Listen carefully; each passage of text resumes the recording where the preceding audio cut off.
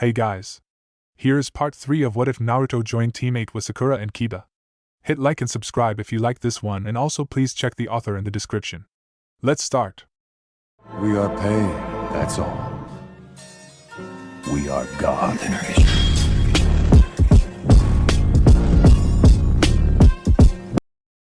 Chapter 10. Surprise, surprise.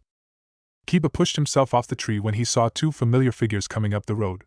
He was about to call out to his teammates when he noticed something different about them, and he knew it wasn't the lack of the eye-stinging orange that usually swathed Naruto's torso.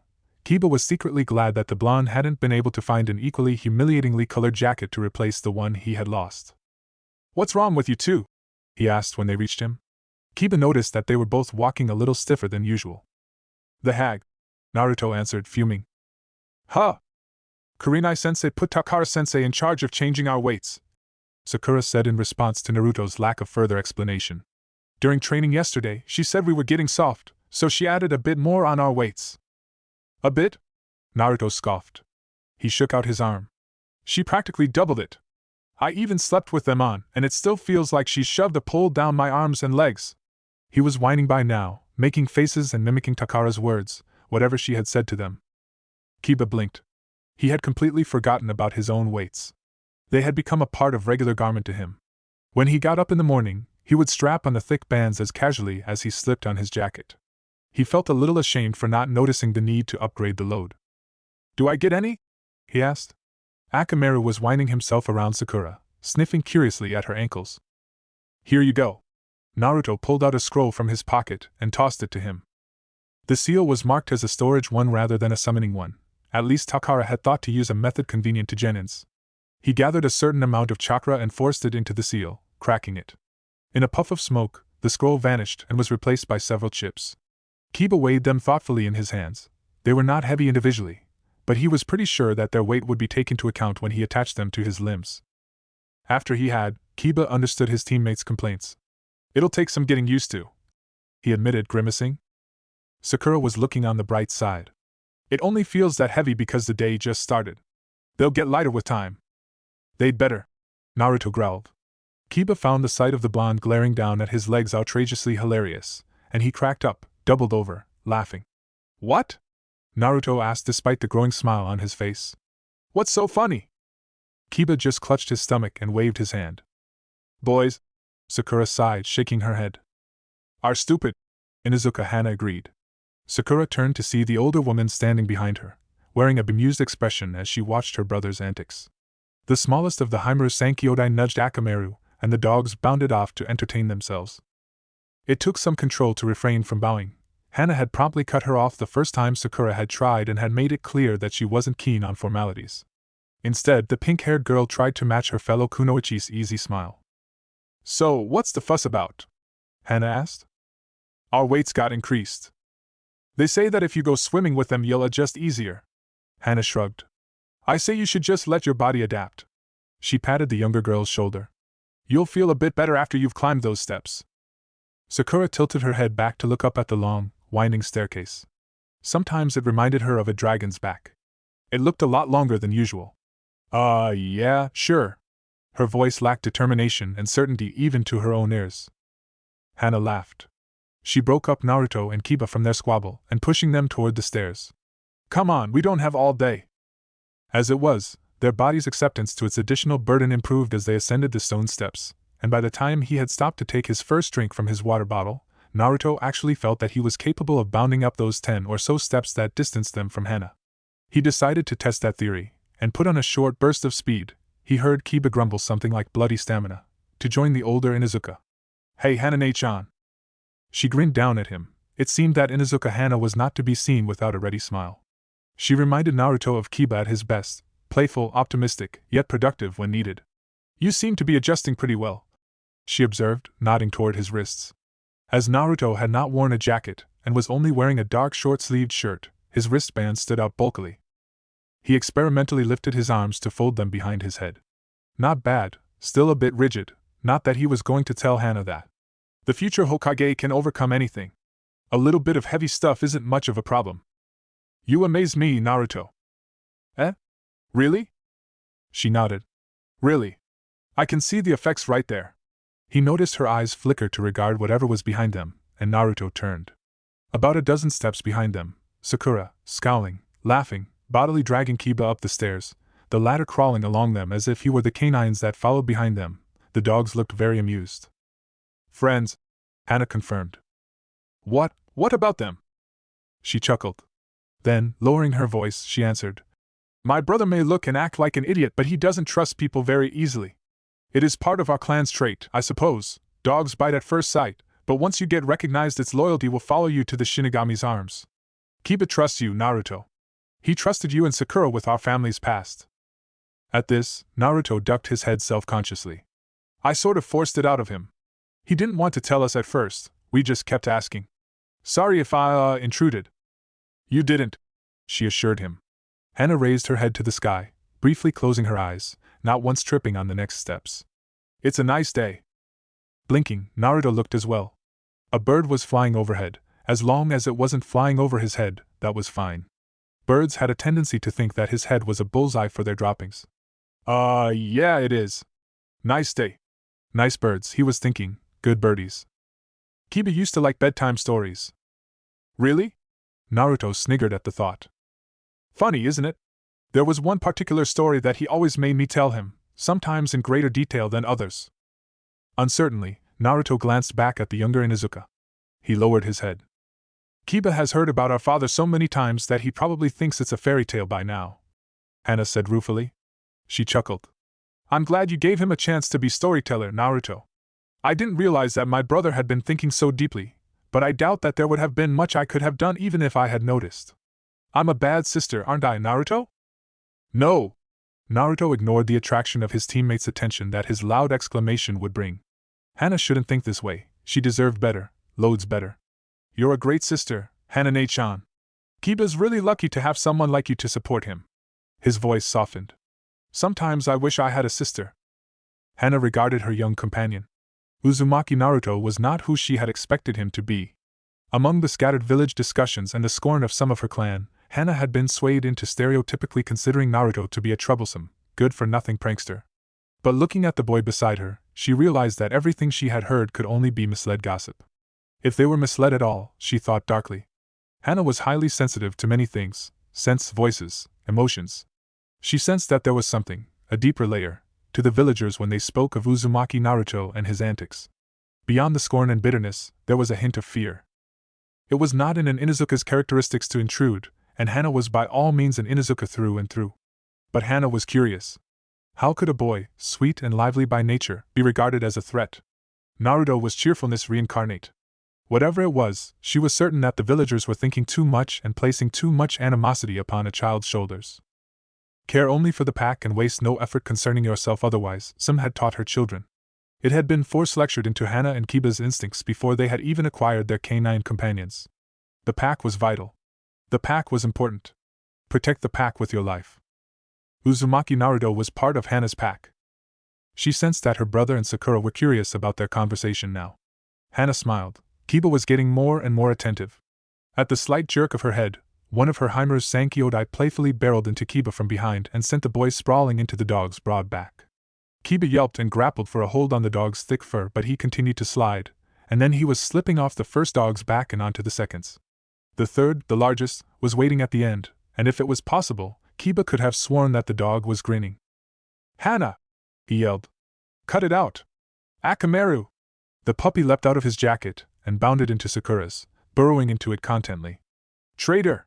Pleading now. Sakura! Sighing, smiling, Sakura went to rescue him from the mass of wet tongues molesting her teammate. Naruto smiled as well, and then looked questioningly up at Hana. Kurenai had been teaching him how to look underneath the underneath, to see more than the surface provided. Hana would not hurt Kiba for anything, he knew, but she was rational enough to know that pranks had to be handled carefully when conducted on stairs as to not injure. He knew a distraction when he saw one. You're a good kid, Naruto. Hana smiled. She ruffled his hair good-naturedly, then patted it down as if to tame the gravity-defying strands. I am thankful that you and Sakura were able to, well, tame Kiba. If you hadn't, the problem would sooner or later have affected our family. Arigato. Praise, until he had been assigned to Team 8, was somewhat foreign to Naruto, and still was. Even Takara's gruff approval of his taijutsu form would have heat rushing to his face and a small sense of self-pleasure following it. He felt the same way with Hana now. "Nah, I didn't do much," he murmured modestly. "Sakura was the one who noticed first." "Then my family owe you both, don't we?" Naruto gawked at Hana's statement. "What? Don't look like that, Naruto." Hana grinned and messed up the boy's hair again. "It doesn't stay down, does it?" she commented absently. He ruefully shook his head, eyes still wide. "Listen, Naruto." Hana's voice was serious. They had reached the top of the staircase by now, and were seemingly waiting for the others to catch up. "If you or Sakura ever need any help, don't think you can rely on the Inuzuka clan. We will do our best to aid you." Naruto's eyes widened. Was this like some sort of alliance? While he did not understand the technicalities behind the agreements, Sarutobi had made sure that Naruto was aware of the general politics a shinobi was required to know, and Naruto was quite convinced that a lot of importance lay in such alliances. Why was Hana offering one, even if it was somewhat unofficial, to two genins? Especially him? Noticing his bewilderment, Hana added in a deliberately lighter tone. "You don't have to think about it that much. We generally do this with most teammates of an Inuzuka. Kiba is too young and too much of an idiot to do it, but I'm sure that he will agree." Then she was turning away, readying herself to be charged by Kiba. Laughing, she danced away from Naruto and wrestled playfully with her brother while he fumed. "You told the dogs to jump me." "Don't be silly. Why would I ever do that to my dear brother?" "Liar! Kiba, did anyone tell you that jumping on a woman like that usually gives the wrong impression?" "Who cares? No one's here to watch." "I'll tell Mom." "I will too." "Dauber." Although Hana had already told him to take the alliance lightly, Naruto could not abide by it. He was still pondering it an hour later, as he sat with his team and discussed the combat strategies and formations Kurenai-sensei had promised to revise. While Sakura and Kiba broke down and analyzed given situations, Naruto sat by their side and offered the occasional suggestions, those contributions eventually ceasing as he was enveloped in a cocoon of his own musings. Naruto was sure that he would not need his toes to count the number of people in the village who recognized and acknowledged him. He went through them anyway. Old Man Hokage, Iruka-sensei, Kurenai-sensei, possibly Kiba and Sakura, Tuchi and his daughter. Hana? He still frowned at the thought of it. Sure, it was nice, much more than nice, to have another person who respected his existence, but Hana seemed to be offering more than just her individual acceptance. It was almost as if she was representing the whole Inuzuka clan. Although he had fared off rather badly in the written tests, Naruto liked to think that he had sufficient knowledge of Konoha. After all, a good Hokage knew everything about his people. Inuzuka was among one of the main clans residing in Konoha. They were not as prestigious and well known as the Uchiha and Hyuga, but the thought of having a clan's approval at all was, he didn't even know how to describe it. Of course, Hana could have just said it to make him feel better about himself and probably didn't mean it in such depth, but she had made it so sincere and real that Naruto could summon little doubt. Clan allegiances were very important, sometimes as vital as treaties among countries. Lack thereof had the capability of sparking a small-scale war or massacre. To be able to stand up and declare that he had the Inuzuka's support when such agreements were capable of such carnage, it was scary. Kurenai had briefed him on the steps to becoming Hokage. He had to be patient. Apparently, getting something done quickly would be scorned upon in comparison to doing it well and thoroughly. Well, Naruto could live with that. So basically, it meant that he had to be a good genin before he could move up the ranks to jounin and such. But what, he remembered asking, would he do after that? The answer looped back to his main initiative, gain recognition. However, it was different in that he not only had to prove that he was worthy of the villagers' respect, but also had to draw endorsement from the clans. They were his foundations to being Hokage, and their opinions weighed heavily during council meetings. For Naruto, that was rather difficult, considering how pretty much all the clans knew about his tenet. But if Hana was true to her word about the Inuzuka, she might not have tracked its significance to the boy this far, but Naruto would be sure to remember to thank her, and Kurenai for introducing him to politics, even if he barely understood it. Count your blessings, Tuchi had told him, usually after Naruto had sneezed. Okay then, 1. Naruto sure wouldn't be counting sneezes anymore. Naruto. Huh! The blonde blurted, raising his head. He found Kurenai-sensei staring him, her gaze mingling with Kiba's and Sakura's, even Akamaru's.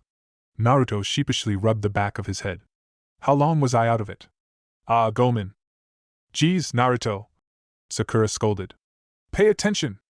Sorry, he said again, watching Kurenai nervously, preparing himself should she cook up some nasty plan of punishment, and prevent him from eating at Ichiraku's. Thankfully, the Jounin didn't do anything of the sort. She probed for a moment, and seemed to be on the verge of inquiring or keeping him back after training to do it in private, but then seemed to come to her own conclusions and merely raised an eyebrow. "I think we can all see that Naruto finds this sort of work boring," she said. Naruto knew she was only gently rebuking him, but he felt abashed regardless. "Let's leave it here then. I'm sure Kiba and Sakura will fill you in on what you have missed. Before we report for a mission, let's go over the chakra exercise I showed you the other day." This time Kurenai allowed her team to wade into the lake and splash each other instead of relying on her to conjure the water. It was easier for her to observe the amount of chakra they were summoning when her view wasn't obscured by the torrent. She was able to offer her students some advice from where she stood on the bank, and under her guidance, the genin's execution of the technique became more defined. Sakura and Kiba had the main grasp of external chakra control. Kiba was more focused this time, less distracted. Kurenai could only assume that his teammates had confronted him on his recent issues and eased his view of them. Unbeknownst to her companions, Kurenai had cast a simple genjutsu to mask Naruto's attempts of the technique should passerbys notice its resemblance to the Hyuga technique. She should not have bothered. Naruto could not produce the same scale effect even when he tried. It seemed that he needed motivation. The last time, he had been inspired by his failure against his teammates' success. Sakura and Kiba tried to help him this time, and he leaned more on their assistance than his own manifestation. Kurenai recalled the blonde genin's distracted and contemplative demeanor earlier. It had not been an indication that he was bothered or displeased with something. She recognized those signs by now. No, Naruto was, for once, merely thinking, planning.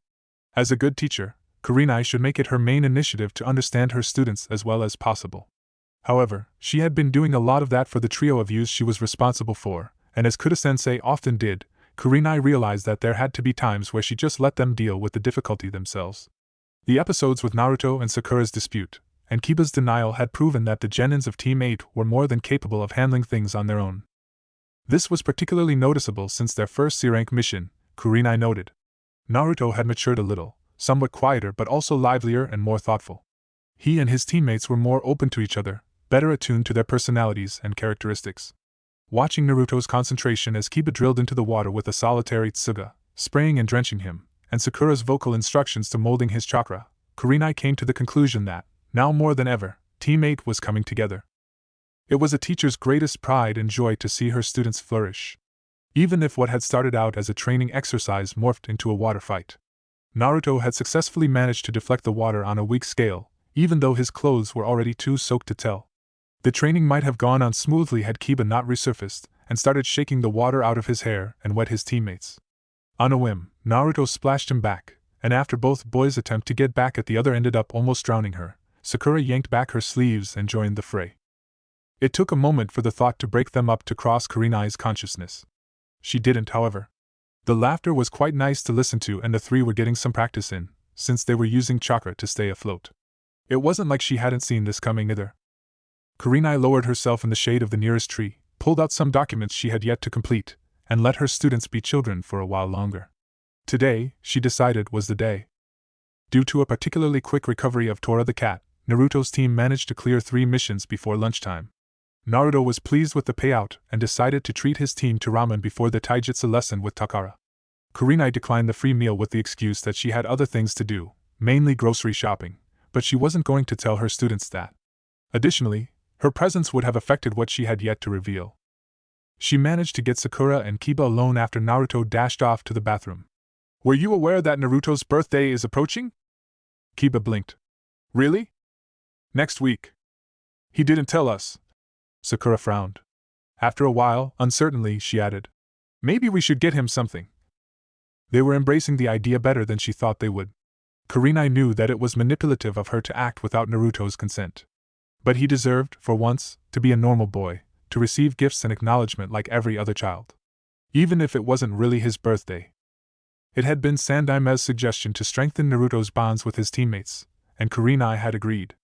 Naruto's birthday was actually not due until the following month, but it would evidently be foolish to reveal the real date. The boy had likely intended for the day to be overlooked and forgotten, having spent it alone for so many years. Perhaps it would do him good to have his team celebrate with him despite the false occasion, to feel like he belonged to a family of some sort. "Sensei." It was Sakura who spoke up. "Why didn't Naruto tell us about his birthday?" As a jounin who benefited from a sharp mind honed by execution of complex genjutsus, Kurenai was able to answer without suspicious pause. You have to keep in mind that Naruto is an orphan and is a stranger to companionship. Kiba's and Sakura's heads lowered. He may have gotten used to spending the time alone, but it's not too late to change that, is it? Sakura fell into a thoughtful silence, looking a little upset. Kiba, however, was more vocal of his thoughts. I think we should make it a surprise. That's how birthdays are supposed to be, right? I suppose, but what do we get him? Beats me. Naruto returned after a while, wiping his hands on his pants. What ya talking about? He asked, popping in between his two teammates. Sakura and Kiba glanced at each other. How hungry we are, Kiba said hastily. He grabbed Naruto and headed down the street. Ramen time! Sakura bade their sensei an equally rushed farewell before hurrying after the boys. Kurenai watched them merge with the crowd. She was aware that she was being intrusive of Naruto's privacy. It was undeniable that she favored her students, particularly the cheerful blonde boy. He deserved better than he got. Sarutobi was convinced on that thought. Kurenai just happened to agree with him. Strongly. Hey Naruto. What do you like? Kiba asked, trying valiantly to disguise his genuine curiosity with casualness. Next to him, Sakura was listening in as well. The blonde didn't pause in inhaling his meal. Ramen. Anything else? Sakura persisted. This time, Naruto paused to think about it. Tsuchiyaji-san for making it, he said finally, making his teammates drop their heads and sigh. Another bowl, I am Ne-chan. And then he was eating again. Kiba stared at his noodles. He had been surprised that Naruto had not made any attempt to warn him and Sakura of his birthday. Bragging and asking for presents seemed like a very Naruto thing to do. Perhaps Kurenai-sensei was right and he was shy about it. Still, it didn't make deciding on a suitable gift any easier. There was always treating him to ramen to fall back on, but Kiba wasn't too keen on the thought. Not only would it likely cost them more than buying something substantial, ramen simply did not last and barely held any remembrance. Since they were a team, Kiba was under the impression that the first gift should be something that Naruto could look at and remember them by. And Naruto hardly remembered anything when he had a bowl of steaming ramen in front of him. Sakura's silence told Kiba that she was uncertain as well. It would be easier and more worthwhile to decide on a single item and split the price between the two of them. Kiba was willing if she was. It would be even more significant that way. But the same question remained, what to buy? It was giving him a frustrating headache. Kiba was not one for gifts and accessories. They were more a bother than anything useful. Even when it was his birthday, there was just the usual hair ruffling and kiss dodging and new weapon set. His mother and sister were equally immaterial about celebrations and anniversaries. Kiba made it a point to get them something anyway, since they were women. Women were easier to please. A single hair comb would get him out of headlocks from Hana for a day or two. But no, Naruto couldn't be a girl, could he? It was so troublesome. Sakura remembered that she and some other girls used to gift Sasuke with presents on a regular basis, be it his birthday or not. What had she gotten him? It seemed so long ago since the last time she had, and it was difficult for her to recall. In any case, Sasuke had refused all of them, so he probably hadn't fancied them much. Would Naruto react the same way? Presently, he was reacting faster than she would like, parrying her jab with a forearm and reaching for her while she was distracted. Sakura winced as he tapped her shoulder to indicate a hit. Takara-sensei was not going to be pleased with that. She wasn't. Find your brain, girl! You could have blocked that. Put some effort into it. Grimacing, Sakura did. Naruto hung back for a moment, going easy on her. They were both aware that Takara gave nasty punishments when she was unsatisfied with their performance. Sakura shook her head and pushed him back into the spar they had been running through. It wouldn't do for her to be distracted. On the field, it could be fatal. She had to concentrate. She circled around Naruto, came at him from the side. He lowered himself into a block and lashed out with his fist. Sakura shifted her weight to the left, her opponent's fist grazing only the fabric of her jacket. She grabbed Naruto's wrist as it passed, yanked it toward her, throwing him off balance. Her knee was raised to meet his stomach. Naruto struck out with his other hand, levering himself off her conveniently raised leg, pushing it back to the ground. Then he stepped forward and leaned his elbow through her guard. Sakura hastily released his other arm and leapt back, flipping a safe distance away. Better, Takara approved, yawning. She reached for the gourd she had brought with her and drank from it. But still not good enough. Gee, Kurenai goes soft on you brats, doesn't she? You've just got high expectations, Naruto shot back. He shouldn't have said that. Takara kept them at it longer than usual. It wasn't long before Sakura began to tire and stumble. To her chagrin, Naruto was barely fazed. His stamina was ridiculous. Sakura was forced onto the defensive. "Oh," Sakura called half an hour later, and the genins could have sworn that she was grinning. "Think that's enough for the day?" She didn't wait for a response. "Probably is. Follow me, warming down exercise." Takara's idea of a warming down exercise was having her students balance in the lake, standing on an upright log, without chakra. "I'll be back when the sun sets," she said from the bank. She stretched and cracked her knuckles. "Think I'll go catch some grub. Later, brats." Naruto didn't like that idea. "Hag! Get back here!" But she was gone, and his outburst only succeeded in tipping him into the water. He came up sputtering, grabbed at his log and rested on it like the survivor of a shipwreck. "Stupid hag," he muttered as he struggled to flip back onto the plank. "This is impossible." "If only we could use our chakra," Sakura agreed. She had the thankful tact to channel chakra and avoid being drenched when she had fallen. Kurenai-sensei might have jutsus that warmed and dried their clothes, but Takara might not. Sakura doubted she would have used it for their benefit even if she did. The woman was a huge fan of self-perseverance. Snorting, Naruto steadied himself on his log and held out his arms to balance. He lasted a few minutes, and then slipped. Again. "Sakura-chan," he whined when he came up again. "How do you stay up like that for so long?" "Be still." It really was the only method. Crouching low would increase balance, and probability of tipping the log over while standing up only reversed those statistics. In the end, it was balance, balance, balance. Exactly what Takara had intended. Naruto grumbled and clambered back onto the log. The lake was somewhat tranquil and there were no currents that deterred his progress. But Naruto wasn't very good at staying still. The next time he slipped, however, he applied chakra to his fit and managed to stay above the surface, just as he had seen Sakura do. "This sucks," he complained. Her foundations wobbled. "Idiot," Sakura hissed. "You're distracting me." Sorry." Sakura sighed. She stepped onto the water, taking her log with her. "Come here, Naruto. Let's try balancing together to start off." They stood face to face, arms locked onto each other's shoulders. Sakura pinched her partner whenever he swayed and fidgeted. "Cut it out," she would murmur, and he would whisper an apology before settling down.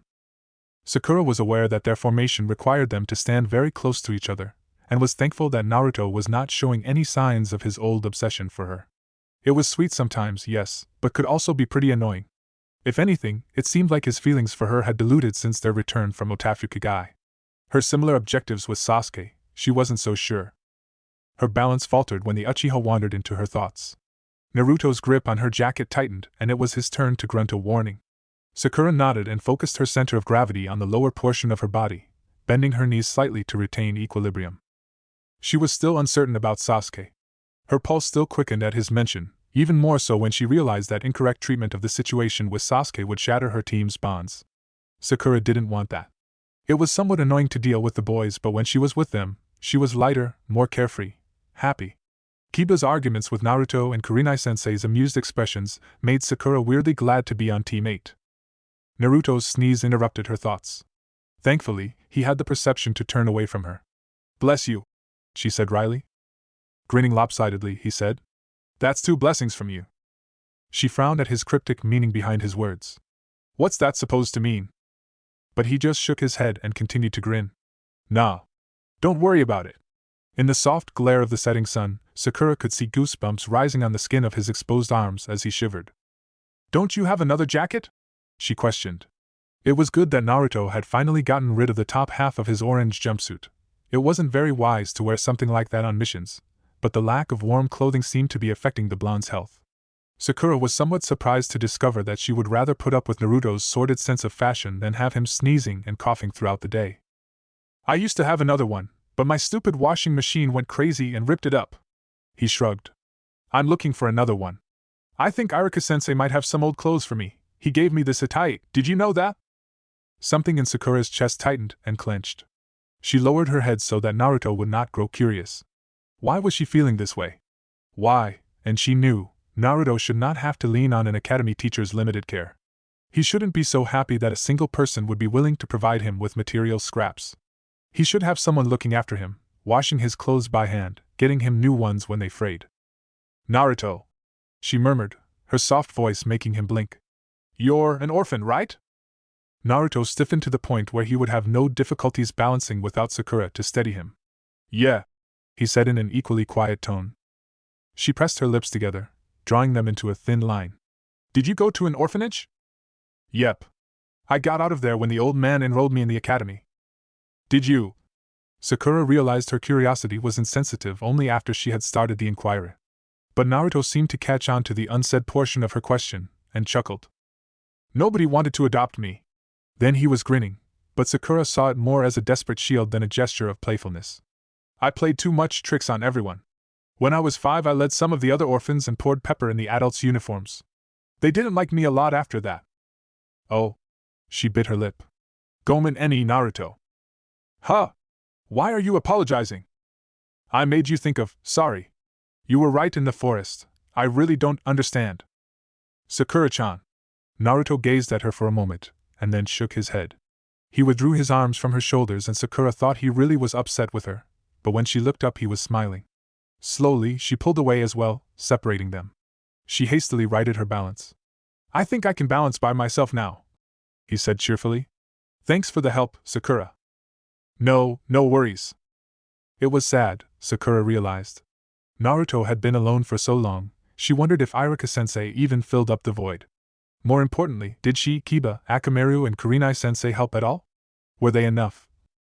Sakura decided then and there that, even if they weren't, she would make sure they could keep Naruto's lonesome childhood at bay. If no one would take care of him, they would. She needed to talk to Kiba. Kurenai wholeheartedly agreed with Sakura and Kiba's proposal. They hadn't had to ask her, of course. They had already worked out everything. They did, however, require her assistance. 2 days after the revelation of Naruto's birthday, his teammates had him in Uzumaki Shinji's store under the guise of a mission. Then, as Kurenai watched with amusement, Sakura and Kiba got down to work. Ano ni, aren't we supposed to be here for a mission? Naruto asked, as Uzumaki set out to measure his dimensions. Our mission is to find a suitable change of outfit for our client's son, Kurenai said smoothly. You are about his height and size. Eh? So I'm gonna be the doll? Quit complaining, Sakura murmured, then joined Kiba by the racks of clothes. Come over here, Naruto.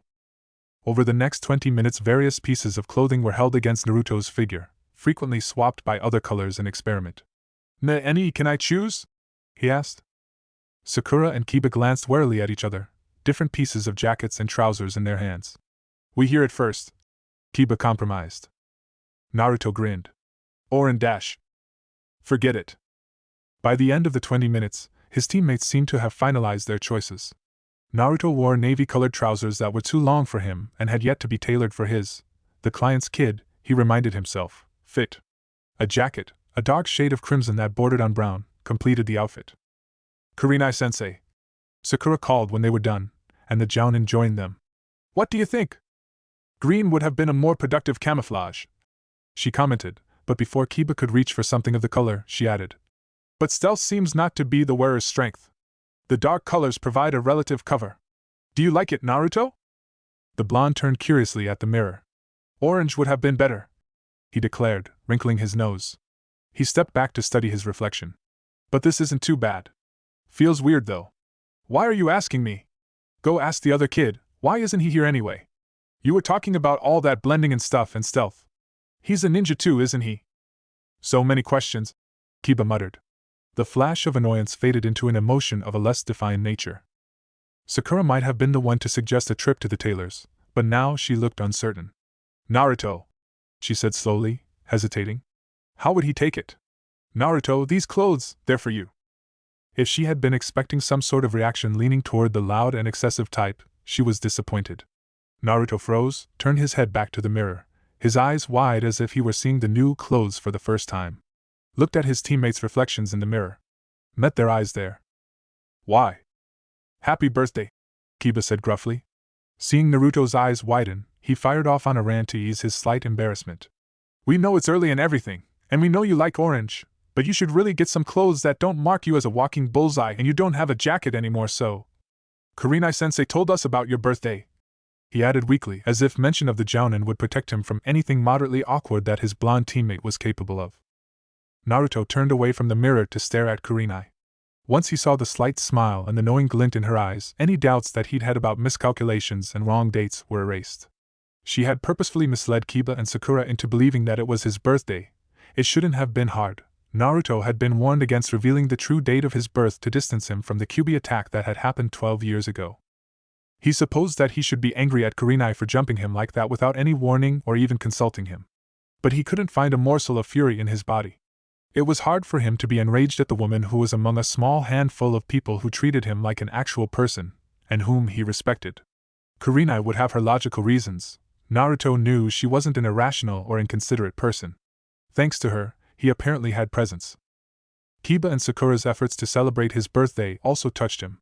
They were paying out of their own wallet, he assumed, to recognize his birth. It was the highest form of recognition. Not only that, but they had also thought in advance of what he might need and would be useful to him. No one but the third and Iruka had given Naruto presents before. It felt nice. Naruto?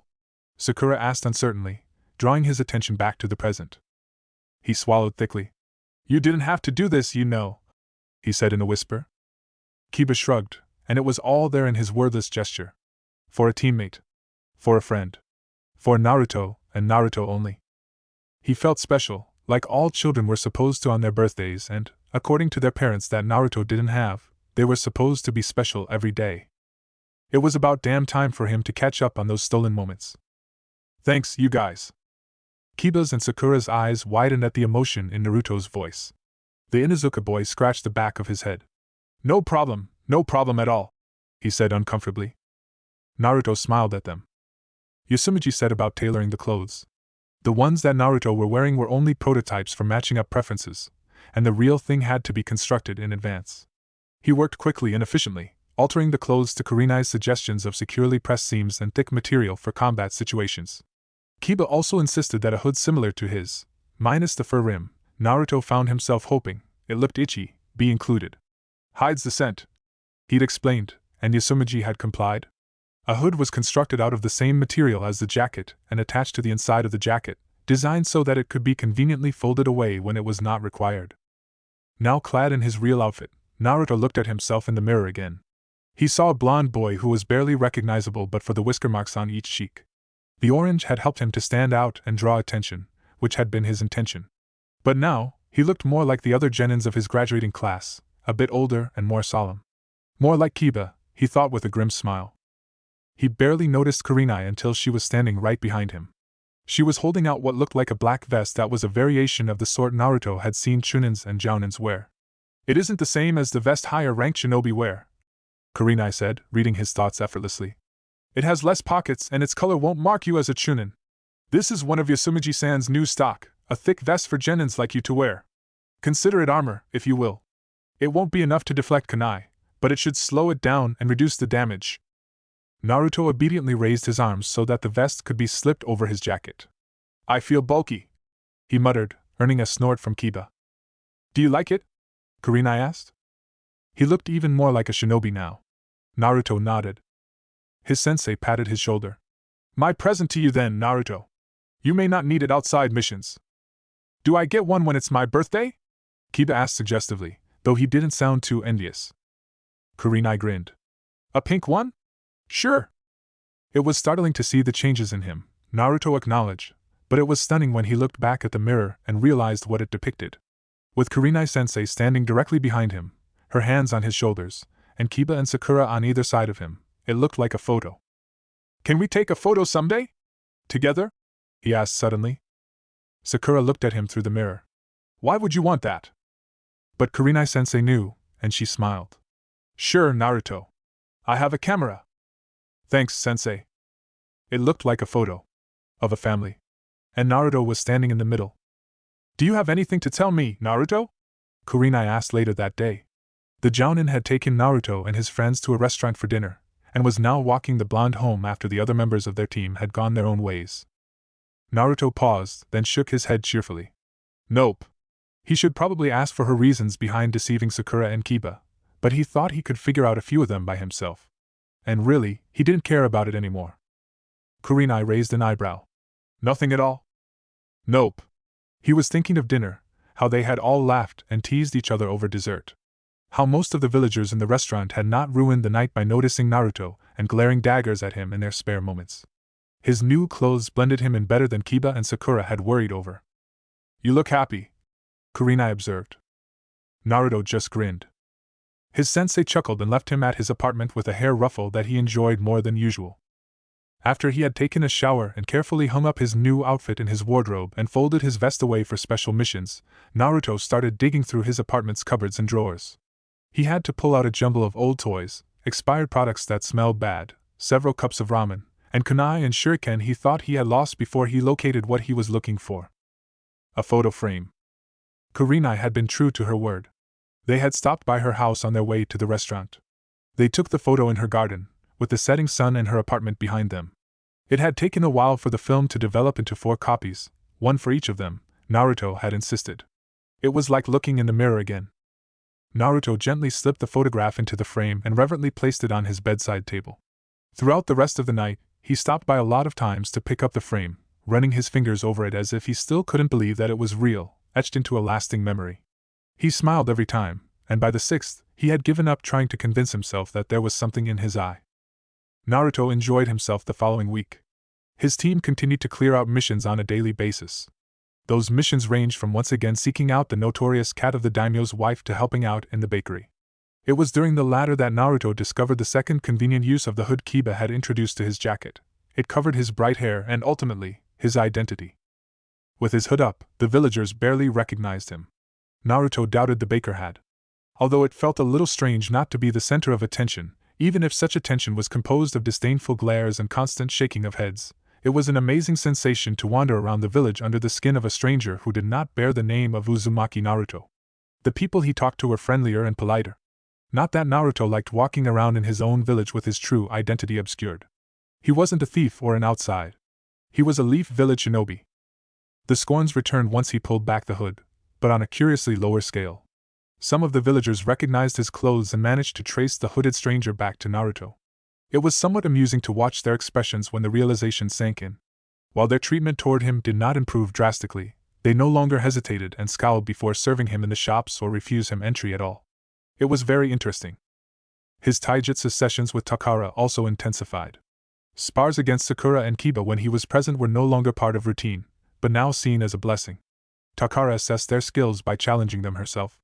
Despite being permitted to use ninjutsu and genjutsu, either of her students could approach her long and strong enough to do damage.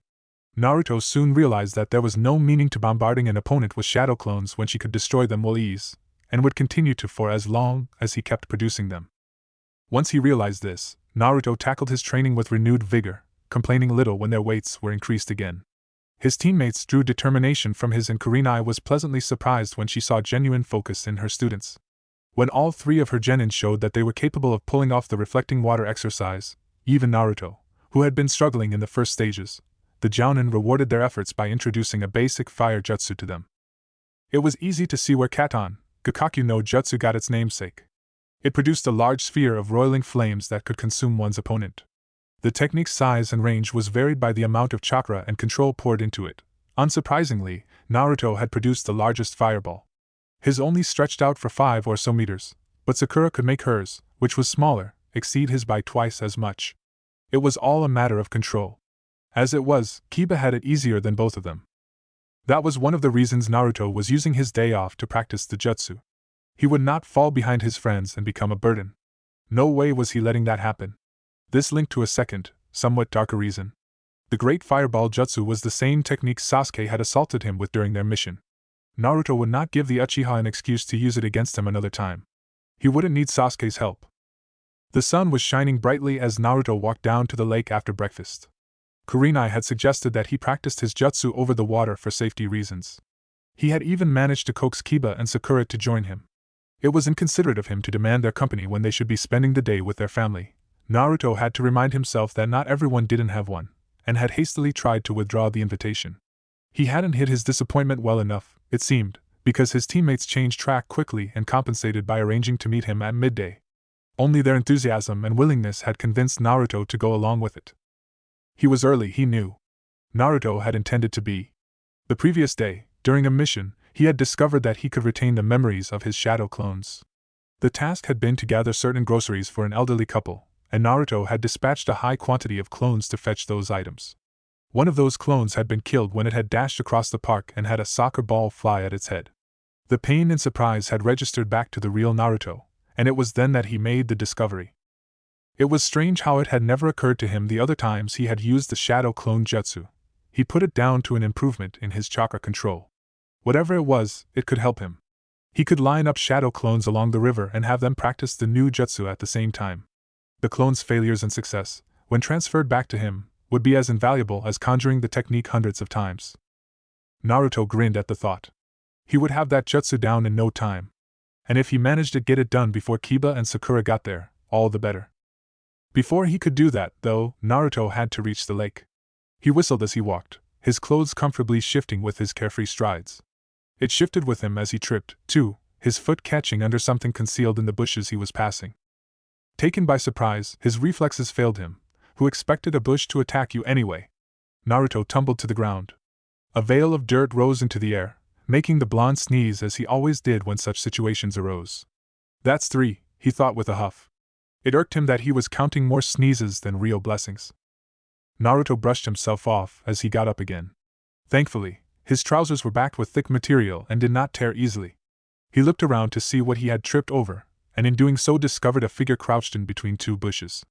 A large scroll lay on the ground behind him. Naruto scowled and realized that it was what he had tripped over. The stranger could be a shinobi spy seeking to steal Konoha's secret. Not if Uzumaki Naruto had something to say about it. He eased his hood over his head, hoping that Kiba had been right about the scent, and approached the shinobi from behind. He couldn't see his target very well, but judging from the bulk, it was a man. Naruto shouted, reaching for a weapon. Who are MMPH? A hand had clamped around his mouth, and another had dragged him down to his knees. Naruto struggled. Quiet! A voice hissed in his ear. You want to get us discovered? Discovered? Yes, he wanted to get him discovered. Then Naruto looked. By the waterfall, a group of young women had gathered to bathe. Some of them weren't very covered. It dawned on him then. This was no spy. Look, we'll share this spot, alright? We're both men, we like the same things. Tempting. Naruto shook his head. No. Sakura would kill him for sure. The hand slipped away as a perverted giggle took its place. Naruto snapped his head around to view the man. Talk about Sakura. You're the guy who peeked on my friend. There was no mistaking it now. He could recognize that giggle anywhere. The man recoiled, staring incredulously at him. Up close now, Naruto could see his features in closer detail. While his hair was white, his skin was unwrinkled and he moved with the fluidity of a ninja. The horned forehead protector that Naruto had glimpsed in Otafukugai was not, as he had assumed, engraved with the leaf insignia, but rather the kanji 4 oil. Oi kid, who are you to dash? He began, but Naruto yanked his hood back, revealing his ruffled blonde hair. The man's eyes widened with recognition. Yeah, Naruto said with a hint of sarcasm. Recognize me now? For a moment, the older man was silent. Then he chuckled. You again? Nice threads, kid, but you're dealing with the wrong guy here. Adult business. Stick your nose out of it. Go back on your dash. But Naruto was done. He jumped to his feet, in full view of the women by the waterfall, and jabbed a finger down at the white-haired man. Pervert! He yelled triumphantly. Naruto never got to find out if the ladies were grateful for his noble intervention, or if they would reward him. With a hissed curse, the man grabbed him and his hands flicked into hand seals. Before the genin could react, the air constricted around him, squeezing tighter. I can't believe you just did that, brat. He opened eyes he didn't remember closing. Naruto looked around. The waterfall was some distance away now, and the lake was closer than he remembered. He peered up at the white-haired man. You're a ninja. The man snorted. You have no idea who you're talking to, Gaki. I'm no ordinary ninja. I know that. Naruto got to his feet, once again brushing the dirt from his knees. Good on you, kid. I am Dash. You're just a perverted old man. The man's nostrils flared. I was doing research. Research my butt, Naruto retorted. He was eyed skeptically. I don't swing that way, kid. Naruto gawked. That's it. He fumed, bringing his hands together. You're going down. I've got a super jutsu made especially to deal with guys like you. And it had been so long since he had used it, too. Oh? The man crossed his arms over his chest, looking interested. Let's see it then. You asked for it. Oiroku no Jutsu. In Naruto's place stood a striking young woman with blonde pigtails, a very fine figure and smoke wafting strategically over certain parts of her unclothed body. She leaned over and blew a kiss at the white-haired man. Blood spewed from his nose and he fell back to the ground, giggling at a high pitch. Naruto transformed back and rubbed his nose. Not bad, eh? He grinned. That'll teach you to be a pervert. At this, the man sat up and mopped at the blood on his face. Clearing his throat, he said in a solemn tone, I am not a pervert, Gaki. Eh? Then what are you? He leapt to his feet and struck a ridiculous pose. I am Myaboku Mountain's monk of the Toad Spirits, also known as the Toad Sage. He paused for a more dramatic attack, leering down at Naruto, who just rolled his eyes and made a face. The man changed his pose, and in the blink of an eye, he was perched on the head of a large orange toad. The legendary Toad Sannin. Jiraiya-sama! Naruto cocked an eyebrow. Legendary, he repeated doubtfully. The old pervert rested his hands on his hip, thrust out his chest and nodded. That's right. You're looking at a great man, and the world's one and only super pervert. Naruto shrugged. Ero Sennin, he decided. Baka! Don't call me that! Naruto stuck his tongue out and blew a raspberry. Jiraiya scowled and cleared his throat, looking down at the genin with a different sort of gaze. Well, Gaki, I didn't think I'd be seeing you again so soon. Chapter 11 Meeting Again. Well, Gaki, I didn't think I'd be seeing you again so soon. Naruto stared doubtfully at the white-haired man before him. This pervert was claiming to be some legendary fellow? Pfft. Naruto had never seen such a hentai reaction to his Oiroku no Jutsu. Kurenai-sensei would not be impressed. I'm not a kid, he glared. Jiraiya's fist thumped the top of his head, almost sending Naruto's knees buckling. Why the hell are you so short, boy? Don't tell me it's the genes. Scowling, the blonde genin ducked out from under the heavy limb. What am I, a crutch? I just haven't had my growth spurt, that's all, he said, indignantly smoothing his hair back into wild locks. Who are you to call me short? I don't even know you. You sure about that? Jiraiya murmured. Naruto narrowed his eyes at him. What are you on about now? The man regarded him silently. Frowning, Naruto unwaveringly returned the stare. Don't let your opponent think you are afraid, Takara had lectured sternly, and had walloped him alongside the head for a full 2 minutes when he had failed to give her the impression that he was dangerous. Now he drew the fruits of his labor and squared his shoulders, thrusting them back, tipping his chin up as if to say I've seen taller weeds. Maybe you did get something out of your genes after all. Naruto blinked in surprise. Nanny? Jiraiya chuckled. Nah. Nothing. He reached down and, with barely any effort at all, picked up Naruto by the back of his jacket and held him out in front of him. So, what's a shorty like you doing out here? Naturally, Naruto struggled. However, experience from similar situations with Iruka told him that his efforts were futile. Where Iruka's grip had been controlled and slack, Jiraiya's was solid and firm.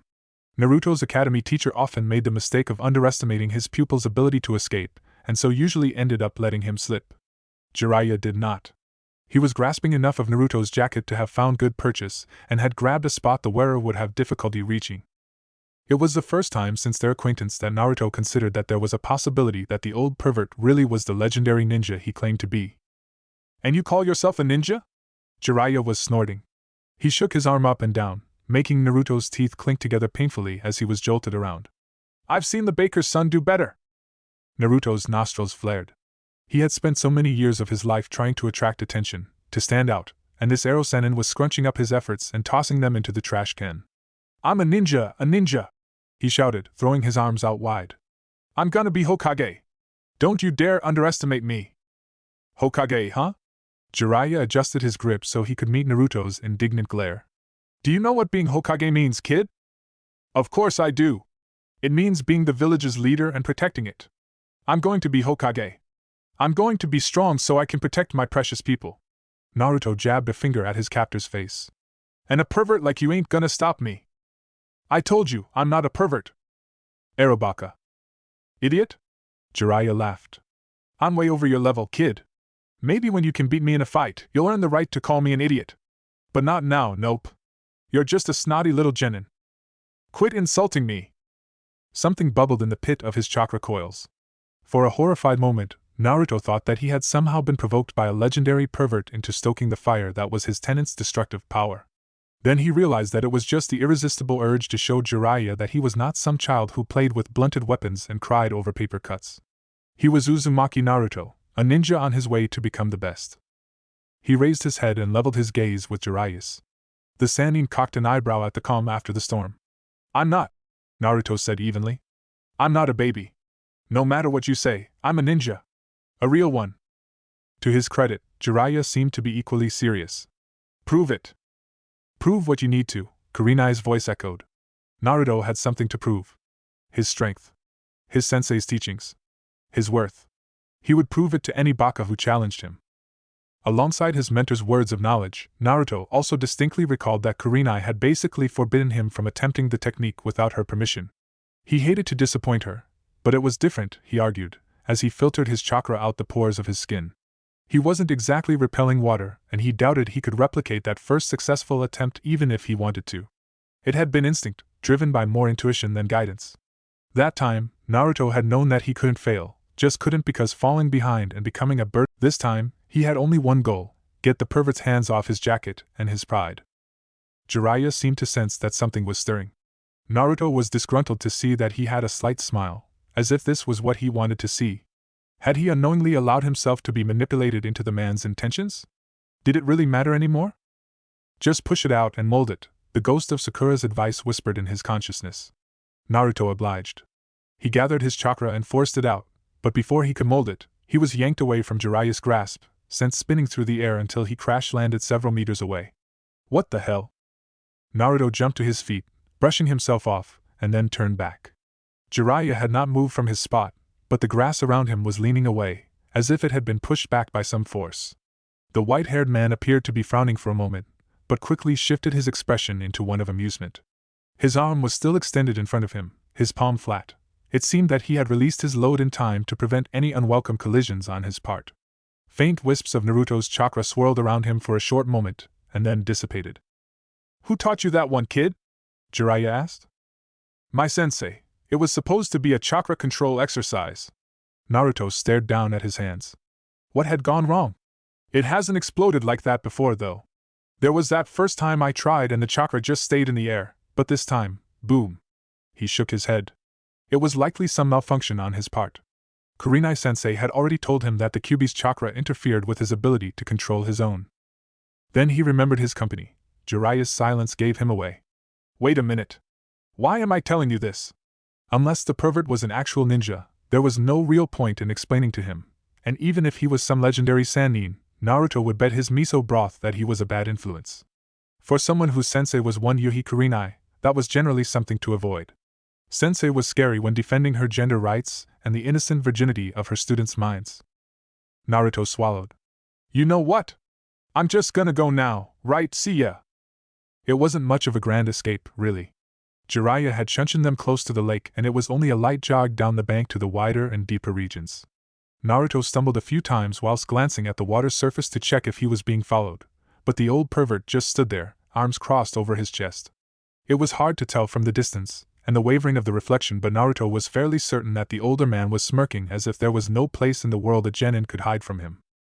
He felt a little safer after he had stopped at an appropriate spot and conjured a batch of 24 clones. They had defeated a traitorous Chunin before, surely they could handle a creepy pervert. Naruto felt a little uncomfortable for leaving the guy like that. He was always being told to be polite and well-mannered towards strangers, usually by Sakura. It apparently helped kindle a positive image. Ah well, too late for that. Indeed it was. Naruto realized that he had spent an invaluable 15 minutes dealing with Jiraiya. He no longer had the full hour he had allocated himself to improve on the new jutsu. If his teammates were on time, and they generally were, he had little over half an hour left. Naruto fumed as he lined his clones up by the river's edge. "We got to make for the lost time, okay?" he called out to his duplicates. "Let's get this done." "Yosh! Gakakyu no Jutsu!" Streams of heat erupted on either side of the Naruto. The clones were positioned roughly a meter apart, but the flames licked at their neighbors and created a suicidal oven. Before the real Naruto could even launch his own fireball, he was throwing his hands up and yelling. Okay. Stop! You're all too CLO, I said stop. He ducked as a clone several spaces to his right swiveled his head around to listen to his command. That was all good and well, except for the fire that was still spouting from his mouth. His neighbors managed to yelp before they were incinerated, giving Naruto sufficient warning to save himself from having to purchase new clothes. "Idiot!" he scolded. He glanced around warily before straightening again. "If those clones had been real people, you would have killed them." "No, what's the big deal? You sound like Sakura." The nearest Naruto lookalike shoved a fist at his head before the offending clone could suffer a more painful fate. The original Naruto was growling in a dangerously low tone. The other clones decided that the sacrifice of one mouthy comrade was light punishment compared to a heated and downright laborious original. "So rude," Naruto sighed. Shaking his head, he handed out more orders. "Spread out a bit more, guys. We'll be having each other for lunch if the fire burns like that. Yeah, that's right, a bit more. Yeah, about that much. What's that? 2 meters? Yup, 2 meters. Make sure you've got 2 meters. Once all safety precautions had been taken care of, the Narutos got down to work. The real one stood at the end of the line, further away than the others. His clones' attempts of the jutsu varied pitifully. Some exploded magnificently to fall short of 4 meters and others spewed out weak sputtering flames that easily surpassed 8. As Kurenai had already told them, it was all a matter of control. It was much easier said than done. Naruto could relate after the first 2 of his own attempts. Too much chakra would wreak havoc with shaping and stretching it, whereas too little produced basically the same effect a couple of lit matches would. Maybe he could ask Kiba. He seemed to have the basics worked out. Naruto was thoughtful as his hands flicked into the familiar seals and he gathered a bundle of chakra, coating his lips, funneling it with the fire element. Once the chakra left his main coils, he hurriedly scrambled to arrange them in the manner required. This took up most of his concentration. As such, he failed to notice Jiraiya until he was standing directly behind him. "Oh ho! So you know the Kage Bunshin too, eh?"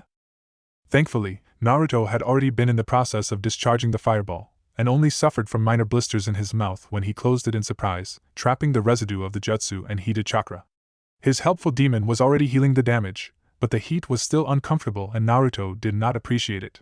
He half expected to see smoke coming out of his ears and mouth. "You crazy person!" he yelled, whipping around to jab an accusing finger at an amused Jiraiya.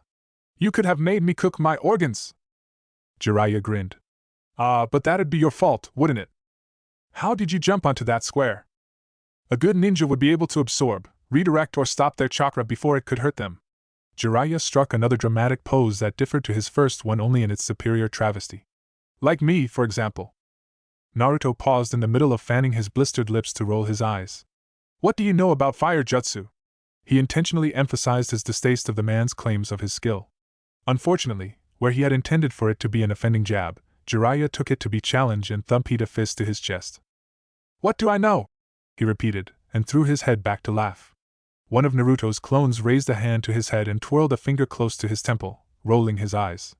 His neighbor nodded in agreement. "I'm a legendary Sannin kid. I've seen more jutsus than you've beautiful ladies. But of course I beat you in that department too.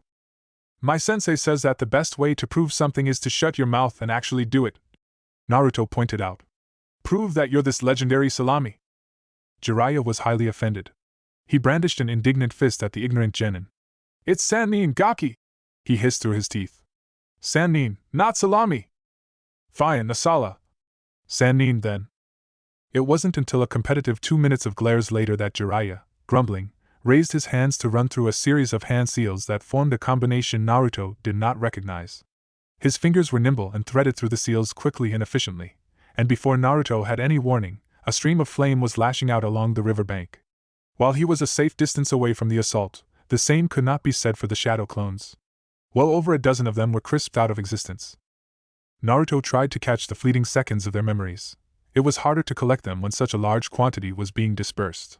He didn't find the need to comb for finer details. All of the clones had witnessed the same fate, a flaming dragon's head tearing through their ranks, promptly followed by a flash of white-hot heat.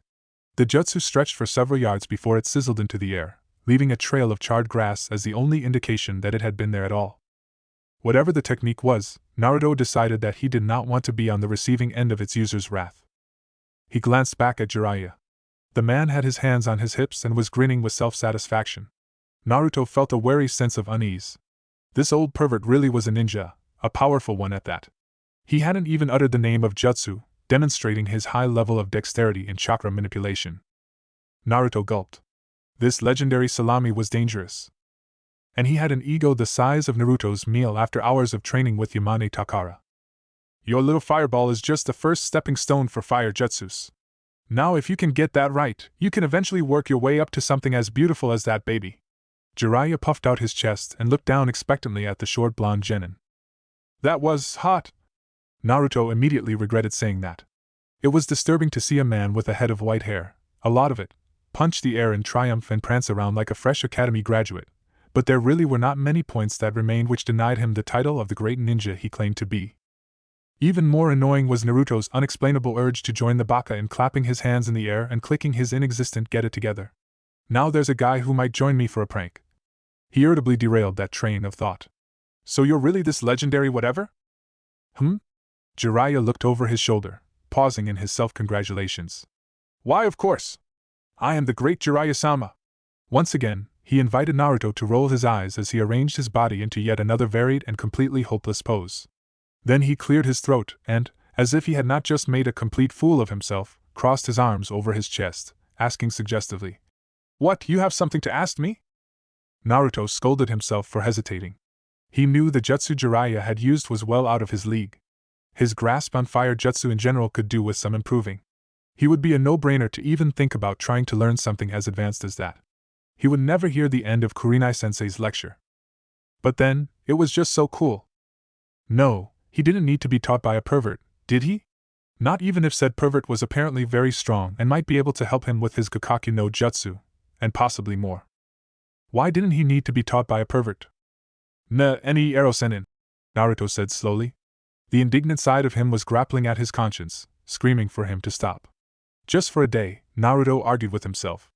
If he can help me with my jutsu, it wouldn't hurt. What? Jiraiya sounded bored now, nonchalant. Naruto resisted the urge to grind his teeth. The nerve of that guy. He swallowed it. You know the great fireball jutsu, right? I might. Naruto was on the brink of leaving then and there. This Jiraiya was very irritating for someone who was supposed to be some strong ninja. Can you give me a few tips? There, I said it. Surprisingly, Jiraiya's head did not swell over the request. Instead, he gave the blonde genin a once-over, rubbing his chin thoughtfully. Naruto stuck his hands in his pockets and scowled to the sky. Learning to master a jutsu was one thing, being treated like an amateur and thoughtless kid was another. So, Jiraiya said. Naruto glanced at him and found the man to be smirking. How much time have we got? Kiba was quick to duck under the clawed swipe that lashed out at his head, but his opponent was faster, and he caught a solid knee to the gut before he could retaliate.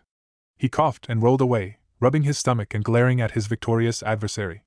Change your definition of friendly spar to punch bag session, why don't you? He grumbled. Hana swept her ponytail over her shoulder and leaned over the fallen genin. She was grinning. If I recall correctly, you were the one who was bragging about how strong he was getting. Aren't I allowed to test? Yeah, right. You're just getting back at me for nipping some of your shampoo last night. Don't forget the conditioner. It's not my fault the dogs steal my shampoo and conditioner. And it's supposed to be my fault that a strong ninja like you can't even keep an eye on his hair products? For a moment, Kiba just opened and closed his mouth like a goldfish. Hana looked very unimpressed. Why do you always have to be so mean? He complained finally. She smiled in that way Kiba was certain she had spent hours, years, in front of the mirror perfecting. How else could she smile in that sisterly way that made him warm and shudder with anticipation at the same time? Why does it bother you so much? She asked. Kiba didn't even bother opening his mouth this time. Hana laughed. Come on, brother. Up. She reached down and picked him up underneath his arms, setting him on his feet. Kiba glared at her as if daring her to try and kiss his bruises like she always did whenever she felt like embarrassing him. She paused, and folded her arms in front of her chest. I was going to heal you, but I don't feel like it anymore. Nei-chan. What's the word? She asked teasingly. Bitch. She flicked his forehead and turned to walk away. Oh. Well, it's the truth. Okay, please. Baby. Hana commented 5 minutes later, when she was deactivating her jutsu and her not-animal patient was pulling his jacket back on. One of the Himura triplets had wandered into the grounds while she had been doctoring Kiba, and she absently rubbed him behind the ears. The dog licked her hand and settled his head on her lap. Kiba ignored her, instead reaching up to tighten the bands of his forehead protector. He couldn't really suppress the rebellious tug of his lips curving into a smile, so he distractedly turned his face up to the sky, hoping to divert attention, and in doing so discovered that the sun had risen higher than he had expected. "Oh crap!" he exclaimed, causing Hana to look up in surprise and her dog to yelp. "What's wrong?" Hana asked, in the midst of calming her distressed canine. Then she remembered the announcement over dinner the previous night. "Oh, right. You're late. Again." "I know." Kiba disappeared inside for a short moment, sandals clattering out onto the porch. He returned with a disgruntled Akamaru on his heels and shoved his feet back into his shoes. "Ja-ni!" He waved hurriedly and ran toward the compound's gates. She watched him leave. "Bye," she murmured. Hana sighed and ran her fingers through her dog's gray fur. She rubbed both sides of his head. "Boys. They're so simple-minded. Oh wait, you're a boy too, aren't you?" The dog barked an affirmative and playful tackled her. Hana laughed as she was thrown back onto the wooden planks of the porch and assaulted by her companion's warm, wet tongue. This was why she loved dogs so much, and it barely had anything to do with her clan's trademark specialty. Canines were loyal once you proved yourself to be trustworthy. Their minds were a lot more Spartan and easier to understand. When a dog was happy, it wagged its tail. When mad, it barked and snarled. Much easier to understand than little brothers. Hana was aware of another presence behind her as she sat up again. Her dog's paws rested on her knees. "Hello, Mom. Has Kiba gone out?" "Just now. Little mutt. I was going to tell him to get me some more sake, too." Inuzuka-san was a sturdy woman who was feared by her comrades and opponents for her ferocity and feral techniques. In battle, only the green jounin vest could tell her apart from her partner Kuramaru. Her children feared her for her cooking. "It's day off for him as well, isn't it? Where is he running off to?" "He's meeting with his teammates." Sum had just returned from a mission the previous day and had favored rest over dinner, so she was not informed of Kiba's activities. The Uzumaki boy?" "And Sakura," Hana added. "His name is Naruto, by the way." "I know that," her mother murmured. Hana's brow furrowed. Sum was being uncharacteristically speculative, and Hana did not like the older woman's particular singling out of Naruto. She had been paying closer attention to matters relating to Naruto lately, and it put her at ill ease to see the same hesitation from her own mother. While Sum was not discriminating Naruto in any way, Hana had noticed displays of close-to-nose subtlety in other clan members whenever Kiba spoke about his teammate. What had Naruto done? "He's a nice boy." Sum glanced at her daughter. "Did you say something?" "He's a nice boy," Hana repeated. "Naruto. He doesn't deserve the treatment he gets." She was reluctant to steel herself against battle against her own mother, but when it came to defending one of her pack, Inuzuka Hana would not leave behind any bones for the picking. Sum regarded the child she had raised into a woman. Quite a passionate woman, at that, she noted dryly. Hana drew her mouth into a grim line and returned the stare. "You've grown attached to the Gaki, haven't you?" "Mother, I..." Sum held up a hand and Hana bit off the words that would have followed. "I'm not saying that's a bad thing. I suppose it's natural for you since you see him close to every morning." Her daughter lowered her gaze. "I'm just curious, what is this Uzumaki Naruto like?" "Naruto is a very bright boy," Hana said carefully. She grimaced when Sum arched an eyebrow. "Mom, is there something unique about Naruto?" As a chunin, Hana was well attuned to the subtle movements of the body that reflected a person's thoughts and intentions. Sum, turning her head slightly to stare at the gates, spoke volumes. "You seem to care quite a bit for Uzumaki, Hana," Sum observed. "Kiba talks about him quite a bit as well. Is he really that likable?" "You might say that he is very socially adept," Hana relented. Sum chuckled. "You always were the bookworm. You learn more from those scraps than you do from your own mother."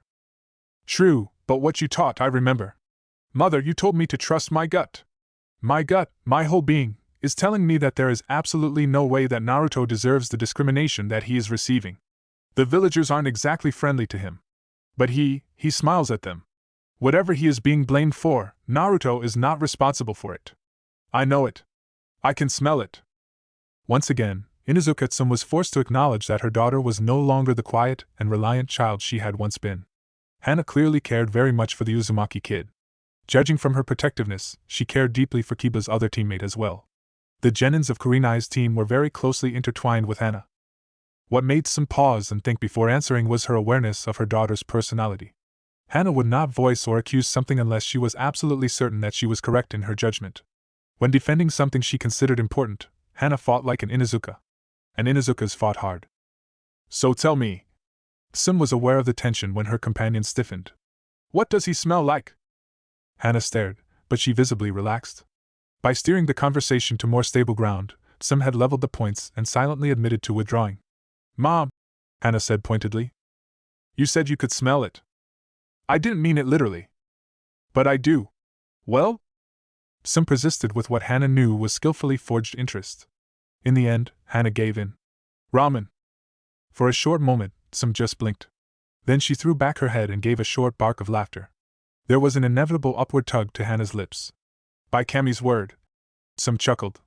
This boy sounds interesting. He is. Really now? The elder Inuzuka woman rose to her feet. Then I suppose I'll just have to see for myself sometime. Tell me when Kiba gets back. Hana watched her mother retreat inside, and for a long time after the doors had slid shut she stared at the shallow gouge in the ground where Kiba had fallen during their spar. Tanaka Noboru must have very little company during the day, Sakura decided as she stood at the man's shop. He seemed to take very deep interest in her. Not in that way, she thought hastily to herself. Actually, that was one of the factors that intrigued her the most. Tanaka seemed to be more interested in her training with Kurenai-sensei than the way her neckline dipped a little lower than usual without the jacket she had omitted. Nor did he appear to be very engrossed in the rye she was trying to hand him for the pieces of fruit she had picked out. He waved it away. Just take it. But it isn't right. This isn't how I make my living, girl. I won't starve without a few rye. Tanaka leaned forward on one elbow, his wooden leg tapping against the crate by his foot. Or do you think I am incapable of that? Sakura quickly ducked her head. No, she said rapidly. That isn't what I meant. I just thought it doesn't matter, eh? There was no room to disagree. Sakura hesitantly nodded. Tanaka chuckled. Got anywhere you think you should be, Haruno Sakura? It prompted Sakura to remember that, before she had decided to prepare food for at least an hour of conjuring fire jutsus, she had been heading down to the lake to meet up with her friends. She told the grocer so. Tanaka looked thoughtful when she informed him of the jutsu they were going to practice. You won't have a problem with it, he decided after a while. Actually, I wasn't very successful. You'll get it soon. Seeing Sakura's confusion, Tanaka elaborated. Your chakra control is a little more defined than other genins your age. You need enough chakra to make a big fireball, sure, but you can make one big enough to be proud of if you know how to control your chakra flow enough to produce the strongest effect. Just ask Kurenai. She doesn't have nearly enough chakra as Sandaime, but she gets the most out of her techniques. He shrugged. Mad control if you asked me. I've heard that Hataki is better though. Hataki. Sakura recognized the name. Hataki Kakashi. Team 7's Jounin sensei. Sasuke's sensei. Her hand clenched that much tighter around the bag in her hands. She hadn't seen much of Sasuke, hadn't seen him at all since that time. That time when she had been elated to be traveling with his team, and had only ended up hurting Naruto. The scratched surface of the counter faded out of Sakura's focus. She had promised to Naruto that she would make it up to him, and she was gradually fulfilling that. It was miraculous to discover that her fist wasn't required nearly as many times as she had utilized it, and sometimes Sakura even found herself laughing at her teammates' antics. Being with Team 8 was somehow breathtaking. The way Kiba teased, Naruto laughed, and Kurenai-sensei smiled was very familiar and nostalgic to Sakura. They felt like a second family. She didn't want to hurt them. But Sasuke-kun, what would she do when she saw him again? Politely, distractedly, excusing herself and wandering away from Tanaka's stand faintly registered to Sakura as she found herself walking down a worn path with the lake gradually flowing into sight. She bore a frown on her features. Maybe Naruto is right, she brooded, drawing on his words. Sasuke isn't very good for me. He certainly did not seem to be. He had done nothing but scowl upon the gifts and affection she had tried to force onto him. Not to mention that he had been the cause of her dispute with Naruto. Of course, she had no one to blame but herself. Sakura was aware that she had been the one-sided engine of their relationship. It would not be fair to say that Sasuke had caused her to fall out with Naruto. Sakura shook her head. Some days she just hated herself so much. Kiba was nowhere to be seen when Sakura walked down the lake's bank until she came to Naruto's site. She supposed that the Inuzuka boy was late, or that she was early. By all means, Naruto was the one early. Sakura was impressed to see that he had already summoned a squadron of shadow clones to practice the technique, and was even more stunned when she saw that her knucklehead of a teammate had somehow improved drastically overnight. His fireballs were not as solid and advanced as Kurenai's, of course, but they still stretched out further than his limit the last time Sakura had seen him. The flames coalesced to become a large blazing sphere that radiated heat and strength. In terms of general success, Naruto was nowhere near perfection, yet he certainly had exceeded Sakura's expectations. Just 2 days ago, he had been struggling as much as Sakura had trouble keeping up with his ramen intake.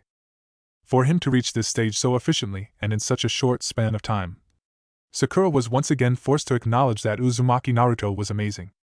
Eventually he noticed her standing there. He hesitated first, then rubbed the back of his neck and grinned. "Good morning, Sakura-chan," he said brightly, bounding over to her. She returned the greeting and held the bag of fruit out to him. He enthusiastically took out a pear and started munching on it. After a while, Naruto dispersed his clones and the two of them sat down by the lake's edge, sandals tossed behind them, legs of their trousers rolled up and their feet trailing in the cool water. "How long have you been here?" Sakura asked as she peeled an orange. Naruto shrugged. "Not very long. Less than an hour." She nodded vaguely as it sank in that he had achieved such progress in a short amount of time. He poked around in the plastic bag, grinning as he drew out another pair. He seemed to favor them. "If Kiba doesn't get here soon, they'll all be gone." Sakura smiled faintly. "He'll throw a fit." "Yeah." "Naruto? How do you get so strong?" It caught him off guard. He stared at her for a moment, and then lowered his gaze. Sakura spoke up again, softly. "Gukkaku no Jutsu is harder than Soul Brand Seal, but you're already this far ahead of me," she added silently. There was an awkward silence. Naruto splashed the water lightly with his feet. "I had help," he admitted after a while. Sakura turned her head to him, more surprised than uncomfortable. "From who? Iruka-sensei?" She doubted Kurenai would favor Naruto over her other students to help him in private. To her surprise, Naruto laughed. "Oh yeah, I should have asked him. I'm such an idiot." His laughter softened into a chuckle as Sakura continued to stare. "No, it was some other guy. He gave me a few pointers." "Who?" A faint glimpse of the playful Naruto sparked in the form of a sheepish grin. "I'm not sure if I should tell you." Sakura narrowed her eyes. Naruto. The old Sakura would have long since walloped the sense out of him. Such violence had become so integrated into her everyday reactions that Sakura was appalled to find her hands clenching into fists whenever Naruto did something particularly stupid. Fortunately, she managed to suppress the urge, and only managed to hit her foolish teammate, sometimes even Kiba, when she had valid reason. Naruto seemed to realize this. Okay, you remember Otafukagai?" Sakura nodded. "Well, remember the inn?" Another nod.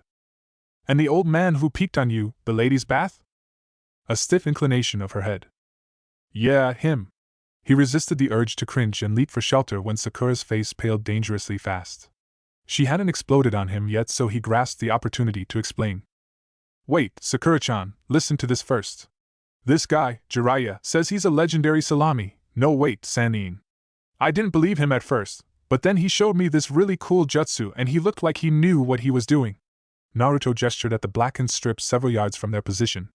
"He made that." As Sakura's eyes widened at the length and intensity of the jutsu, he went on. "I was having a bit of trouble, so I asked him for some help. That's all, I swear."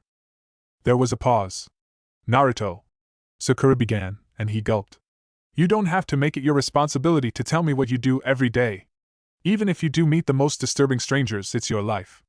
Her voice was solemn and informative. Naruto fidgeted. "You aren't mad, are you, Sakura? We're teammates, aren't we?" Startled by the direct inquiry, Naruto quickly replied with a hasty, "Hi. Friends?" "Of course." Unnoticed by her companion, Sakura's smile grew a little tighter. "As teammates and friends, no one should have more power than the other. We're all equal, right? You shouldn't have to feel afraid of me." She paused. "And really, I couldn't care less who you hang around with." "Really?" Naruto asked uncertainly. "Really," his friend confirmed. Sakura smiled as she handed him a piece of orange. "So, is this Jiraiya person any good?" "He wasn't as bad as I thought he would be. He helped me a bit. Like, if I pretended to be blowing a raspberry when I did the jutsu, the fireball would be bigger and go further. But then it was harder to control, so he told me to start molding my chakra before it left my mouth." Naruto realized that he was talking too much, but when he glanced at his companion, Sakura did not appear to be irritated. "Sounds like you learned quite a lot," she observed. "You could say that." Do you think you could show me and Kiba what you learned? Naruto grinned. Sure. And tomorrow, we'll show Kurenai-sensei how strong we are, yeah? Deal. It wasn't until another 10 minutes later that Kiba arrived with Akamaru. He noticed that his teammates were a little more cheerful than usual despite his lateness, and it made him smile as Naruto tossed an apple his way. His lips pulled into a scowl when Akamaru leapt off his head and intercepted before the fruit could reach him. But his friends laughed, and Kiba spent a good 5 minutes chasing his dog around just to revel in their comforting presence. Inuzuka Kiba would sooner swallow Akamaru's treasured bone buried in his garden than admit that he loved his team like hell. For the umpteenth time, Yuhi Kurenai mentally ran through a sequence of very colorful words to emphasize her extreme displeasure of having to support one drunken Mitarashi Anko home after yet another night of discovering her friend drowned in sake. Not that any of the dwindling population that still wandered on the streets could tell that she was highly annoyed. Kurenai had very good rein on her emotions, and only the slightest twitch of her lips or the furrowing of her brow gave her away to the few shinobi she was unlucky enough to encounter. The nerve of Sarutobi Asuma to offer his help when he had spotted Kurenai dragged her fellow kunoichi past the barbecue house. I think he'll catch you, Anko slurred as they left him behind. The special jounin had one arm slung around Kurenai's neck, the other side of her irresponsive body hanging over the edge. Kurenai shifted her grip and let her friend sloppily hold herself up when they reached Anko's small apartment. Don't talk nonsense, she muttered, her voice tight. A sharp spike of chakra effectively negated the lock's purpose of keeping people out. This was Anko's method of getting inside her own home. Kurenai suspected that the sadistic woman had lost her keys within the first week of possession. Come on, Anko. As it was part of the jounin's barracks, Anko's apartment had limited space. This was a thankful blessing for Kurenai since it did not require going through the ridiculous task of carrying Anko up any stairs. It took only a few minutes for Kurenai to get the drunken woman dressed in proper sleeping clothes and tucked into bed. Unfortunately, her friend seemed intent on getting her point across. You can see it. Ashuma dash. Good night, Anko. Kurenai dropped the wet cloth onto her friend's forehead. The cool moisture worked its magic. Like all the other times, Kurenai found herself bound with babysitting duty. Minutes later, Anko was snoring and her guest was heading for the door. Kurenai sighed and ran a hand through her hair. 5 nights out of 7, on the days she didn't have any missions, Anko was cleaning out her pockets for alcohol. Being one of her closer friends, Kurenai supposed that she could empathize. Anko had been put through horrible events and was commonly plagued by restless sleep. Beer did not help to forget, but it did give the illusion that life was a lot better than it actually was. As a genjutsu mistress, Kurenai knew better than anyone. Dwelling on something as dark as that, it was no wonder that the kunai found its way so easily to Kurenai's tense grasp when she left Anko's apartment and came face to face with the silhouette of a tall figure leaning against the railing. Interesting night activities, a deep voice noted. Stowing her weapon away, Kurenai said. I'm surprised you found your way here. I'm not a spymaster for nothing. Jiraiya chuckled. He unfolded his arms and nodded down the hallway. I've been staying in one of the spare rooms. Mind joining me for a cup of sake? Not at all, assuming this concerns Naruto? No woman short of Mitarashi Anko would willingly walk into a room with Jiraiya's solitary presence, and even then Anko would likely repay his hospitality with a couple of well-placed snakes. The white-haired man sighed dramatically. Please give me a little credit. I can see that you're taken. Kurenai decided that, second only to the time Anko had transformed into her after losing a bet with a colleague and had spent the day very suggestively communicating with the male population of Konoha, this was the most embarrassing day of her life. You were talking about sake? She reminded tightly. Jiraiya chuckled. As it turned out, the Sannin kept very good sake. Kurenai allowed herself to sample only 2 small cups, keeping in mind that while she could hold her own to a respectable limit, her tolerance to alcohol was pitifully short of Anko's, and only Kami knew what hour the latter would regain consciousness. Jiraiya was hospitable enough and thankfully went straight to the topic after serving the drinks.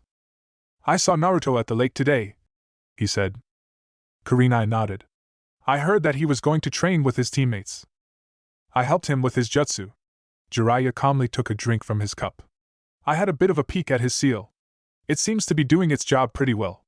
His reserves are larger than I expected at this stage, so it interferes with his chakra control, but he can get around that with time. He glanced at Kurenai. In fact, his control is better than I would have thought him capable of. You had him working on it? It was one of the first skills I tried to develop, she confirmed. He initially failed his graduation exam after producing a useless clone. With chakra reserves that allow him to create hundreds of shadow clones, he can make good use out of that amount. It would be foolish to let his control of it remain the way the academy instructors had left it. Jiraiya looked thoughtful.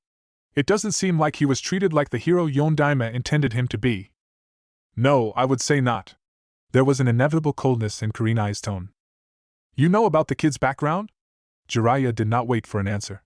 Well, of course you do. You're his sensei, eh? He talks about you a lot. Kurenai-sensei this, my sensei that. He paused and regarded the jounin evenly. To be honest, I thought Sarutobi-sensei would give him to Kakashi. His tone did not hold resentment or dissatisfaction, merely intrigue that Kurenai could not overlook.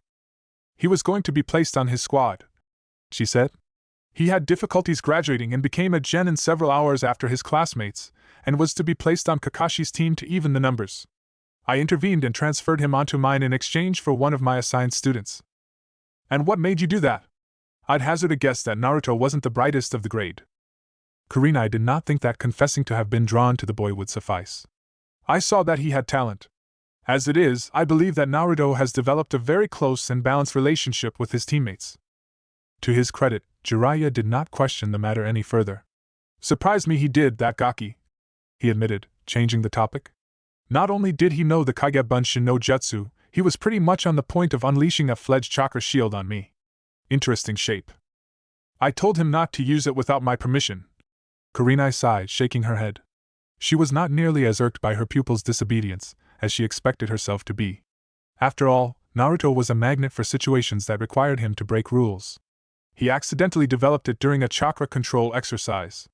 Instead of flowing the water around him, he forced out too much chakra and molded it into a makeshift chakra shield. From what I saw before I stopped it, that little stunt of his was starting to look a bit like the Hyuga's Kaiten. He wasn't spinning though, so that's a bit different, call it a maelstrom. Jiraiya chuckled at the pun. It's a bit earlier than I accounted for, but I'll start helping Naruto's training along. With a resident like his, he'll need it. I might eventually teach him a defense jutsu, maybe an earth one, so he doesn't have to rely on the chakra shield. He smiled at her. And don't worry, I'm not stealing your student. Go ahead with life the way it was before I made my grand entrance. I'll just be there to give him a few nudges in the right direction for now. He'll come when he needs me. Kurenai could tell that the conversation was drawing to a close. Have you already arranged meetings with Naruto? Nope. She raised an eyebrow. Then? Jiraiya grinned. The kid will come running someday. He knows good stuff when he sees it. He raised the sake bottle. One more cup? Thank you. Nice sake, got it from a friend of mine in Red Bean Country. Jiraiya swirled the liquid in his cup before gulping it down in one go. I heard the Chunin exams are coming up. The Hokage is calling a meeting soon. And for some reason, Kurenai did not feel like attending it. Are you going to let your team take them?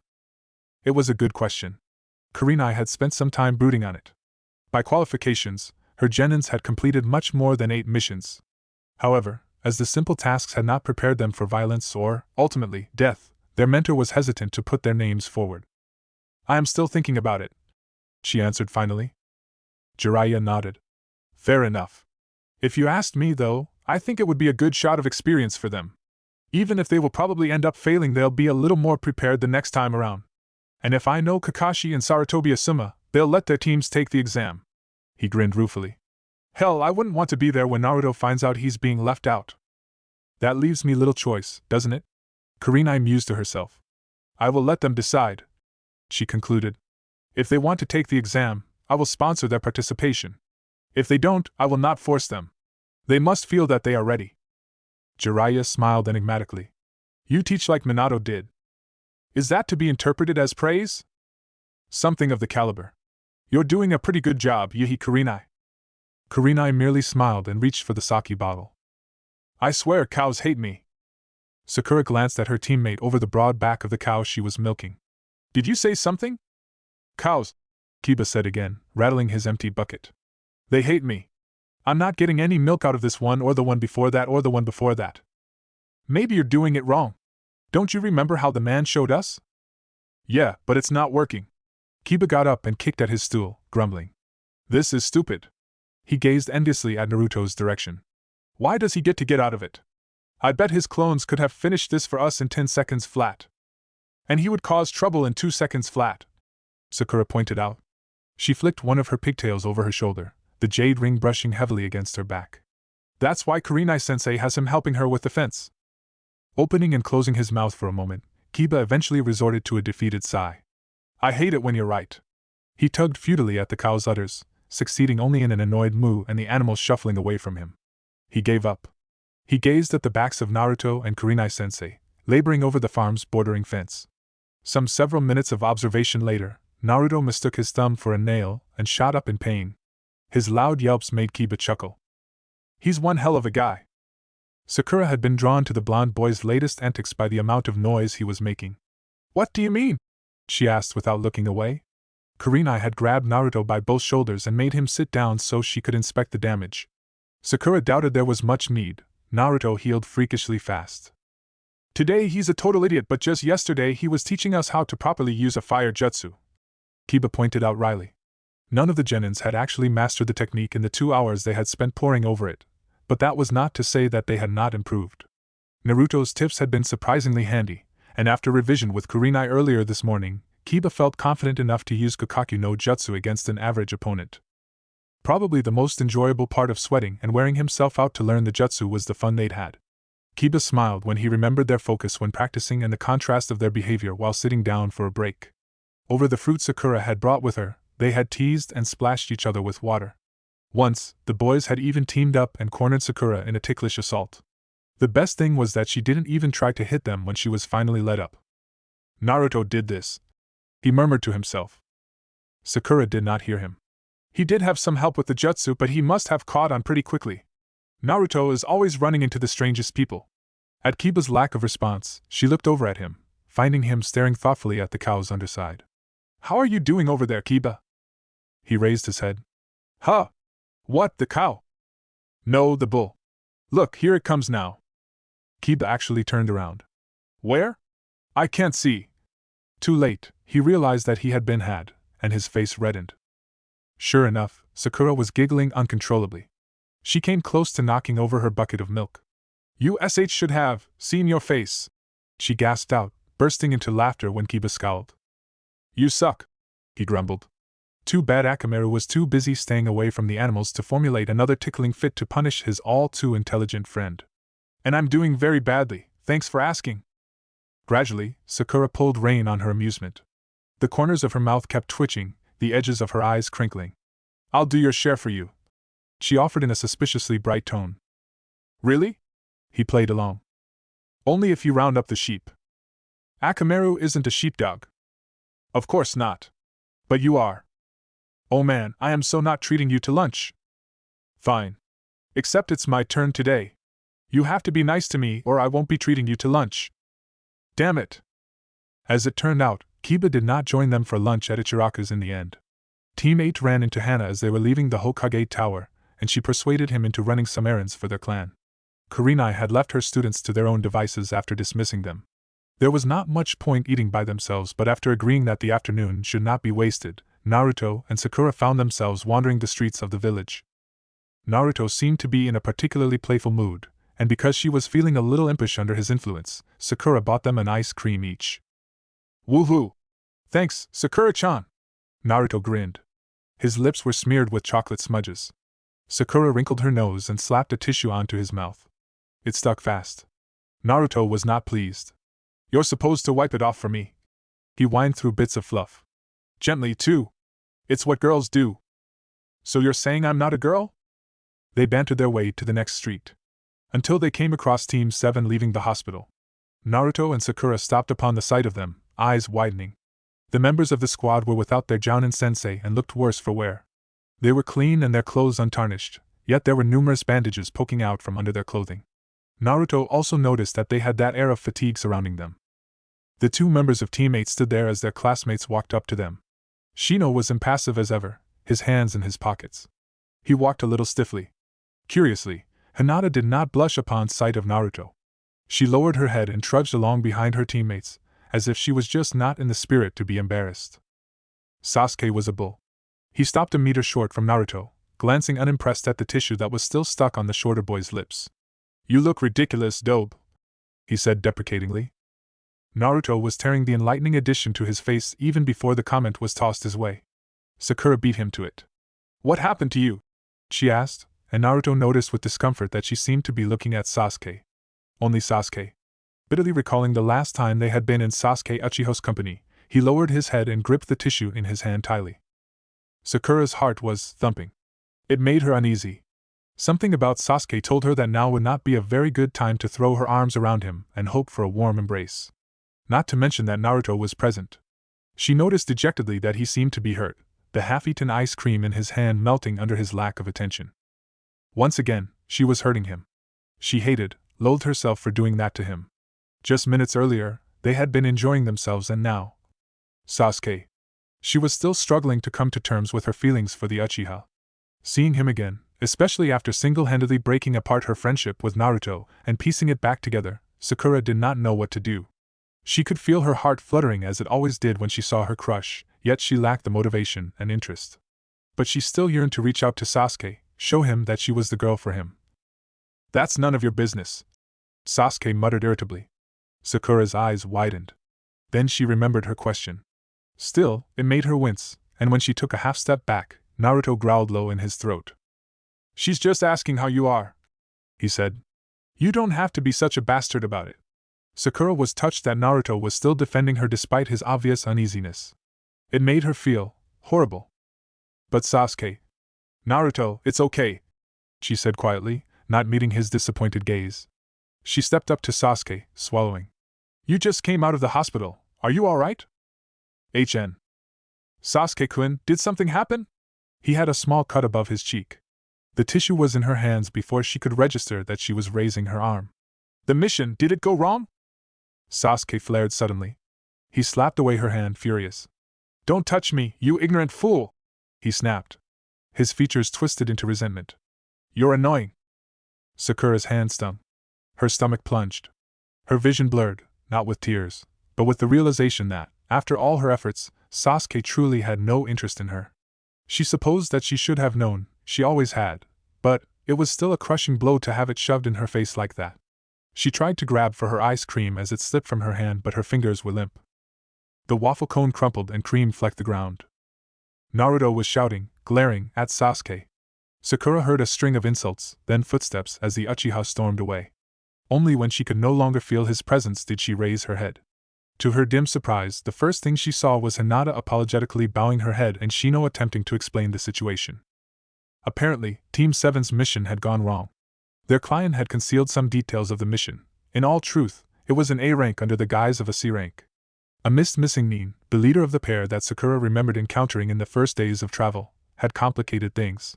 In the end, Team 7 had seen blood and death. A young boy, the missing Nin Momochi Zabuza's subordinate, had given his life to protect his masters, and Zabuza had taken a change of heart, killing the mastermind behind the operation before he fell to his injuries. "We have just been discharged after a full medical treatment," Shino said quietly. Including his recount of their mission, it was the most words Sakura had heard from the quiet Aburame boy. His voice was low and toneless, but she noticed it drop to a whisper when he recalled the deaths. It must have been horrible for them. For some reason, Sakura could not convince herself that it was the only reason Sasuke had treated her so roughly. "Sakura?" It was Naruto. Shino and Hinata had gone on their way. "Don't worry about it, he's just being a bastard." She gave him a small smile. "Can we go train?" she asked in a carefully controlled voice. He obliged without complaint. They went to their regular training ground and sparred. Naruto's stomach was protesting with hunger, but seeing that Sakura seemed less than eager to relent was enough motivation to keep him going. It was an insult to go easy on her. Naruto retaliated with full force. They took turns throwing each other to the ground and landing the glancing blows. Sakura's lips were compressed into a thin line, her jabs fast but wilder than Naruto remembered them to be. He was concerned when he noticed that she was not crying as he had expected her to be. She kept pushing the assault until she no longer had any force behind her blows. Naruto gently caught her wrist and eased her down to the ground after almost an hour of what barely qualified as sparring. "I think that's enough, Sakura-chan," he said quietly. She did not object. She drew her knees to her chest. "Naruto, I feel like an idiot." Grimacing, he lowered himself to sit down beside her. "How? After all those years, I kept running after Sasuke even though I knew he wasn't interested, but today, he said no again. I saw it a different way. I am annoying, Naruto. He saw people die. Death is real. Compared to that, My crush on him is so childish and stupid. Crushes aren't stupid. If they were, what about mine? Sakura turned her head and gazed into his eyes. He held them there. Remember how I said I wouldn't act the same way when I saw him again? She whispered. Yes. I failed, Naruto. I'm sorry. You didn't fail. I can tell you were actually worried about him. But still. It doesn't matter. Naruto smiled. Because he pushed you away, you should train even harder and show him that you aren't annoying. Your world doesn't have to revolve around him. Please tell me it won't. Sakura stared for a moment. Then she leaned over and pinched his cheek. Wow, you're real. Oh. What was that for? Just checking if you are really Naruto. Of course I am. Her expression evened out again. You really think I can do it? She asked softly. Definitely. Just leave him behind. Leave all the bad things behind. He jabbed a thumb at his chest. Like me. I just forget all the sad stuff and keep smiling. It makes you a lot happier. Keeps the people around you happy, too. He gave her the widest grin she had seen of him yet. Come on, Sakura-chan, smile. It was infectious. The corners of her mouth were tugging up. You are such an idiot. Ha! If I'm an idiot for being happy, then what are you for being sad? I don't know. Here, I'll help you. Naruto started tugging at her cheeks. Sakura's eyes narrowed dangerously. Don't look like that. Smile. Smile. His midriff looked very tempting. Sakura dived on him, attacking him with fluttering fingers. Naruto fell onto his back and burst out laughing, releasing her immediately. He curled up and flailed about as Sakura moved up to tickle his neck. This is payback, she said triumphantly. Oh, stop, haha, stop it. Stop it. Ha ha ha ha ha. And Sakura laughed. Chapter 12, Bring It On. Naruto was jittering with nervous energy, and he really did not know where the excess liveliness was coming from. Having spent quite a large portion of his regular sleeping hours brooding over several matters, he was surprised that he had enough energy to roll out of bed that morning, let alone make his way to Sakura's house. He realized now that he needn't have hurried. He was well on schedule. Glancing at the closed curtains at the front of the house, he wondered if Sakura's parents were awake. He'd never caught sight of them the other occasions when he had picked up their daughter for the team's morning run. Naruto remembered from past conversations that Sakura's father was a businessman of some sort and that her mother was a housewife, but disregarding those details and the few sightings from the academy, he realized that he barely knew them. Maybe they were nice people, maybe they weren't. Naruto wasn't taking any chances. He didn't want to cause Sakura any trouble. With a quick burst of chakra, he settled down on the roof of the opposite house, leaning over, watching. He didn't think it was the best idea to be the first thing the elder Harinos saw when they opened their door. It wasn't until another 5 minutes later that there was a muffled clicking sound from across the street. Sakura slipped out and locked the door behind her. Perking up, Naruto jumped down to meet her. She greeted him with a smile. Hi. He rubbed the back of his neck, grinning slightly. Good morning. Sakura raised an eyebrow. You're chipper, she observed. Her tone was light. Of course. They started walking down the street, falling into step. Naruto looked over at his teammate, withdrawing his glances whenever she caught him looking. It didn't help that she seemed to be following his example and was frowning at him every now and then. It was ridiculous. Even more so that they realized it at the same time. Why are you staring at me? They stopped walking and blinked at each other. Then Sakura's gaze wandered and her frown deepened.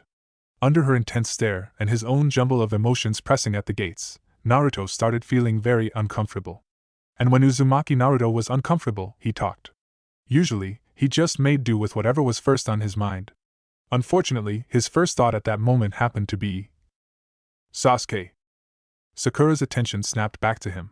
Her green eyes were wide and clouded with confusion as she stared into his. What? Sasuke. His first thought. Oh, Kami, not in that way. Naruto thought in chagrin. It wasn't even something he should be thinking about in such a situation. Kurenai-sensei often told him to be careful with his words, since he was so clumsy with expressing himself. Seeing Sakura's brow furrow, he knew now what the jounin had been talking about. Naruto was vaguely aware that his hand had taken control and was making wild articulating gestures in the air as he tried to formulate some sort of explanation. Sakura did not look impressed. What I meant was, yesterday. It was not working. It just wasn't in his nature to tread carefully. Naruto grimaced, and then took a deep breath. I just wanted to see if you were all right. You know, after what happened with Sasuke. She gazed into his eyes for a while. Then she leaned in. Naruto's eyes widened as her arms slipped around his neck. He could feel her braided bangs brush against his cheek. His throat clammed up and suddenly he couldn't even breathe. Sakura pulled away, seemingly without doing anything. Naruto's hand inched up and rested on the back of his neck, and he ducked his head uncertainly. She gestured. Your collar was tucked in, she explained. The corner of her mouth was tugging upward in an amused smile. Oh. Thanks. He wondered if his cheeks were red. It took him a while to raise his head and make eye contact with her. So, how are you feeling? She tilted her head up to the sky and briefly closed her eyes, the rising sun's glow bathing her in gentle radiance. Her eyes glimmered when they returned attention to his. I did some thinking, she began quietly. He waited. I can't pretend it didn't happen, and it's entirely out of question to continue acting the way I used to. She looked wistful. There was always a gap between us. I just didn't want to see it, and now it's even too wide for me to ignore any longer. Naruto made sure to nod. Apparently, nodding at the right moment was a sign of a good listener. It made the speaker open up a little, Kurenai-sensei said. It seemed to work with Sakura. I thought about many things. Sometimes I felt stupid, but then I would start wondering if I had actually done anything wrong. It's a little frustrating, she admitted. Yeah? Maybe she still valued her adoration to Sasuke. Yeah. It'll take some getting used to, she agreed ruefully. What will? She laughed softly. I've got Uchiha Sakura written all over the back of my diary. I'm going to erase one every day. Stupid, I know, but this method helped me before. Naruto supposed that it was foolish to think that Sakura's greatest complication in life would be a breakup with the boy she loved. Every day, I'll ease him out, little by little. Sakura smiled at him. You'll remind me, won't you, Naruto? Every day? It took a few seconds of opening and closing his mouth, but when he smiled back, he felt like a lead weight had been removed from the deep pits of his stomach. Sure. Day 1, begin. Kiba was enjoying his morning. Which was odd, since he was usually rather grumpy and inattentive in the early hours. He liked his sleep. Lately, however, Kiba discovered that he was no longer waking up to Hana's exasperated wake-up calls, but rather adjusting to the time. At 6 every morning, his body woke itself up and his mind was abuzz with thoughts of breakfast, figuring out how to get out of brushing his teeth, and meeting up with his teammates before either of them could accuse him of being late. Oh, he still wanted to sleep in sometimes. Who didn't? It was only human. Kiba grudgingly acknowledged that those urges had been scaled down recently. His leisure time had been eaten up by a rhythm that he was gradually accepting as routine. His day usually ran along the path of getting up to jog with his friends, followed by training with Kurenai-sensei, and then going on missions together. If he felt like it, he would join Naruto and Sakura for their taijutsu lesson with Yamane Takara. If he didn't, he would part ways with them and go home to dinner that his sister had prepared. It was a nice rhythm. Kiba didn't think he would find the desire to alter it any time soon. It was a peaceful sort of sensation, to wake up to something he looked forward to. He chuckled quietly to himself. It was a corny thing to muse on, and he reminded himself that he was hell not mentioning it to anyone. Presently, the genins of Team 8 were on their cooling down walk after the main run. Today they were walking in a loose formation. Sakura was up the front with Akamaru, playing with him. Kiba followed, and Naruto was a few steps behind. Kiba liked to think that he could feel something tugging them together, a thin thread binding them to each other. The Inuzuka boy's gaze grew glassy as Sakura's pigtails lifted in the breeze and her laughter floated back to him. He really was enjoying his day so far. Being with his friends was relaxing. It was fun. He liked spending time with them. The day Naruto and Sakura had accepted him, Kiba had vowed that he would fight to prevent this harmony from being disturbed. He did not like the feeling that the fragile threads were being threatened, even if indirectly. It nagged at him, this feeling of missing out. It whined and complained until Kiba gave in. He slowed down so that he was walking alongside Naruto. The blonde gave him an easy grin. What's up, Kiba? Just checking up on how you and Sakura have been doing. Eh? What are you talking about? How should I put this? I heard that something happened at the hospital yesterday afternoon. With Team 7. And Sasuke, Kiba added silently, and he knew from the slight change of expression on Naruto's face that the other boy knew as well. It confirmed what Kiba had presumed, and he sighed. Is Sakura okay? Both of them looked over at their friend. She was pausing to pick up Akamaru, giggling when he licked away at her face. The boys stopped as well, watching her. She looks normal, Naruto said after a while. Looks can be deceiving. She's taking it slowly. The blonde shrugged. I think she needs a little help. Me too. My cousin said it looked bad. Naruto blinked at that. Your cousin? Yeah. She works in the hospital. Medic Neen. She was there when Team 7 was brought in. She said their sensei was all beat up. I wonder what they faced. Kiba's question was answered without hesitation, and when he discerned the single word his companion had uttered, he realized that Naruto was contemplatively serious. It wasn't a joke. Death. Should I ask? Do you want to know? Kiba thought of his father. Nah. I think I'm fine without it. Mao, what are you two standing there for? Sakura's voice drove away the silence. She had turned around and was waving at them, the expression on her face the result of a smirk and smile merging together. Come on. Coming. Hana was talking to another woman when they arrived back at the park's playground, their usual rendezvous. Sakura thought the stranger looked familiar, with the dark brown shade of hair and the recognizable animalistic features. Kiba spotted the woman and did a double take. Ka-san? He said incredulously. Sakura shared a dubious look with Naruto, the latter mouthing the same word their teammate had uttered, before both sped up their pace to match Kiba's as he approached his family. What are you doing here? He asked the woman they now knew was his mother. With the three Inuzukas gathered together, it was much easier to see the resemblance. Hana shrugged as her brother looked questioningly at her. Don't look at me like I know, she said. Sakura noticed her glancing toward her mother, brow furrowed, and wondered if something was out of the norm. She had no time to further contemplate the matter, as Kiba's mother had started talking. No introductions, Kiba? She noted. It was hard to decipher emotions from her slitted eyes as they flickered first to Sakura and then Naruto. They seemed to pause longer than necessary on the blonde, flashing with curiosity. Sakura noticed that Naruto looked as uncertain as he had been when they had first acquainted Hana. Was he really that unaccustomed to meeting new people? To her knowledge, he'd never had that problem before. Maybe it was only because a teammate's family was, well, unique. Sakura wondered how Naruto would react to her parents. I'm Haruno Sakura, she said, bowing. Once the attention was shifted away from him, Naruto mirrored her and ducked his head, tripping over his own introduction. And Sakura thought she was nervous. Inuzuka-tsum, they call me. Kiba's mother nodded. But Kiba called me the witch when he was little, so go figure. Sakura blinked in pleasant surprise and fought the urge to giggle, while Kiba groaned. Mom! Tsum thrust her hand into her son's hair and messed it up.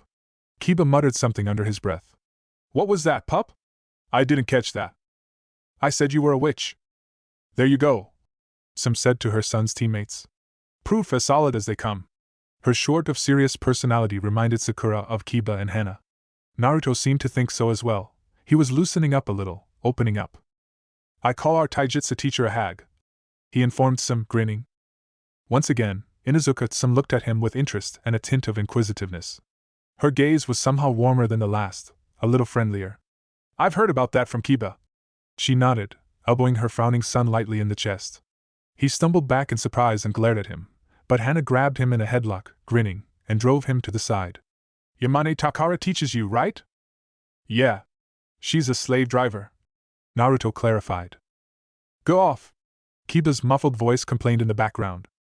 I'm surprised you managed to get her out of that dump she calls a house. Tsum chuckled. She turned to Sakura, including her in the conversation. What's she taught you, kid? Not how to hold your own on a jug of sake, I hope. She's actually a very good teacher, Sakura offered. Which was true, if you looked past her bizarre mood swings and weirder exercises. Not even Naruto could complain that he hadn't improved in the time they had spent with Takara. She is too. Pity she quit being a kunoichi, she'd have gone far. Tsum's gaze grew a little distant, as if remembering something. But then, after what happened to her team, I suppose it's understandable. I never did understand how Kurenai dealt with it. She suddenly seemed to remember that she had an audience and smiled. Oops. Sorry about that. Sakura hesitated. Ano, what exactly happened to Kurenai-sensei and Takara-sensei's team? A quick glance told her that Naruto was listening intently as well. Tsum paused and then said, I'm sure she'll tell you in her own time. For the moment, just remember that shinobi always have to face death, and that Kurenai did a very good job of dealing with her own experiences. She was looking into the genin's eyes, once again lingering on Naruto. Death. That word again, Sakura bit her lip. Losing those you love hurts. A lot. Being alone is very hard. Naruto stared into the woman's eyes, his own wide. Then, averting his gaze, he nodded. Sakura felt someone tugging the back of her jacket and looked in surprise over her shoulder. Kiba, what are you doing? Hide me. He cowered, not taking his eyes off Hana where she was innocently standing behind their mother.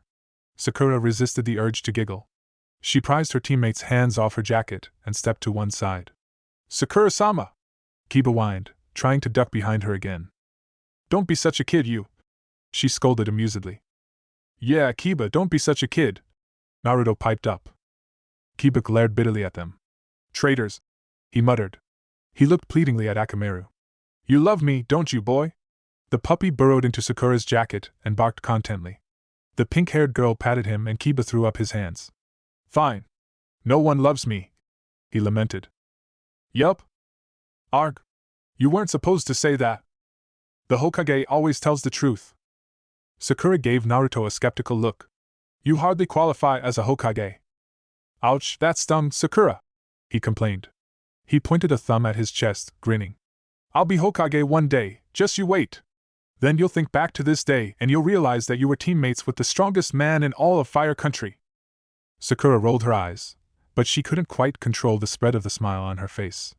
For some reason, Naruto's rant, one-track-minded as he was, gave her a sense of assurance. At that moment, she realized with faint disbelief that the boy she had sworn to only poke with a 10-foot pole back at the academy had become one of the most reliable people she could lean on.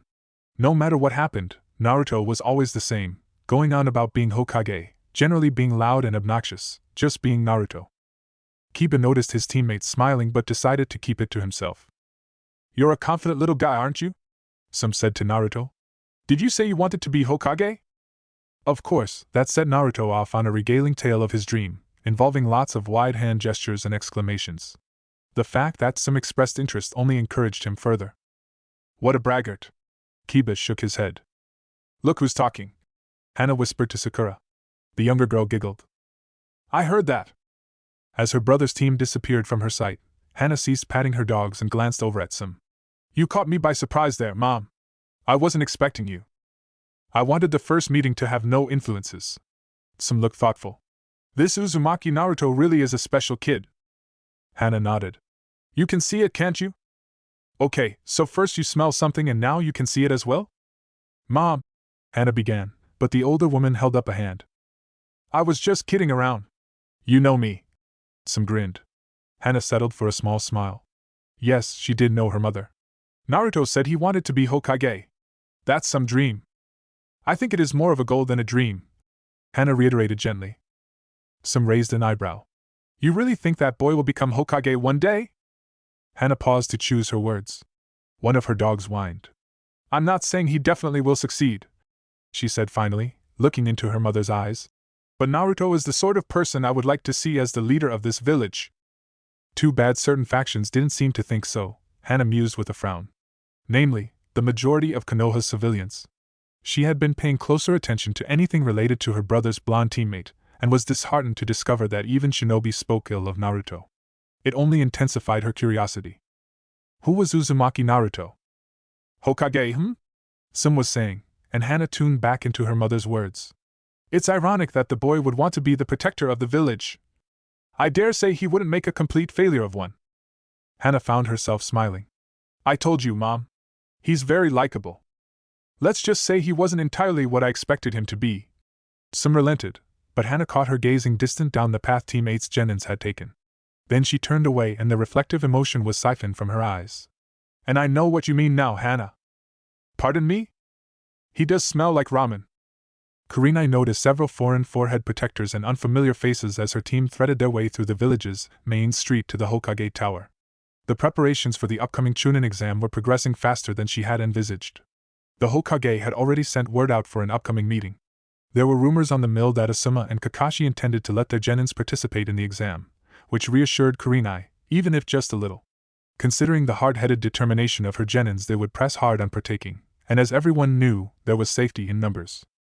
Kiba pausing briefly where he was ahead of the group and raised his head to sniff at the air. He murmured something to Akamaru. The dog seemed to agree with his words. There are some funny scents around here, Kiba said to his teammates. Funny? How? Naruto asked curiously. He was eyeing Tora suspiciously, who was curled up contentedly in his sensei's arms. The back of his hand suddenly started feeling very itchy. There's few new smells around here, it smells different somehow. Kiba shrugged and scanned the crowd. Not that I'm saying I know everyone in Konoha, but I think I've got a pretty good idea of what it smells like, at least. Maybe there's a lot of tourists. They came to see the future Hokage. Naruto gazed dramatically off into the distance. Beside him, Sakura sighed and had to tug him to one side to avoid an unwelcome collision with the dango stand. Mao, daydream later, Naruto, she scolded.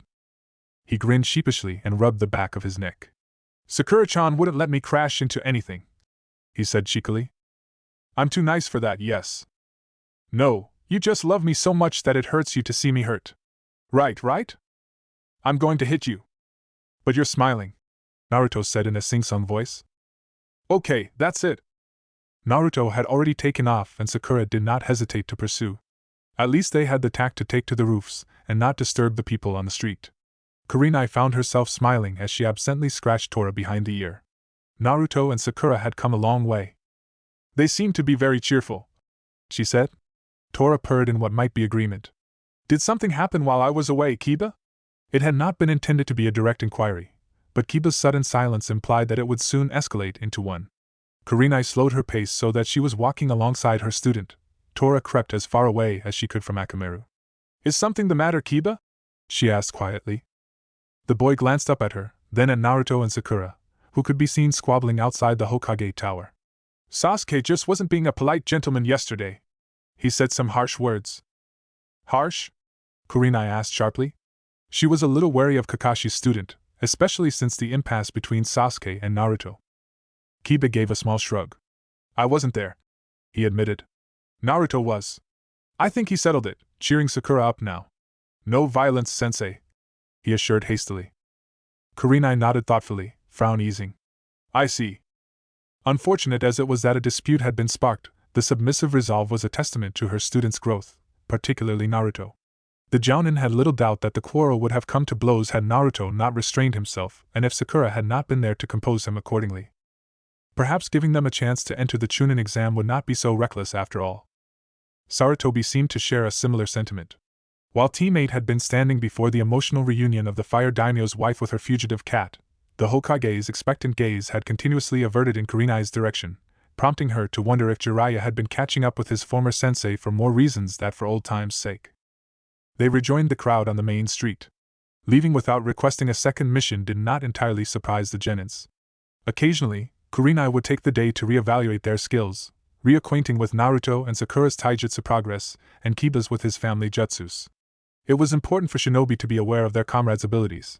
At times, they set the basis for life or death situations. Kurenai would know. Kurenai-sensei, Sakura said abruptly, disrupting the Jounin's reverie. The woman regarded her. What is it, Sakura? By the hotel over there. Sakura gestured. She exchanged a quick glance with Kiba and Naruto. Akamaru gave a small whine. They're wearing a rain forehead protector.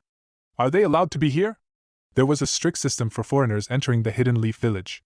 Those without the correct documents would be arrested by Anbu and placed on trial for suspected espionage.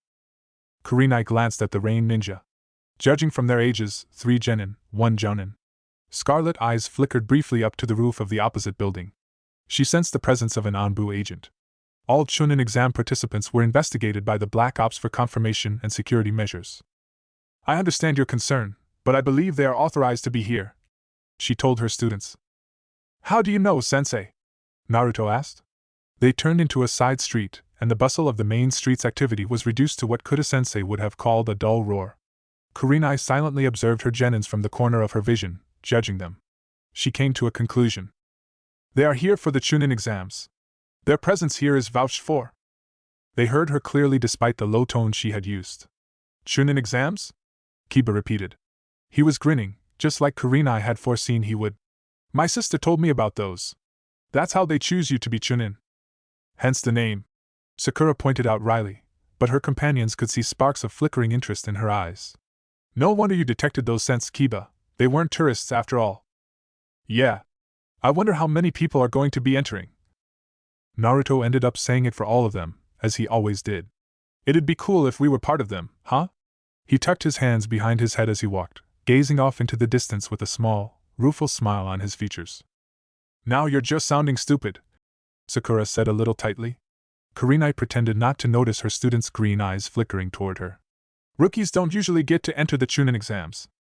Let me dream, Sakura-chan. The blonde boy laughed. He was oblivious to the lowering of his sensei's head as her eyes shadowed with the memory of an indomitable declaration. My dream is to be Hokage one day. Dreams are made to come true. Kurenai blinked.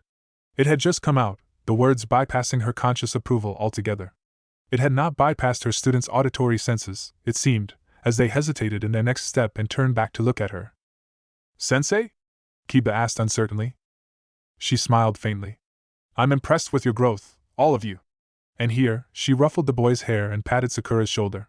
If it is what you want, I am willing to authorize the three of you for the Chunin exam. Silence, and for a while, they just stared at her, gawking in disbelief, amazement, a bundle of emotions. Even Akamaru seemed to understand the significance of the moment. Finally, Naruto's face slowly split into an ecstatic grin, and he whispered, Yada. That seemed to shatter the silent curse. Kurenai-sensei. Sakura stammered. Are you sure? I mean, this is... It's great! Kiba burst out. This is totally awesome, isn't it, Akamaru? Wait till Hana hears. The small dog barked in enthusiastic agreement. Kurenai held up a hand for attention. Am I to assume that is a yes? The somewhat sheepish silence was enough of a resounding affirmative. Kurenai sighed.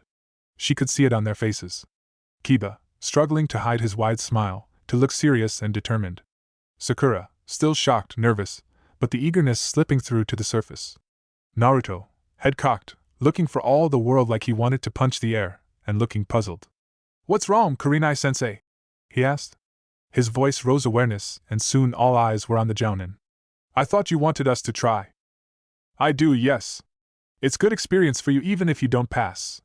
And the fact that it is held here in Konoha makes it quite safe. This is a perfect opportunity. Then why are you? For a moment, she just looked at them, gazed into each of her students' eyes. I can tell you here and now that the Chunin exams will be dangerous. In fact, I can promise that. Ninja from other villages will be there as well, and this is one time where survival of the fittest is literal. People have died in the Chunin exams. It sounded dramatic, even cliché. Death. It was considered an everyday aspect of life for shinobi, but Naruto, Sakura and Kiba were silent, looking at the ground, the sky, zoning out altogether, just not looking at their sensei or each other. In a soft tone of voice, Kurenai said, I want the three of you to be ready. This isn't something I should decide for you. I will leave you alone for a while. I'll meet you back at the usual training ground. The last thing she saw before she vanished in a whirl of leaves was the clouded blue hue of Naruto's eyes. The walk back to training ground 27 was mostly shrouded in silence. There, they sat on the ground, lay back on the grass. No one strayed further than necessary. Glancing over at Kiba and Sakura, Naruto wondered if they felt the same sense of comfort from each other's presence. Being alone is very hard, Shimizuka had said. Naruto could relate only too well. His dream was be Hokage. If he was the leader of the village, he would gain the respect of the villagers, everyone who had disregarded him as a brat, a troublemaker, a monster. He wanted to protect his home and the ones he loved. His precious people. The road to that ambition would be unbearably difficult if he did not rise to higher, more experienced ranks. Naruto was currently a genin, so that made Chunin the next step. The Chunin exams. There was hardly a choice. He had to take them. But was he ready to take them now, fresh out of the academy by only a few months? More importantly, were his friends ready? Kurenai-sensei had been addressing all three of them, so it was only safe to assume that they would be taking this Chunin exam together. Which was good, Naruto told himself, because he could not think to have trained and bonded with his teammates for so long only to leave them behind in the end. Kiba seemed to think so as well. He sat up. Akamaru hopped off his lap and onto Sakura's. So, he said in an overly casual tone. What do you think? Naruto just shrugged. I dunno. His lack of certainty seemed to, well, it seemed to shock Sakura. I thought you would be happy and jumping around and cheering, she said, wide-eyed as if the absence of the usual Uzumaki spirit was devastating. Aren't you even excited? I am, he admitted. I'm really excited, actually. This Chunin exam thing is really cool and all, but... But what? Sakura pressed, as if his answer was her final resolve, as if she needed his decision to drive her own. She was staring so intensely at him, in his eyes, that Kiba and Akamaru sort of blurred into the background. All Naruto could see was her green eyes, doubt wavering, and it struck him then. She trusted him. In some twisted way, despite her scolding him, Sakura trusted Uzumaki Naruto. It was almost like she couldn't really make her own decision and needed him to fill in her confidence. Naruto was suddenly very conscious of the weight of Kiba's gaze now, even Akamaru's attention. It just made it that much harder for him to draw to a solid conclusion. What had Kurenai-sensei said? People have died in the Chunin exams. Naruto wanted to declare to the entire village that he was ready, that a stupid test was not even a problem for the future Hokage, but he couldn't. What if someone did die? What if that someone was Kiba or Akamaru or Sakura? Naruto? What are you thinking? Kiba asked. The blond boy looked up, met his teammate's dark eyes and saw the same turmoil of vacillation he had seen in Sakura's. Why are they looking at me like that? Naruto wondered to himself. I'm thinking about the Chunin exam. There's this part of me that really wants to take it, but then there's this other part of me that's, like, not sure.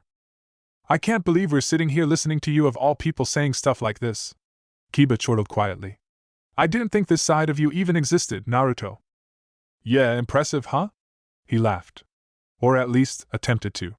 Naruto sighed. To hell with it. Okay, I know I'm not the type to hesitate when someone's asking me if I want to try out for Chunin.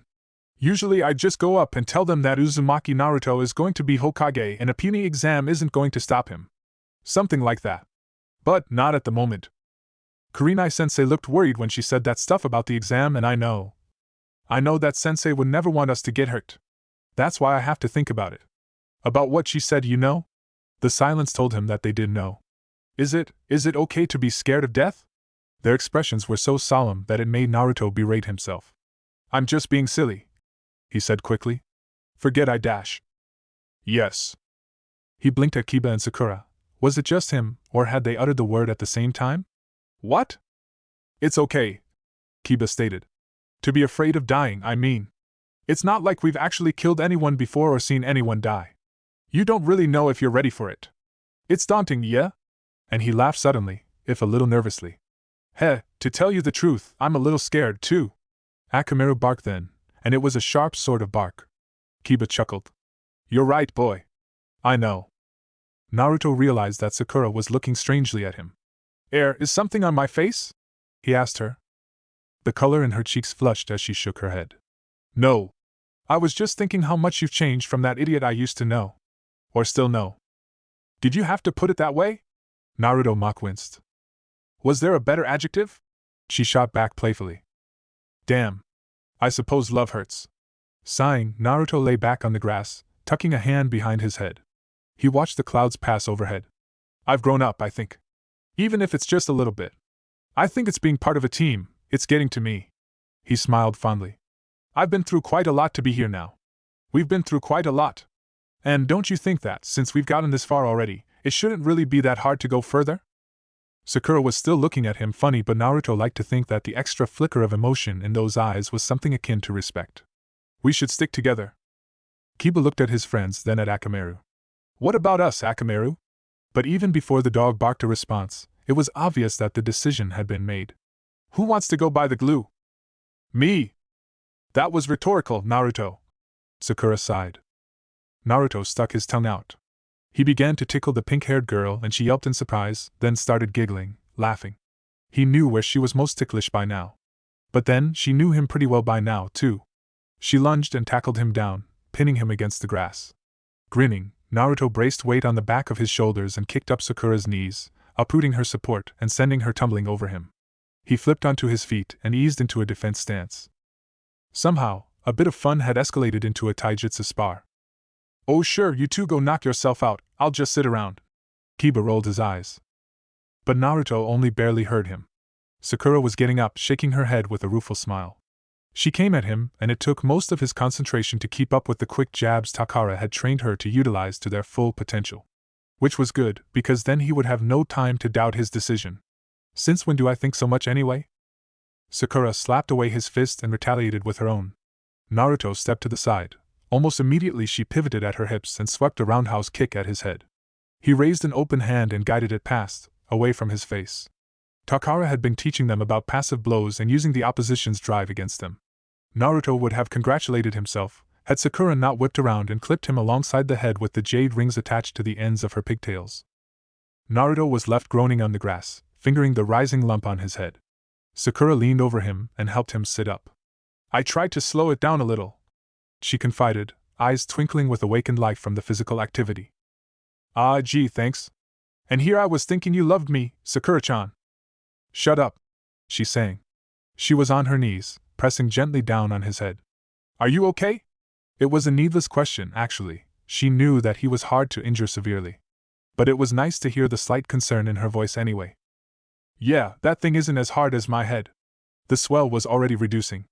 Naruto liked to fashion that his tenant was adjusting to the many assaults to his physical body and reacted to the injuries at a faster rate. Takara was not one to pull punches, and she seemed to expect the same of her students. Solid blows were commonly landed during her sessions. Sakura seemed to have adapted to this all too well. Kurenai-sensei wouldn't have let you beat me up like this, Naruto said. He grasped Sakura's offered hand and let her pull him to his feet. You hit like a girl, he added. Sakura raised her eyebrows. I am a girl. And sensei isn't here. Serves you right for tickling me like that. He just grinned. Well, it was fun. He looked around the field. And speaking of Kurenai-sensei, did she say when she was going to be back? At this, Sakura cast around as well and shook her head. No. She didn't. She was going to give us some time to think, remember? I guess, hey, Kiba, can you sniff around and see if… Kiba? Something wrong? Something was wrong. Kiba's brow was pulled together in thought and concentration. His stance was tensed and composed with weight on his lower body, his hand kept close to his pouch. And Akamaru, too. The dog's hackles were raised in a ferocious manner that belied his small size. Both were turned toward the trees fringing the training ground. Kiba glanced at his teammates out the corner of his eye. Then he reached back and pulled his hood over his head. After so many hours of working on hidden signals, Naruto and Sakura read the message clearly. Someone was here. Hiding. Naruto put on his hood as well. Maybe Kurenai-sensei had been wrong and those ninja from Rain weren't here for the Chunin exam? If that was so, his team was outnumbered. He noticed Sakura take up her position in the formation Kiba had unconsciously guided them into. Naruto frowned as his contemplation on death came back to him. He had to protect them. Spinning around with sudden precision, Kiba threw a brace of shuriken into the trees behind him and instantly followed the trajectory with a piercing fang. Without hesitation, Naruto slid into action and raced forward to cover him. Sakura remained a short distance behind, Akamaru by her side. The white dog was on alert, and Naruto heard him growl as Kiba burst out of the trees again, snarling. He was forming hand seals before the Inuzuka boy even returned to the ground. Naruto raised his hand to his mouth and hoped that he would not raise the trees to the ground. Guka dash. Either he was not fast enough, or the enemy was faster. A hand with a grasp like iron yanked his arm back and pressed it against his back. Naruto's eyes were wide. When did he? Sakura charged the assaulter, chambering a kick on the limb trapping Naruto. It was an impressive feat that the offending hand did not release its grip on its prey. Naruto braced his weight and snapped forward. Sakura swept their opponent's feet from the ground and vaulted him over Naruto, wrenching him free. When he straightened, Naruto saw that their opponent had landed on his feet, back to them, and was nursing his wrist. His eyes narrowed. There was something off about, it didn't matter, Kiba was already circling around the other side. They had him surrounded. From his clothes, he didn't seem to be part of the Rain team they had seen earlier. Naruto put his hands together and formed seals. This time, he would not miss. A chuckle from the ninja froze him. I think that's enough fun. Kurenai would kill me if she came back and found you all in pieces. It was a feminine voice. Fancy that. He was in fact a she. Naruto warily discharged the chakra he had been preparing for his second attempt of the jutsu, but did not relax from his stance. You know Kurenai-sensei? The woman rubbed the back of her neck and turned around. We're friends. Duh. Gray eyes regarded him, all of them. They were calculating. Naruto felt Sakura shift uncomfortably. Kiba had joined them, but was suspiciously silent. Maybe it was because the woman before them was clad only in a fishnet mesh shirt, an undersized mini-skirt and a long trench coat. Naruto quickly averted his eyes. Mitarashi Anko, the newcomer introduced after a moment, jabbing a finger at herself. Despite his efforts to remain serious and tough-looking, Naruto had trouble containing his laughter when Kiba nudged him and muttered, Dango? Soon, the two of them were snorting. Sakura frowned at them. Ano. She nervously addressed Mitarashi Anko. What were you doing hiding over there? Yeah, Kiba said loudly. What were you doing there? Oh, I smelt fear and came sniffing. She said it so, casually. Naruto couldn't help but stare. Is this lady for real? He glanced over at Kiba. The Inuzuka boy just shrugged. You three surprised me back there. Good nose. Enko said this to Akamaru and bent down to tickle his chin. Cute mutt, aren't you? Kiba crossed his arms defiantly, sniffing. Akamaru isn't going to fall for your Akamaru. The puppy had rolled onto his back and was whining for attention. Naruto was a little more than gratified to see Kurenai approaching them, a bag of takeout in one hand. Their mentor would set things straight. However, his confidence did waver a little when the Jounin looked in faint surprise at Enko. You're early. Sensei! Sakura sounded relieved.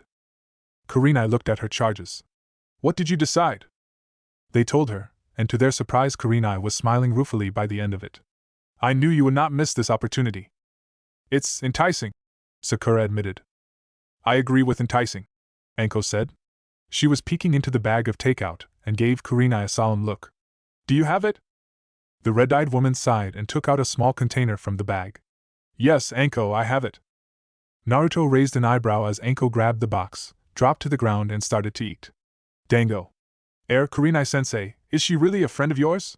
He found it difficult to believe that his sensei was even acquainted with someone as bizarre as Mitarashi Enko. Unfortunately.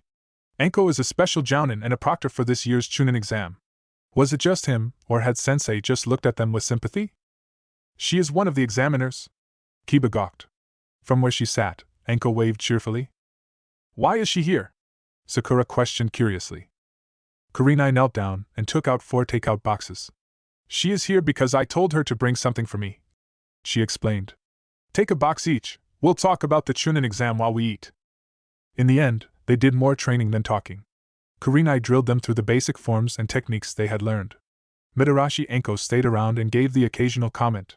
Sakura soon discovered that the woman was very protective of her dango after a kunai had strayed a little too close to the tree the special jounin had been sitting in. When it came down to a recap of the jutsus, Enko was not impressed with the limited variety of offensive jutsu. Hey, Kurenai, are you sure those brats will survive with just one fire jutsu? They look pretty skimpy to me. Which had then infuriated Kiba into pestering Kurenai to introduce a new jutsu to them. Kurenai said she would consider it tomorrow and decide if there was sufficient time to master another jutsu. Sakura was a little worse for wear by the time the sun was setting. Thankfully, the taijutsu lesson with Takara had been cancelled for the day. Sakura didn't feel like doing anything save for getting some food in her stomach and taking a nice long bath. Unfortunately, Kurenai seemed to have other ideas. Sakura, could you stay back for a few minutes? The pink-haired girl looked over at her teammates. They were halfway up the slope and paused to look back. We'll wait for you at Ichiraku's, okay? Naruto called. Sakura smiled. Thanks. Enko Mitarashi was rummaging through the various pockets of her trench coat. She pulled out a dark set of gloves.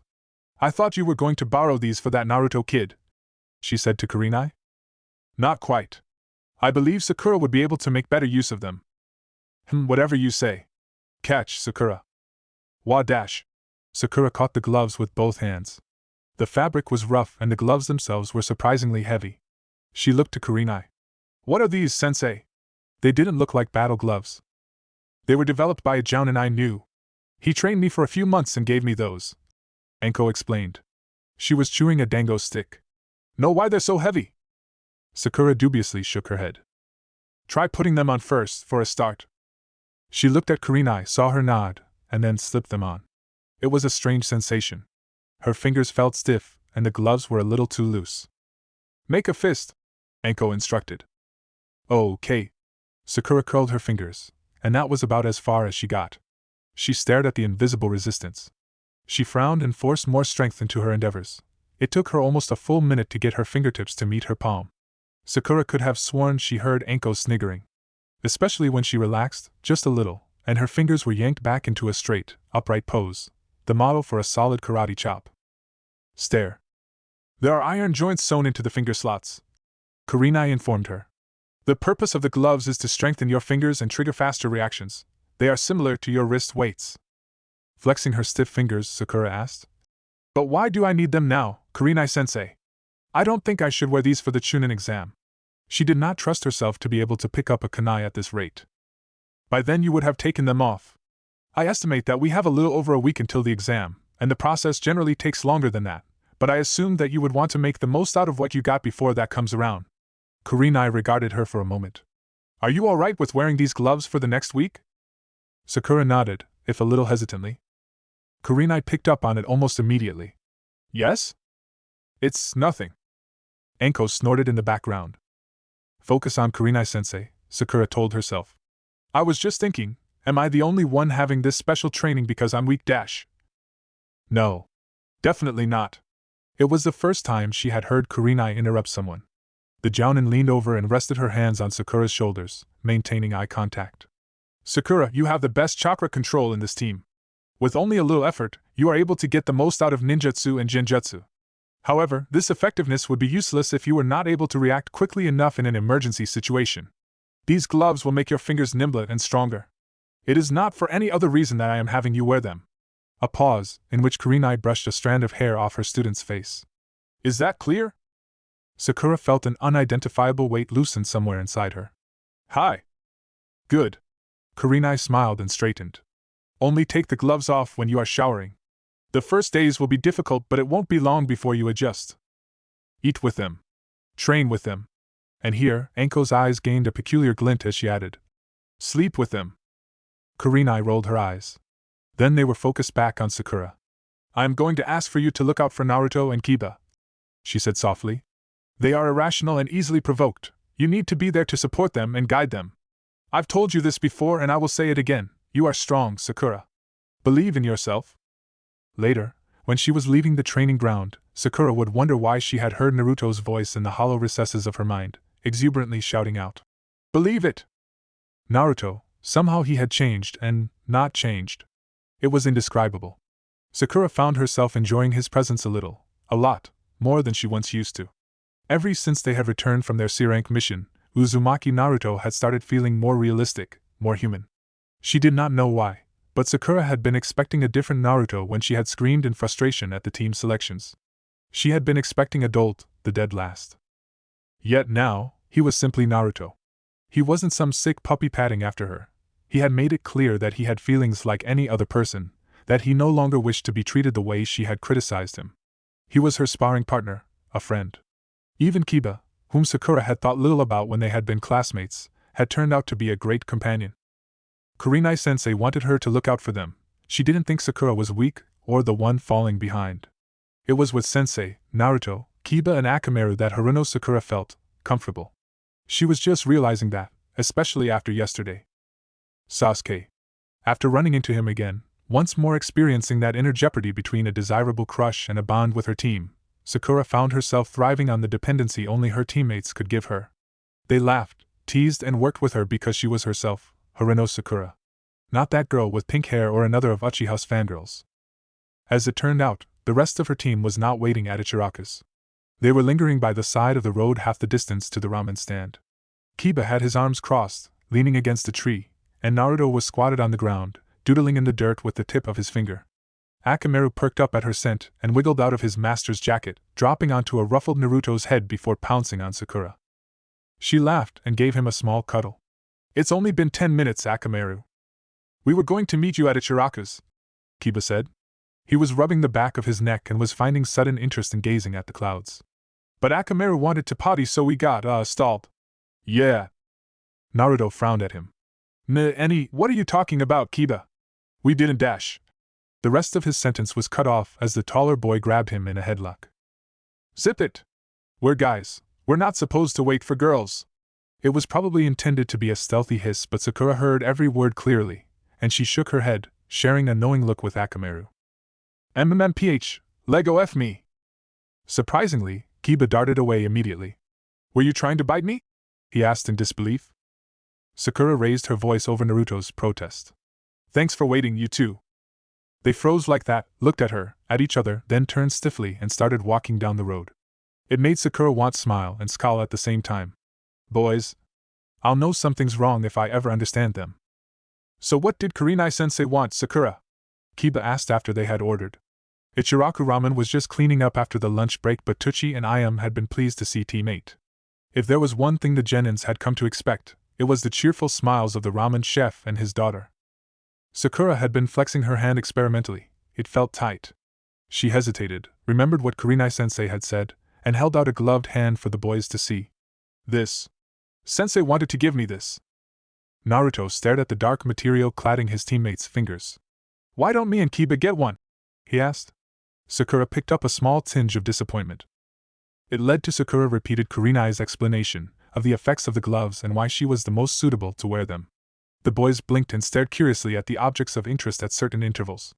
That ankle woman had gloves as cool as these? Kiba sounded gruff and disbelieving. Naruto, on the other hand, was beaming. With Sakura on our side, we'll pass the Chunin exam for sure.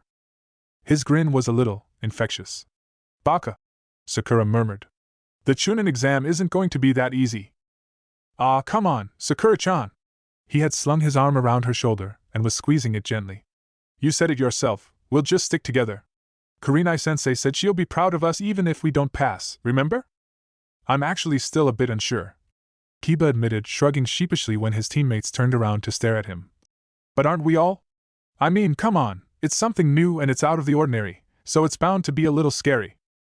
Sakura was glad that Naruto had not pulled his arm away.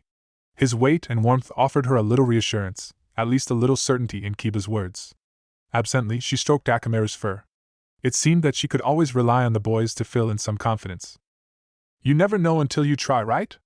Kiba went on. If we stuff it up, we'll just try again next time. We'll just do our best, okay? He looked imploringly at his friends, as if urging them to back up. Naruto was quiet for a short moment, and Sakura saw something flicker in his eyes, but when he looked up again his grin was wider and brighter than ever. Right, he said cheerfully. He bumped Kiba's first over Sakura's head. Chunin exams, here we come! Sakura just smiled. The ramen arrived and the genins of Team 8 started eating. Their itadakimasu was particularly exuberant and made Tucci and his daughter share a smile. Naruto and Kiba ate with certain competitive vigor. Akamaru nibbed pieces of meat from Naruto's regular platter of mutton and vegetables. It took a concerned Ayam asking her if she was alright for Naruto and Kiba to notice that Sakura was not eating. Accurately, she was having trouble using the chopsticks. She just couldn't use them. Are you okay with those? Kiba asked, nodding at the gloves. Sakura put down the chopsticks and experimentally wiggled the fingers of her right hand. I guess Kurenai-sensei and Anko weren't kidding when they said it'd be difficult. Just thinking about explaining her temporary handicap to her parents was giving her a headache. The second of thoughtful silence from Naruto was enough to indicate that he had thought of something. Hey, G-san, can you get us a spoon and a pair of clean scissors? He called. Tucci chuckled and ducked under the counter to retrieve the requested items. Thanks. Naruto started cutting up the ramen and smiled at Sakura. I am used to cut up the ramen like this for me when I was a kid, he explained. He held his tongue between his teeth when he was concentrating, Sakura realized faintly. Sakura? What's the matter? He was concerned when she didn't start eating right away. You can't use the spoon either? You should feed her, Kiba suggested with a sly grin. I can feed myself, thanks. She glared disapprovingly at him. It's just Naruto. What is it? Arigato. The following days were a flurry of preparation for the Chunin exam. Missions were cut down to one per day to allocate more time to train, and by the end of the day everyone was sweating profusely. After Kurenai dismissed them, Naruto parted ways with Kiba and Sakura to hurry home, shower and get a change of clothes. Thankfully, he'd had another outfit identical to his newly acquired one tailored by Yasumiji Shinji. He really didn't feel up to getting back in sweaty and dirt-encrusted clothes. While their need to rest and cleanse themselves had overtaken the significance of eating lunch together, Naruto was glad that he was still seeing enough of his teammates. If they were going to enter the exam together, they would need to work smoothly as a team, and it was rather difficult to manage that if the team wasn't even together. Their morning run still proceeded as normal. Naruto found himself enjoying the light jogs a little more as each day progressed.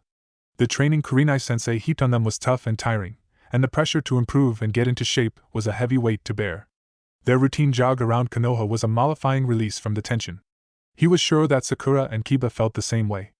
To boot, Hana had noted recently that she had seen improvement from when they had started off. They were improving and Naruto liked that they were advancing together, as a team. Team 8 didn't see Mitarashi Anko directly after the first meeting. Sometimes they spotted her hanging around the village on their missions, but Kiba clearly still remembered her remarks, because he pleaded with Kurenai-sensei to teach them one more jutsu. The Jounin had been hesitant at first, her reasoning being that, in the limited time they had remaining, revision of tactics and the skills they had learned would be crucial. But then, she had considered, Anko had been right, and there were times when taijutsu was flawed and long-range combat had to be accounted for. Eventually, she settled on a bargain. If they could give her their word to keep up with learning the jutsu, practicing it in their own time and balance it with the daily training load, she would introduce to them another jutsu. If they failed, well, she hadn't been specific, but Naruto remembered that Kurenai-sensei could be amazingly cold-hearted when she wanted to be, and he didn't want to find out what the punishment was. They promised to meet her criteria and Kurenai began teaching them a simple water jutsu. According to her, the water whip was a basic technique that was often used as a stepping stone into advanced Suiton jutsu. However, if mastered correctly, it could prove to be deadly efficient. Kiba had been grinning widely throughout the entire explanation. The general concept was to gather water from a source. Sensei was also teaching them to draw moisture from the air around them, and infuse the liquid with their chakra. It made the water much more malleable and easy to manipulate. The next step was just to pretend it was a whip and whack it around. At first Naruto had thought that, for once, the water whip would be a jutsu he could master at a rate akin to Sakura's. He was rather used to being wrong by now. It was one thing holding solid leather in your hand and cracking it against a tree. It was entirely another matter to mold an otherwise weak, fluid substance, maintain a constant flow to chakra, and solidify the water into a sharpened whip that did not break down into a puddle when making contact. Naruto's chakra control had gradually been improving and he found the first step of the jutsu to be no problem at all, but he soon hit a wall on the second step. He wasn't the only one who had experienced difficulties. Kurenai-sensei had told them that the trick was to focus the chakra along the watery whip and hone the chakra into a tapering blade that would cut or at least injure the opponent. It was all a matter of control and striking at the right moment. Admittedly, the water whip was easier to master than Gokaki no Jutsu. After practicing in the bathtub and pausing in their morning run to experiment by the lake with his teammates, Naruto managed to get the hang of the delicate technique before the exam rolled around. 2 days after Naruto and his friends had been notified of the Chunin exam, Kurenai was called to a meeting by the Hokage. She left them at the training ground to revise, but Yamane Takara unintentionally stumbled in on their session and ended up running them to the ground with taijutsu. Naruto suspected that the dark-haired woman meant well and was secretly trying to enforce their training. Takara's intentions had been confirmed when she had noticed Sakura's new gloves the first taijutsu lesson they'd had with her. "Oh, your turn to wear them now, huh?" She chuckled, and then gone on to explain that the gloves also benefited her taijutsu, particularly the form she had been drilling Sakura in. "Quick jabs need to be quick and right on the spot," she had said and demonstrated. "You'll have to be careful to adjust to the gloves now, or they'll feel awkward when you take them off." Which had then led to Sakura undergoing a series of perplexing exercises. When they had time to themselves, she told Naruto that Takara had had her punching into a waterfall constructed by a jutsu, throwing rocks at marks, even doing cartwheels, handstands, rolls, the sort. Naruto wasn't sure if Sakura had noticed, but she was a lot more accustomed to the restraint on her fingers after the first few days. He thought back to the ramen stand that day, of Kiba's ridiculous suggestion of feeding her, of the gratitude she had expressed. Naruto was still rather clumsy with emotions, both his and those of others. He was still trying to figure out if Sakura had been thanking him for his thoughtfulness, or something else he had not considered yet. Girls were still a mystery to him. When she had returned from the meeting, Kurenai informed them that the Chunin exam would be commencing in a week's time. The next half hour was spent going over the finer details, location, time. She even made them write them down so as to not forget. Naruto had the feeling that Sensei had been looking at him when she added something about sleeping in at the end. Naruto might have had a good reason for tardiness, because the same night, he had a visitor. Yumino Iruka had been waiting outside the Genin's apartment, and had spotted Naruto when he was returning from his taijutsu lesson. "Iruka-sensei?" He had blanched automatically. Somewhere deep down, Naruto still thought of himself as the rebellious academy student who had to face down the wrath of his teacher every second day. Except the distinct frown of Iruka's brow had nothing to do with desecrating the Hokage monument. He was invited inside by his student, and over a cup of clumsily made tea, the subject of his visit had gradually been brought up. At first, it had been small talk, catching up on recent events. "You've grown, Naruto." The scarred Chunin smiled at his former student across the small table. "Seriously?" Naruto raised a hand to the top of his head and tried to peer up. "I guess all those vegetables Kurenai-sensei makes me eat helped after all." He didn't notice Iruka's eyes flicker at the mention of the red-eyed jounin. "No, Naruto, I'm sure you've grown physically, but I was referring to something else. You've matured." Iruka gestured at the half-drained china cup before him. "I see you've learned how to look after your guests." The praising gaze made Naruto scratch his whiskered cheek. "You're making me blush. Your sensei appears to be taking good care of you," the man noted. "Yep." Naruto suddenly remembered. "Ah, Iruka-sensei, Can't believe I forgot. Kurenai-sensei is going to let us take the Chunin exam. Iruka rested down his cup. His expression was serious when he made eye contact with the blonde genin. Actually, that's why I'm here, Naruto. I was there at the meeting. Aside from your team, Hatake Kakashi and Sarutobi Asuma have also nominated their teams. Kurenai had told them as much. The news both excited and motivated Naruto. Everyone would be there, even Sasuke. But if I'm to be honest, Iruka continued, oblivious to the dark shadowing of his young audience's eyes and thoughts, I don't think you and your classmates are ready for the exam. That snapped him out of it. You don't? Naruto tried to hide the disappointment. He had been looking forward to telling Iruka, the man who was among the first to acknowledge him. Iruka was the reason he had graduated from the academy at all. Iruka looked away from those wavering blue eyes and averted his attention to the table. He hadn't realized he had been gripping the wooden edge. No, I don't, he clarified. You've just graduated from the academy. Most genins undergo training for at least a year before they are entered into the Chunin exam. Naruto didn't think that pointing out the stated, most genins, would help much in his favor, so he just kept silent. His lack of response seemed to surprise Iruka. Don't you have anything to say? He asked curiously. Not really. Naruto shrugged. My team and I thought about that already. You thought about it? He blinked. It sounds like you didn't think I would. Iruka sat back, wide-eyed. No, I didn't. He smiled ruefully. You really have grown, Naruto. A short pause. I was very close to speaking out at the meeting today. Naruto raised his head. So you mean you didn't? I didn't. Why didn't you? He'd known Iruka to be protective of his students when required. He knew the man would not hesitate to voice something if he considered it to be of severe concern. The man looked at him for a long moment. I watch you, Iruka muttered. Nanny? I watch you. All of you. You may have graduated and are no longer my students, but I still do look out for you. Iruka had a soft smile on his face, complemented by the slight blush of embarrassment coloring his cheeks. Every now and then I see how you are doing, if any of you have improved. And Naruto, I watch your team the most. You know why. You were such a troublemaker. I was worried about how you would fit in. I fit in just fine, Iruka-sensei, Naruto wanted to tell him, but he thought the man would know by now. I belong there. To tell you the truth, Naruto. Iruka chuckled. I felt sorry for Yuhi Kurenai. You were such a handful. He leaned over and ruffled the boy's hair. Then I saw how she was training you. I saw you make friends with Sakura and Kiba. When you came back from your C-rank to Otafukugai and I saw how well you worked with your team, I decided to leave the three of you to Kurenai. He smiled.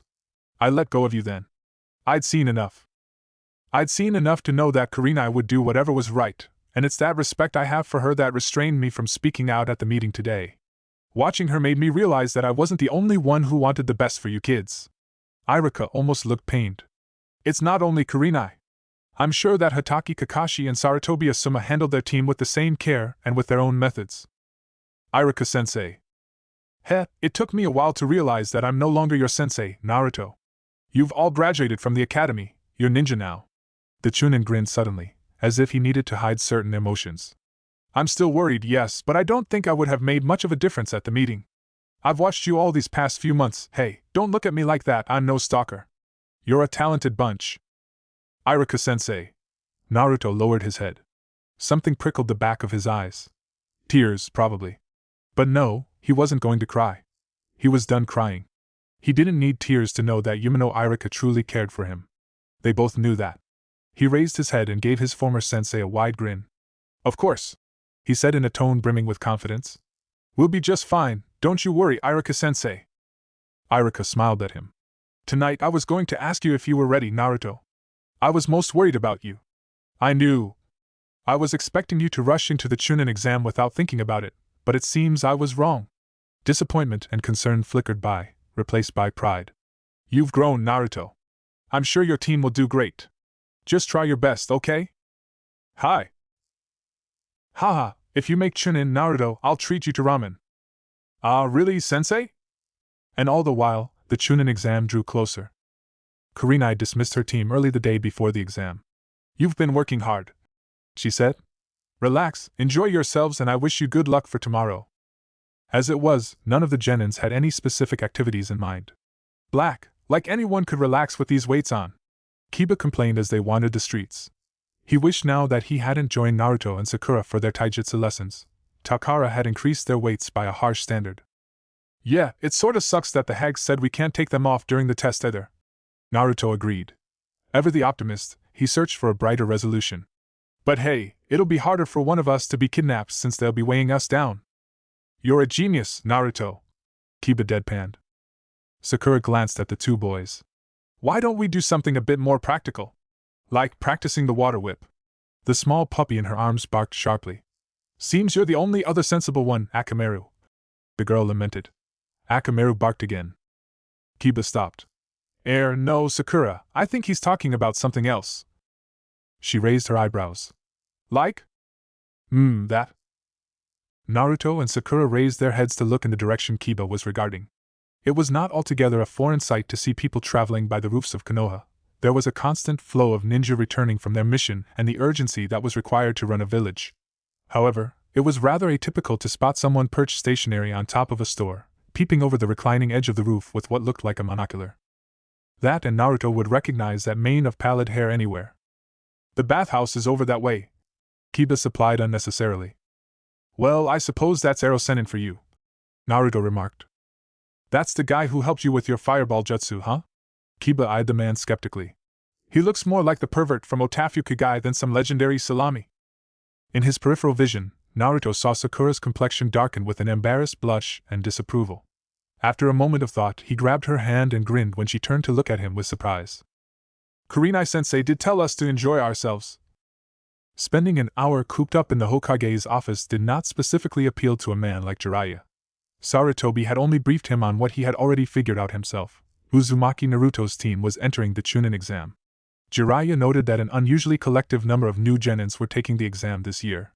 The same applied to the lands sending their participants to Konoha for the occasion. The Kazekage's own children would be in Konoha, and Jiraiya had heard rather unpleasant rumors regarding the youngest.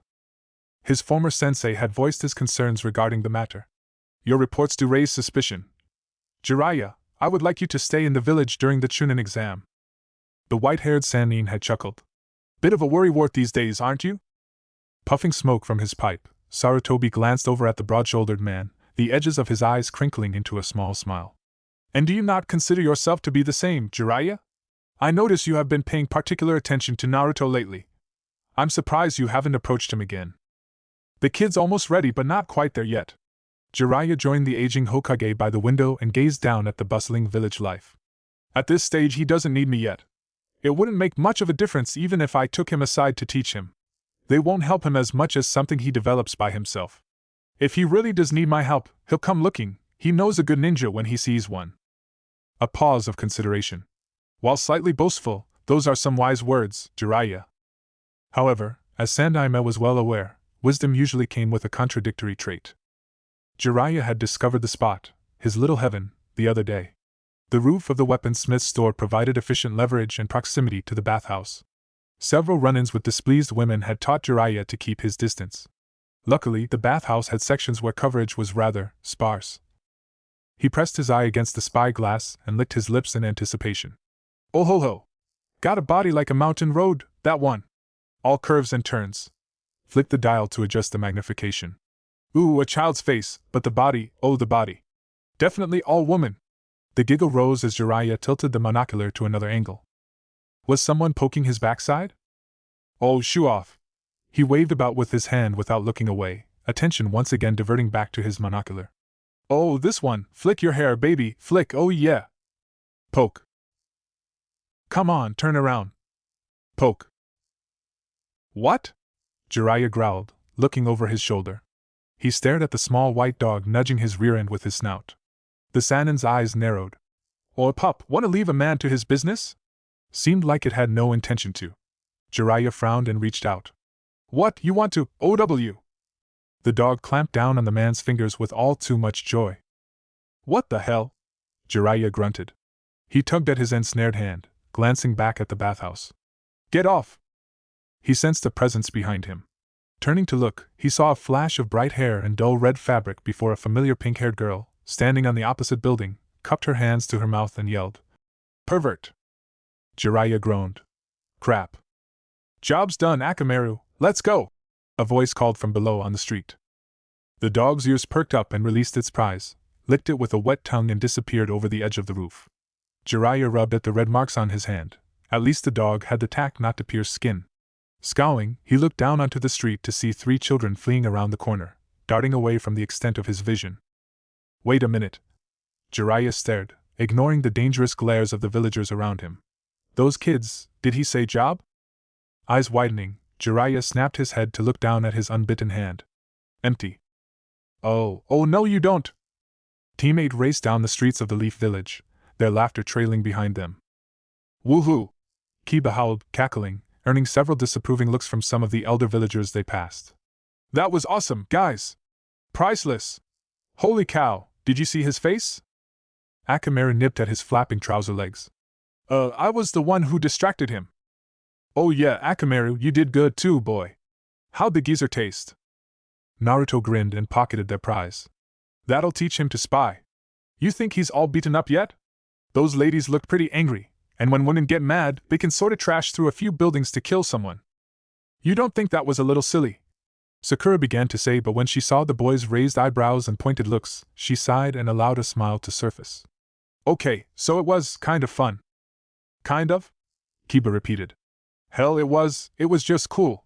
Like, oh hey, there's nowhere to hide that way, guys.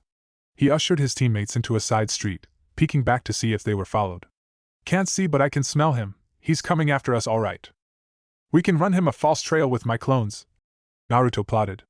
What do you think of that? He's a Sannin, Naruto, Sakura pointed out. Their morning runs truly had boosted their stamina.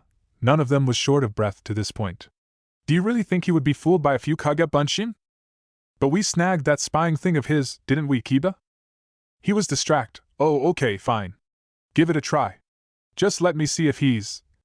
Sakura tried to look over her shoulder, and in doing so failed to notice that her teammates were turning left into another street, while she continued down their initial path. I don't think he's Dash. Sakura-chan, this way. She turned back. Wa Dash. And ran straight into something solid. Naruto and Kiba traced back their steps.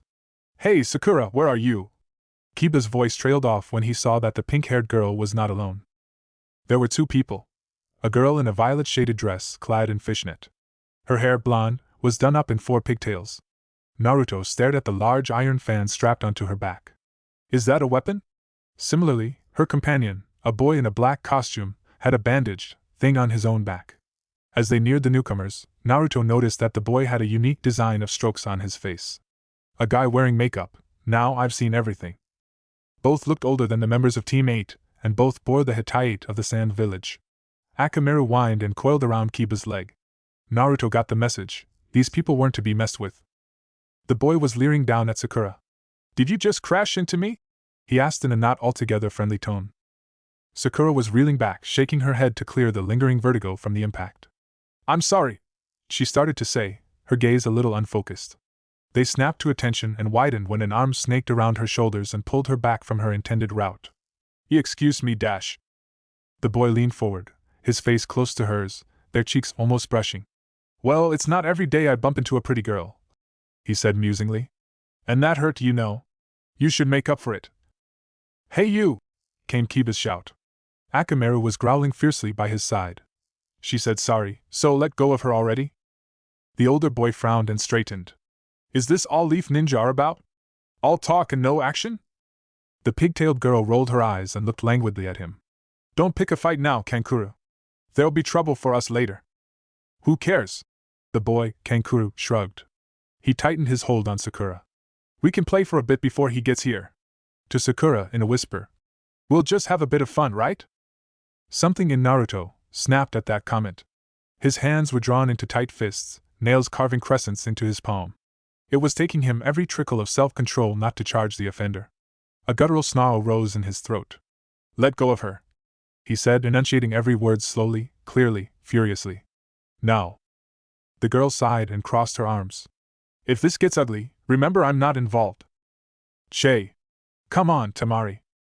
No. Fine. Kankuro traced his finger down Sakura's cheek, ignoring her struggles. So, do you want me to ruin that pretty face of yours before I kill you? Sakura stiffened. A rush of thoughts flooded her mind. Foreigners, and they were dangerous. Why were they here? Chunin exam? She found herself hoping that it was not so.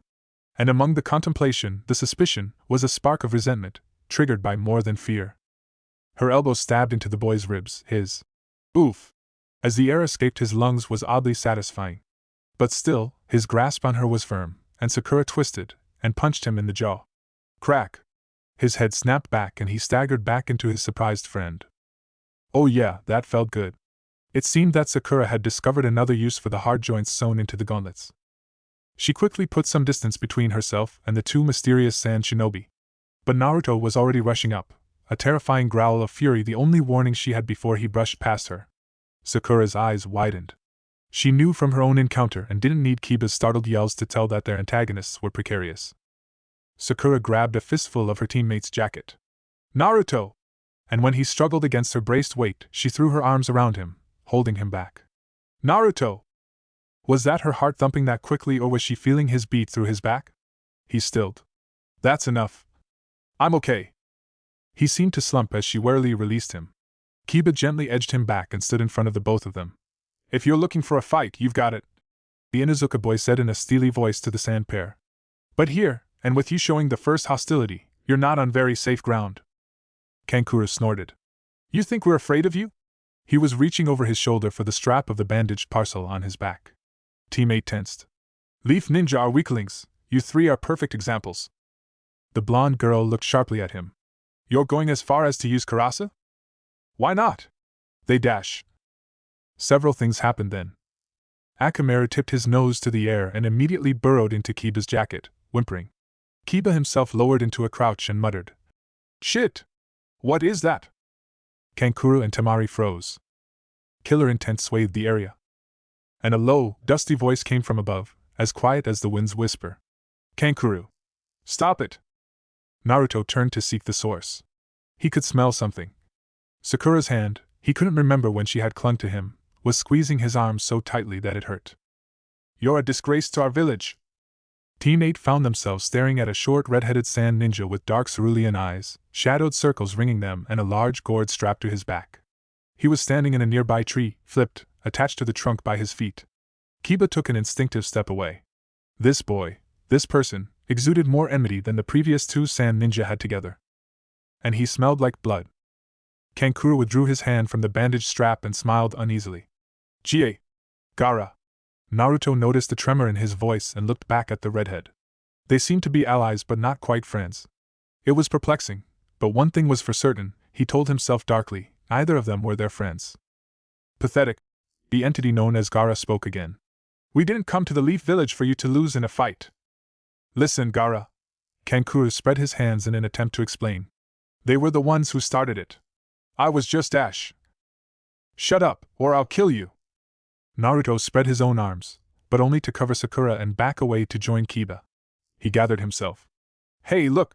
He began, but was interrupted by the clack-clack of Geta behind them. Ho, what have we got here? He whipped around, expecting another foe. Iero Sennin! While the white-haired man was not quite the reinforcement Naruto had had in mind, he was assured by the Sannin's presence. No matter how perverted and silly he was, Iero Sennin was a credible ninja. He was strong. He was an adult. He would take care of things.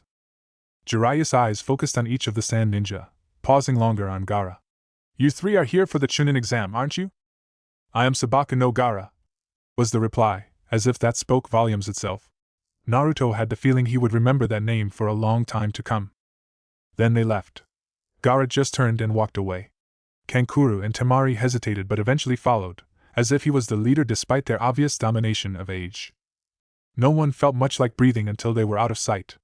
Jiraiya excused himself promptly afterward with a smile that the Genins suspected to be fake, and walked back the way he had come. He hadn't even asked for the return of what they had snatched from him. They were. Sakura didn't know the right word. She held Akamaru close to her chest, hoping her shudder would not frighten the unnerved puppy. What was that? Kiba murmured. Naruto was still staring at the road Gaara and his team had taken. I don't know, Kiba, he said softly, but I think this is just the beginning of what the Chunin exam really is. The encounter was opening up the gates of realization to him. Ninja from other countries, of varying strengths, would be there at the Chunin exam. As their competitors. The rain Nin they had seen several days ago. People like Gaara. There had to be people like Gaara's team, and to compliment, Naruto didn't think the test itself would quite be a walk in the park. But no matter what it was, he was grimly certain that Team 8 would pull through together, as a team. Let's go get some ramen, guys. We've got a long day tomorrow. Chapter 13, All or Nothing.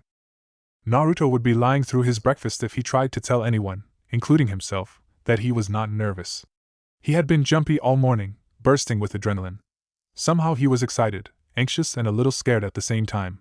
He was strangely comforted to see the same emotions reflected in Kiba and Sakura when he joined them in front of the academy. They were about as ready as he wasn't alone.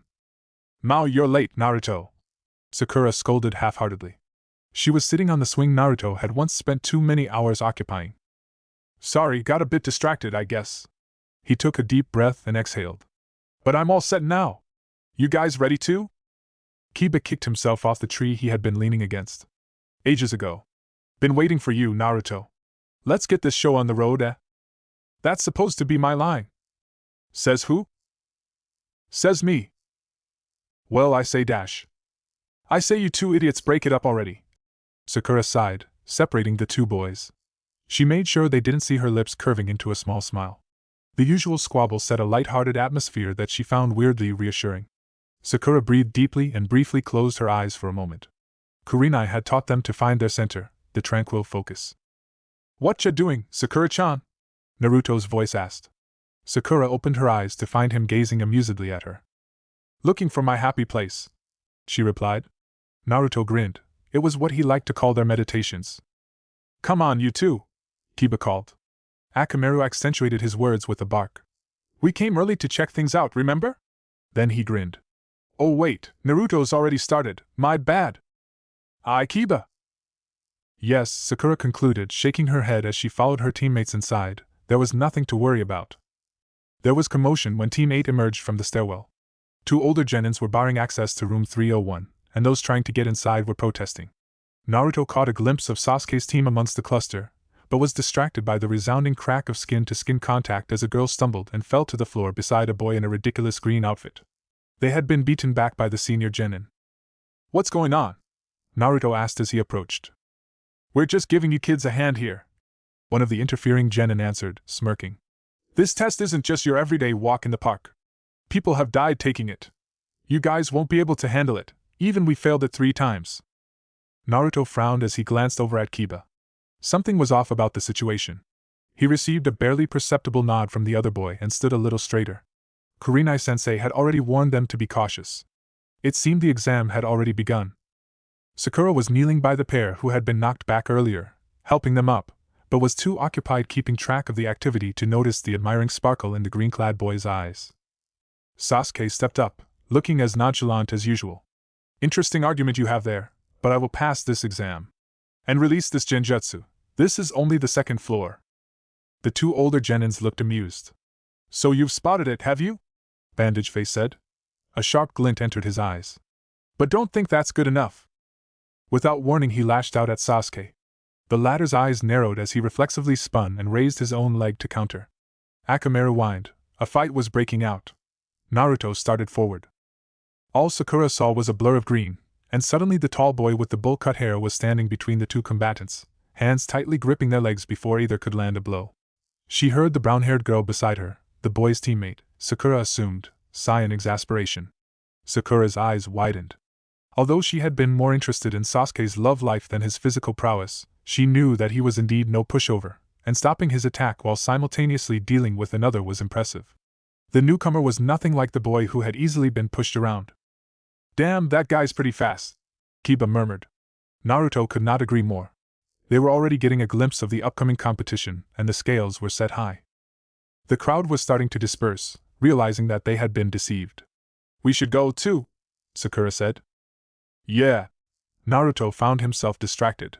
The boy from before with the freakishly thick eyebrows was walking towards them.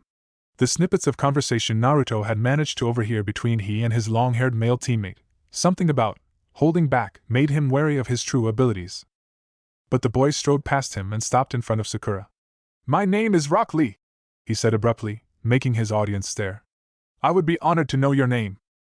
Sakura blinked, taken aback. Sakura. Haruno Sakura. She was unnerved by his unblinking eyes.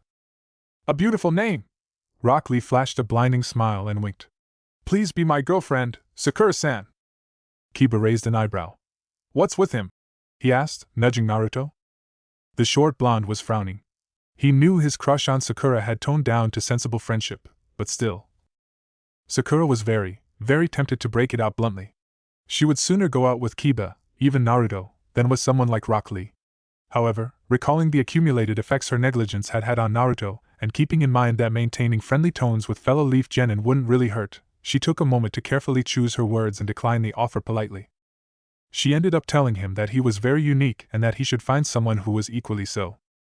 Much to her dismay, her comments only seemed to stoke his compassion, and Sakura was eternally grateful when Rock Lee's female teammate, finally irritated, grabbed his ear and yanked him away. Leave her alone, Lee. Do the words Chunin exam mean anything to you? She scowled. By now they were the only teams left lingering in the hallway. Once she had finished telling Lee off, she turned back to Team 8. Sorry about that. I'm 10-10, and that's Neji over there. We're taking the exam too, she added unnecessarily. Naruto's team nodded and politely made their own introductions. Neji over there was a stoic boy with long dark hair pulled back in a loose ponytail. He didn't say a word, instead turning to walk away. The two teams followed him. Lee caught up to him and started lecturing him on manners and something that sounded like the flames of youth. Tenten rolled her eyes and gave Sakura a smile. One doesn't say anything and the other talks too much, they balance each other, don't you think? She shook her head.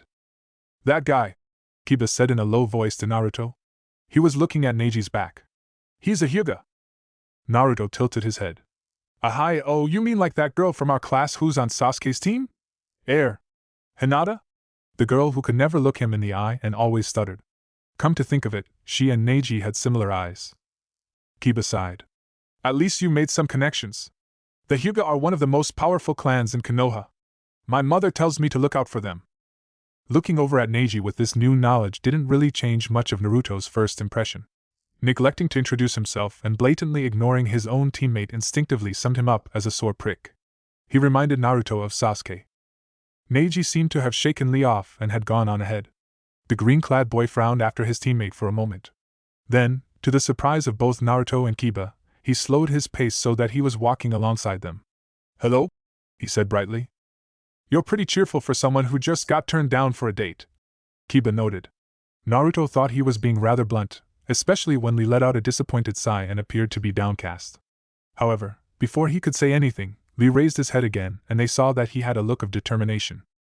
I must work harder to earn Sakura-san's love, he declared. Naruto scratched his cheek. He's optimistic. So, Lee, you were pretty fast back there. You must be strong. I train myself very hard every day. I aim to be a genius of hard work. A genius of hard work? Kiba repeated dubiously. Yosh, Lee confirmed. There are natural geniuses among us. For example, my teammate Neji is a prodigy. However, for someone like me who is born with no talents, I must produce results from my own hard work. He looked over at his companions. Another example would be Uchiha Sasuke of your graduating class, he added, thick brows pulling together at the name. I hear he is very gifted. Naruto thought Lee was holding something back. It sounded a bit like regret and envy cast in together. The blonde genin glanced across at Lee.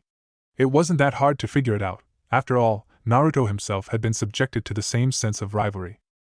That boy back there. For a moment, Naruto just looked around him, blinking. Then he realized that the voice had come from Lee's teammate, who had up until now paid no attention to Team 8. Damn, so it wasn't throat cancer? Kiba muttered under his breath. Naruto elbowed him. He tolerated Neji's dominant personality about as much as his teammate did, but it was hardly any reason to breach the polite manners Kurenai-sensei had made sure they presented. That boy, Hyuga Neji repeated without slowing his pace or looking back. He is the last of the Uchiha clan. He said nothing else, but it was more than enough to get Naruto thinking. It seemed even Neji expressed an interest in Sasuke. Some small part of him was irked that no one bothered to acknowledge him. It was always Sasuke.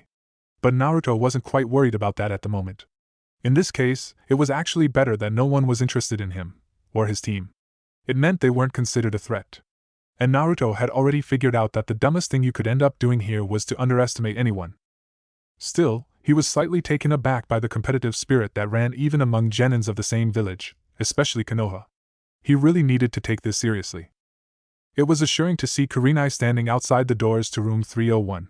If there was anyone Naruto actually wanted to see before his team headed off to this exam, it was his sensei. Sensei was always so calm and rational. She always knew what to do. Kurenai sensei was hardly ever wrong. He'd seen that for him. Okay, maybe not. Wow. Kiba whistled softly. Akamaru tipped his nose to the air and sniffed. Naruto didn't need to ask. He had just noticed the man standing next to his sensei, and all of a sudden he found himself doubting Kurenai's taste in acquaintances. Standing next to Kurenai was a taller, more eyebrow-defined version of Rock Lee. There was certainly no prejudice, of course. It was just that Lee was already a rather unique person, as Sakura had already phrased. Naruto thought one of a kind was a synonym for the word, but now it seemed he might have to question that. Ah, and here come our youthful genins, the man said enthusiastically. And loudly. Naruto, Kiba, Sakura, this is Mato Guy, Jounin sensei to a team 1 year your senior, Kurenai informed them. Naruto thought her smile was a little strained as he bowed alongside Sakura and Kiba. That alone told him that Mato Guy was as eccentric as his look-alike genin. Of all the things Naruto could hit right on the nail, he wasn't sure how he was supposed to feel about this. He was glad Sakura looked equally bewildered. However, he knew looks had to be deceiving. Lee had proven him wrong. Surely his teacher had credible skill and abilities. Naruto tried to look at Mato Guy through his light. He failed. Badly. So these are your genins, Kurenai, Guy remarked. He swept his approving gaze along their faces, pausing briefly on Naruto's. Like Inuzuka-tsum, a certain intrigue sparked in his eyes, and Naruto knew Mato Guy was as qualified as any as a Konoha Jounin. I see you have taught them well. They are obviously blessed with the power of youth. I'm sure they could learn a lot from your students, Kurenai complimented back. Guy just gave her a bright smile. Then he turned to his genins and cleared his throat. Good luck to the 3 of you. I will see you all later. Go on, now, springtime is upon us. Lee's eyes became shiny as he saluted. Hi, Guy-sensei. Lee. Guy-sensei. Lee.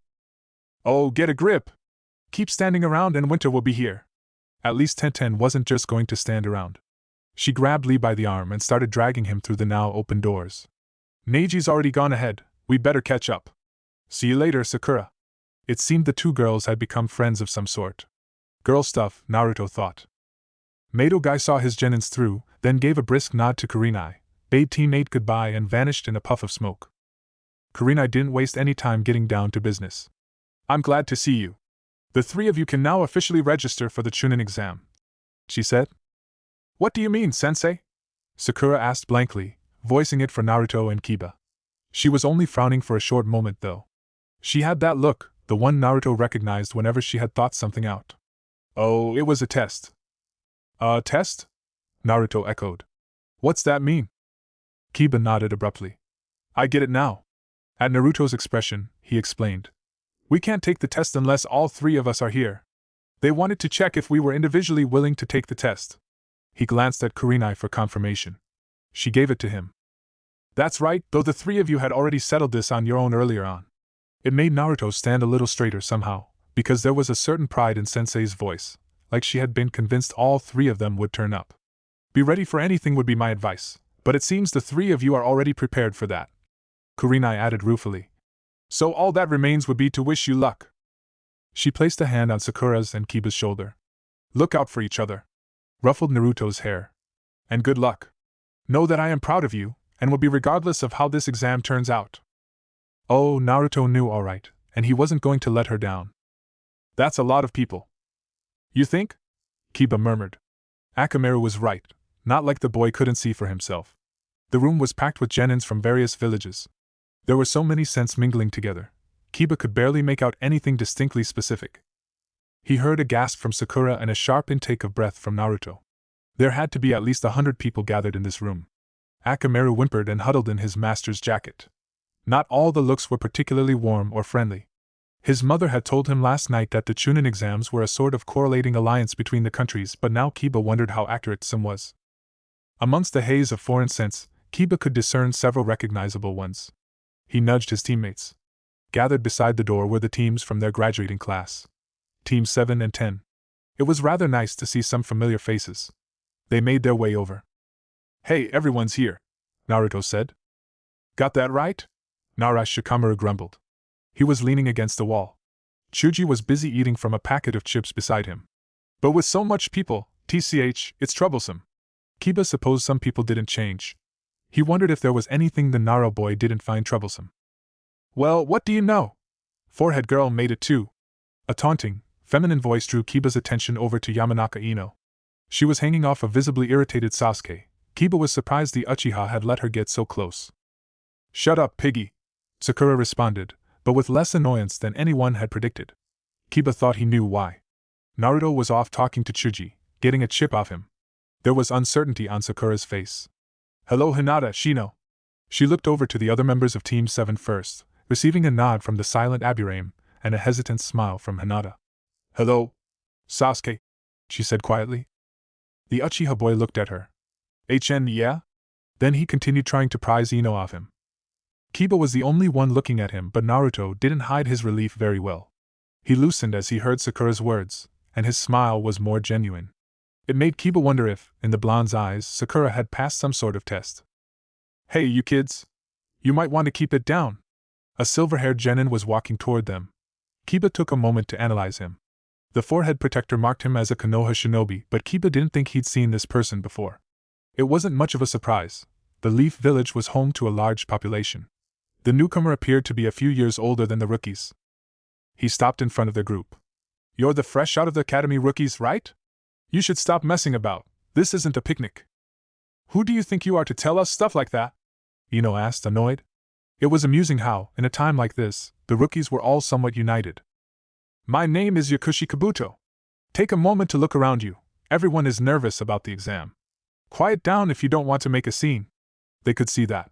The animosity was heavy in the air. Kabuto adjusted his glasses. Though I guess I can't blame you, being rookies. You remind me of how I used to be. So is this your second time taking the Chunin exam, Kabuto-san? Sakura asked curiously. No. It's my 4th year, so that would make this as my 7th try for Chunin. Kiba could see Sakura chalking that up. So you must know a lot about this exam. You could say that. Kabuto gave a modest smile. In fact, I'll share some info with you. Out of his weapons pouch, he drew out a stack of cards. I've burned information into these cards with my chakra. I've had 4 years to collect the data in these cards. First off, he picked out a card and placed it flat on the floor, swirling it gently with a finger. In a small puff of smoke, it was revealed to contain a map detailing the number of participants in this year's Chunin exam. Kiba leaned in, interested. It was a waste to turn away free knowledge, even though he was rather suspicious as to why this Yakushi Kabuto was helping them. It was too soon to trust him infinitely, but against a sea of unfriendly faces, perhaps Kabuto had found the acrimony disturbing as well. It seemed the Hidden Leaf had the most participants. Hardly a surprise, Kiba reasoned. Do those cards of yours have any information on particular people? Sasuke asked. He had finally shrugged off Ino, and his dark eyes were stayed, as if remembering something. Yes, they do, Kabuto answered. Who do you have in mind? Sabaka no Gaara. Teammates' reactions were tactfully subtle. Kiba turned slightly away. Akamaru whimpered at the mention of the short redhead. Sakura glanced across to the boys, the corner of her mouth twisting into a frown. Naruto just clenched his fists and raised his head slightly, scanning the crowd. It seemed they weren't the only ones the Suna team had encountered. The meeting with Gaara had certainly confirmed what Kurenai had insisted they keep in mind. In the Chunin exams, you staked more than your rank, time, and effort. You were wagering your life, and one wrong move would tip the tables. Kabuto's cards reported that Gaara was someone you would prefer to keep away from, and with good reason. Kiba frowned at the data. If Kabuto's research was accurate, Gaara had already completed a B-rank mission despite still being a genin, and had apparently never been injured during a mission, ever. Damn, Kiba said under his breath. Kabuto put away his cards and surveyed the rookies. The villages would have sent their best genins to take this exam.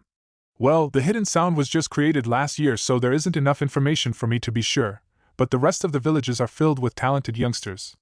You should be prepared to meet people like Gaara. There was a heavy silence among the group. Everyone was thinking over Yakushi Kabuto's words. The fact that they knew he was right only increased the air of anxiety. They would come across many tough opponents, and despite his certainty in Kurenai's tuition and the efforts they had put into their training, Kiba found himself dubious when it came to the real question: was it enough? Naruto seemed to be slightly overwhelmed for a moment, but he recovered quickly. He frowned at the gathered shinobi, opening his mouth, then closing it. Kiba caught his eye and raised an eyebrow. What was he up to? The short blonde shrugged and gave him a lopsided grin. Then Kiba understood. Naruto was nervous. And what did Naruto do when he was nervous? He talked. A lot. Loudly. For some reason, Kiba doubted that would go over very well. Thankfully, Sakura was already talking to him. Trying to reassure him, in fact, having seen through his facade. It made Kiba chuckle. Looking back, he never would have fathomed that it would be Sakura of all people who would comfort Naruto. She seemed to be unnerved, but as she conversed with Naruto, listened to his own assurances in an attempt to cheer her up, and jerked her elbow at him when he told her a bad joke, Kiba could see the tenseness in her shoulders unclenching, the smile relieved of grimness. He wondered if his teammates even knew they had such an effect on each other. Suddenly, Akamaru scrambled out of his jacket and onto the top of his master's head. "What's wrong, boy?" Kiba asked in surprise. The white dog gave a sharp bark, a warning, and bared his canines. Kabuto and the members of the other rookie teams turned to stare in confusion, but Naruto and Sakura had picked up on Akamaru's urgent tone, and were by Kiba's side in an instant. The examination room had gone silent. It made it that much easier to pinpoint the movement of the two genins from sound as they advanced rapidly on their small group. The hulking one paved the way. Kiba found himself with a kunai in his hand. Naruto and Sakura had already lowered themselves into defense stances. Naruto was poised to spring, but the three genins could see that the sound male's eyes were focused on Yakushi Kabuto, not them. He pulled back his arm, revealing some sort of metal guard on his forearms, and 4 steps from Kabuto. It was as far as he got. The genin suddenly stopped, frozen in the position. A thread of inky shadow stretched from his feet and traced back to Naruto Shikamaru. The other rookies had prepared themselves. Akamaru's warning had alerted them, and their classmates' prompt action had foretold them that it was no fire drill. The thuds of twin kunai as their blades buried into the ground where they would have speared Kabuto's feet if the silver-haired teen had not sprang back brought the second sound genin to their attention. He was airborne, another kunai palmed, his glare on Kabuto. Team 8 were closest to the scene, and they acted. Without hesitation they fell into one of the guard formations Kurenai-sensei had taught them. Naruto pounced to meet the sound genin. He tackled the other boy to the ground, and just as he pulled away, Kiba had his kunai at the attacker's throat and Akamaru was snarling in his face. Sakura had positioned herself between the fight and Kabuto, armed and ready. "Don't speak of the Sound Village like we don't count. We're not out of the league," the spiky-haired one said fiercely, though he seemed to have trouble raising his voice. Naruto sitting on his chest and Kiba's blade by his neck might have had something to do with it. "It's no reason to attack someone," Sakura said in a steely voice. "You dash." They didn't quite get around to hearing the rest. There was a sudden poof and coiling smoke obscured the front of the room. Dark figures wavered in the mist. Then the haze cleared, and a tall, solidly built man in a dark trench coat could be seen pointing a gloved finger at the cluster of commotion. "You brats over there, put a cap on it. The exam hasn't even started." His voice lowered. Kiba saw that his face was marred with thick scars. "Do you want to fail?" "Obviously not." Shikamaru released his technique and the bulky sound genin stepped away, retreating to join a girl wearing his village's hittite. Seeing that the threat had now passed, Kiba pocketed his kunai and stood back so Naruto could get off the guy they had taken down. The scarred man nodded with satisfaction. "Sorry to keep you waiting. I am Marino Ibiki, the examiner for the first test. I guess I'll say it now, if you have a problem with each other and want to pick a fight, do it now so I can disqualify you right here on the spot. You will obey me." No one wanted to argue with that. Marino Ibiki seemed to be fine with that. "We will now start the first test." He held out a small tile with the number 1 printed on it. "You will pick one of these tabs and sit in the seat assigned to you." The chunin proctors that had arrived with him were already spreading out, each holding a small bag. Kiba gave his friends a rueful smile. They were going to be separated. Exactly what is this test based on? As if his thought had been snatched from him consciousness and read aloud, Ibiki added, "When everyone has a number tab, we will hand out the test papers." Test papers? It was a written test? Kiba glanced over at Naruto. The other boy had a look of pure horror on his face. "Oh boy. Why are these so hard?" Naruto stared down at his test paper, eyes wide. The characters and symbols of the cryptogram swam in and out of focus, quickly becoming a dizzying jumble of unrecognizable figures. It was giving him a headache. A quick glance down the rest of the paper had done nothing but point out to him that this test was insanely difficult. The questions asked for knowledge that was well beyond Naruto's capability. In fact, it didn't seem like anything an average genin could answer. But what could he do? Ibiki had explained it very clearly. 10 points to start. Each incorrect answer deducted 1 point, cheating deducted 2, get all your points deducted and you got kicked out. And not just you, Naruto reminded himself. It was a team test, so if one of the members got a 0, the team was done. Meaning, if he failed the test, so would Sakura and Kiba. Way to put the pressure on. He was sitting amid strangers. Everyone he knew, even Lee's team, was out of reach. Kiba was somewhere in the back of the room, Sakura seated to side. Naruto doubted that he would have peeked at their papers, even if they were sitting on either side of him. The risk was too high. It was just, their presence could have assured him a little. Reclining against the perimeter of the test were the proctors.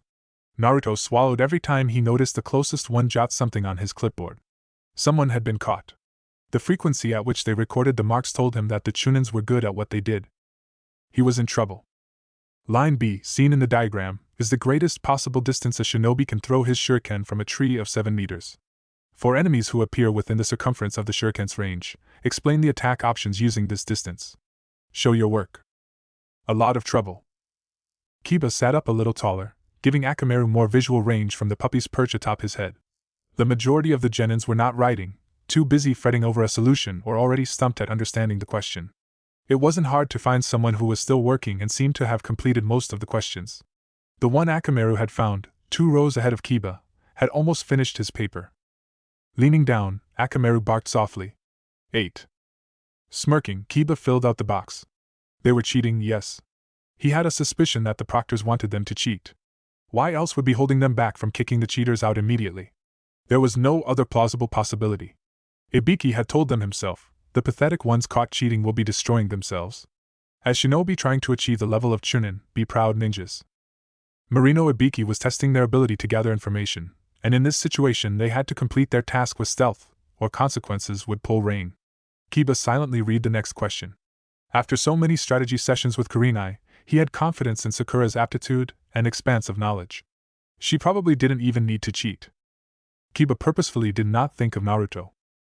Number 23, fail. 65 and 17, leave with him. The sound of chairs scraping back and footsteps fading down the hallway was starting to get to Naruto. So many teams were failing, and it had only been 20 minutes. He regarded Ibiki, standing solitary at the head of the room. Even with the lenient punishment system, the participants had already been cut down to a terrifying portion of the original number. That, and his test paper was still glaringly blank. I'm doomed. Naruto frantically cradled his head, eyes tightly shut with apprehension. It was only the first stage of the Chunin exam and it was already severely taxing his confidence. At this rate, his team wouldn't even get past the first test. He didn't want to disappoint Kurenai-sensei, but this was just impossible. Honestly, a written test? Number 31, fail. Naruto's eyes flew open. They darted to the number taped to the top of his desk. 32. He breathed out a sigh of relief as the Sunanin to his left rose, cursing to leave. As the just-failed genin left the aisle, Naruto could see that, by the window, Sakura had stopped writing. Had she finished or was she stuck on a question? No, she was looking at him. Worried, biting her lower lip. When she caught him looking, she gave him a small smile of encouragement. Then, before a proctor could chastise her, she returned her attention to her paper. Naruto looked away as well, fixing his stare on a dent in the wooden surface of the table. Making no attempt wouldn't help his team through this. Kiba probably wasn't fretting like him. The Inuzuka boy would be doing something, somehow striving through this impossible task. Naruto's resolution was suddenly very clear. He had to at least try. What kind of baka didn't? Thankfully, 20 minutes of monotonously sweating over his paper helped Naruto decide instantly that he wouldn't be able to answer any of the questions from his own understanding. Now that his mind was clearer than it had previously been, he was a little worried about the mysterious 10th question, which Ibiki had foretold them would be given out at the last 10 minutes. He would have to deal with that when it came. For now, cheating was the priority. All that remained was to work out how. The wall clock reported that they were now at the halfway mark of the exam. Not a lot of time remained. He should have decided earlier. Great masterpieces, especially ones like defacing the Hokage monument, took a considerable amount of planning. More importantly, he had to cheat without being discovered. Uzumaki Naruto was not a discreet person. But there had to be a way. There was always a way. He just couldn't see it. Naruto raised a hand to wipe away the sweat perspiring on his forehead. Ow! He hissed involuntarily. Something had thrust painfully into his ribs. A proctor, He had a bandage across his nose, reminding Naruto terribly of the uncooperative pair of genins from earlier, looked sharply at him, a rapacious look in his eye. He was waiting for him to do something wrong. Naruto gave him a grin and a tight little wave, and waited until the man finally turned away, unsatisfied, before searching through his pockets for the offending object. It was something thin and cylindrical in shape, spanning about the length of his hand. Naruto did not risk taking it out of his jacket pocket for clarification, and although the likelihood was somewhat high, he doubted the clumps of old tissue in his pockets had coalesced together into a punishing rod without him noticing. It was something else. After running his fingers along the cold surface and metallic texture, he decided he had a pretty firm idea of what. The hazy scraps of a plan gathered and formed as he looked up at the ceiling. Perfect. A grin lit up Naruto's features. He really had to thank that old pervert. Doubtful as he was when it came to the rate of success, the circumstances required the risk. Thankfully, Kurenai had enforced special training on her genins, and during their individual sessions she had worked with Naruto on his specialty jutsu. He cast a quick surveying glance around the room, speculating. There was no saying if there was a guard posted outside the door, and the distance from the adjacent building was probably the same as that to the roof. Straight to the roof it was. Specifically, Kurenai had worked with Naruto on the subtleties of the shadow clone jutsu. She showed him how to reduce the amount of smoke that was summoned in the materialization of the clones, and also helped him with coordination. It was all about chakra control. Tight control, concentrated specifically, would maneuver the range of his clones. It meant Naruto could not only control when to conjure his clones, but also where they appeared. He hadn't made terrific progress in the past few days, but he fashioned that he had a general grasp on the idea. He hunched over and slowly formed the seal under the table, making facial expressions that suggested stress and disturbance from something like a stomach ache. Kage Bunshin no Jutsu. Kurenai would have been proud. There was hardly any trace of the clone Naruto had just conjured, no sight of smoke and barely any resonance of the muffled pop. But there was an unwelcome clattering sound, followed by a flock of birds taking off in surprise flight.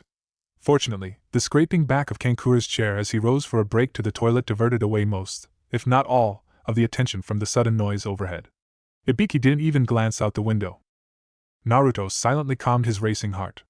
There were suddenly quite a few unexpected people he owed his reluctant gratitude to. Luck truly was part of a shinobi's skill. Above the examination room, a nest of sparrows were unexpectedly disturbed by a faint popping noise and a light mist of smoke. No sooner had Naruto's clone materialized than a flurry of beating wings and feathers assailed him without warning. He cursed and raised his arms to shield his face, stepping blindly. He managed to get a curse out through his gritted teeth as his misplaced momentum uninvitingly wrenched him earthwards. The tiles jangled under his weight as the slope guided him to the edge. It was going to be a hard landing, not that it mattered, since he was just a substantial clone of the original. Which meant he looked like Uzumaki Naruto, which henceforth meant. Crap! Who invented Windows? The clone immediately shifted his weight back, flapping comically at the air, just as he was nearing the end of the rutted route. Hurriedly, he glued himself to the foundations with chakra, and flopped breathlessly on his back after he had stabilized.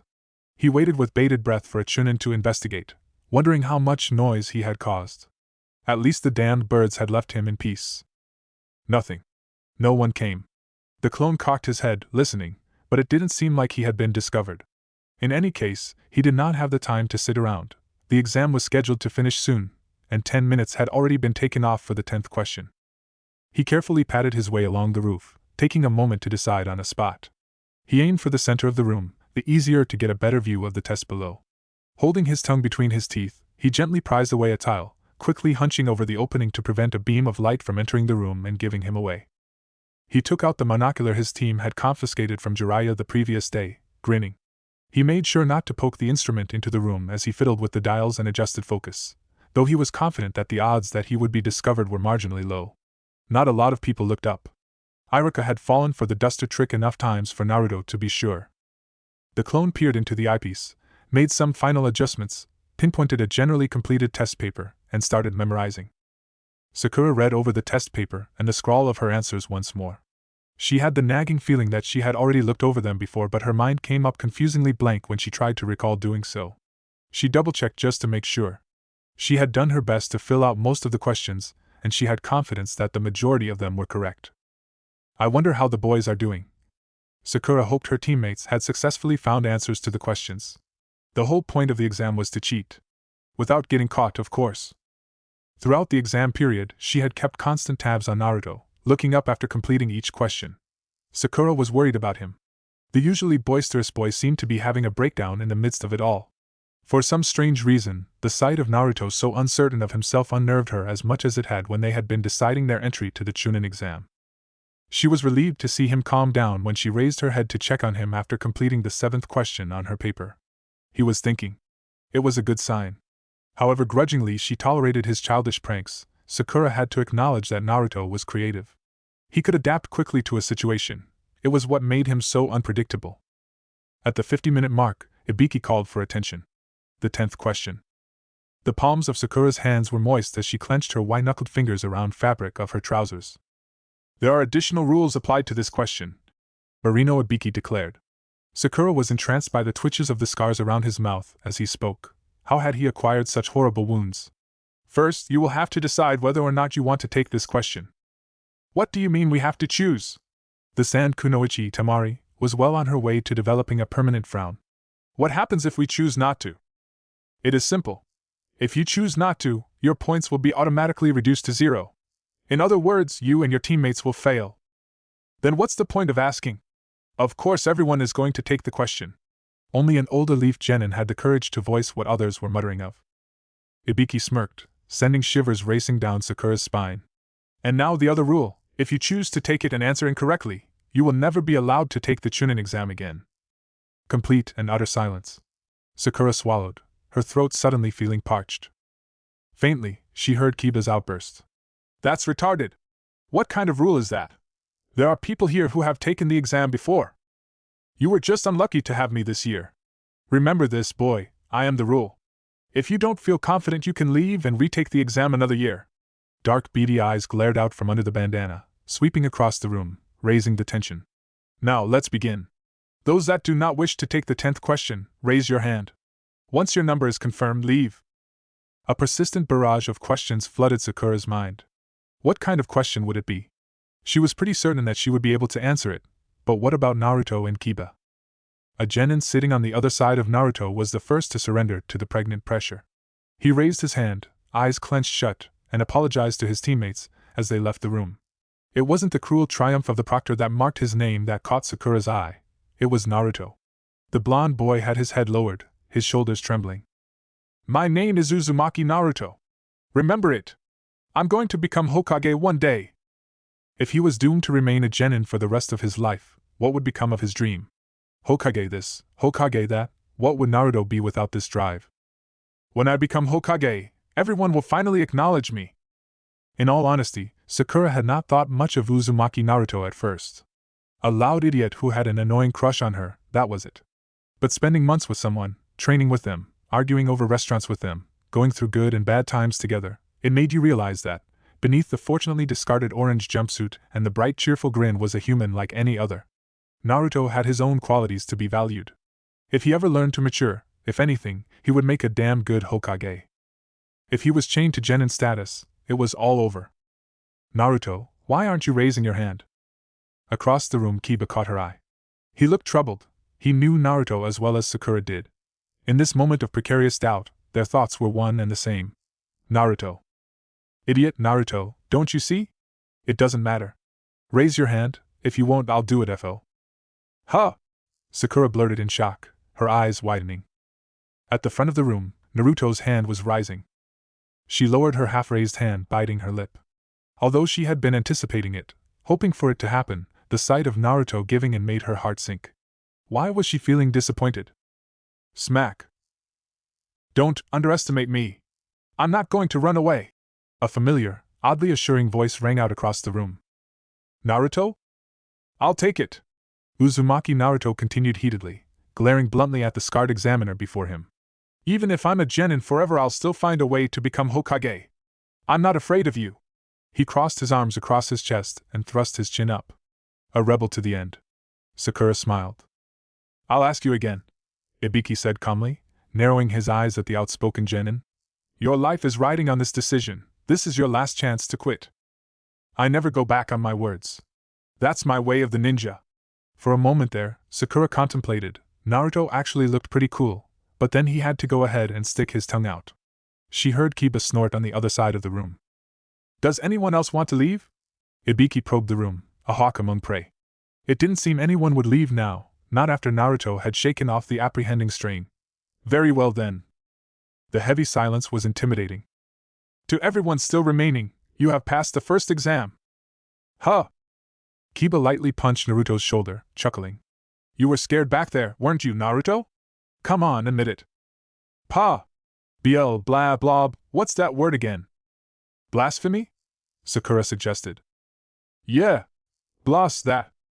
Yet the undeniable truth was there, in plain sight. Naruto used wit and light-hearted remarks to screen his fears. It was like a mask sometimes, Kiba reflected. Naruto had been afraid, but in the end he pulled through. They all had. The exam had ended almost an hour ago, and his team was at Ichiraku Ramen. Naruto hoped Kurenai would join them later. He had a lot to tell her, especially his grand scheme. You didn't realize that the real motive behind the test was to cheat, did you? Sakura said wryly after Naruto had recounted his resolve between ravenous mouthfuls of miso ramen. Of course I did. Liar. Naruto made a muffled noise of protest. Sakura raised an eyebrow. Hurriedly, he gulped down the noodles. Hey, I passed, didn't I? They amusedly admitted that he had. Abruptly, Naruto's eyes darkened. Did you see that man's scars? Sakura fidgeted with her chopsticks while Kiba absently tipped some of his soup on a platter for Akamaru. They had all been spectators to the horrid mess of damaged tissue blemishing Marino Ibiki's head. The special jounin had told them how he had acquired the injuries, also explaining the significance of efficient information gathering. Glancing over at his silent friends, Naruto felt a tight knot of heavily wrought emotion settle in the pit of his stomach. Meeting Ibiki and understanding the origin of his permanent wounds had helped him realize something. A single person's inept competence would affect the entire team, possibly resulting in capture and, ultimately, death. Back in the examination room, Naruto had been so close to failing his team. Except that had been a planned exam with minimal degrees of threat. If they had been on a real mission. Naruto quietly stirred the broth in his bowl. Something could have happened to Kiba or Sakura. Both of them. Kurenai-sensei, Akamaru, all of them. What if he couldn't protect them? Come on, kids. Another round? On the house, how about it? Tucci had noticed the subdued state of his customers.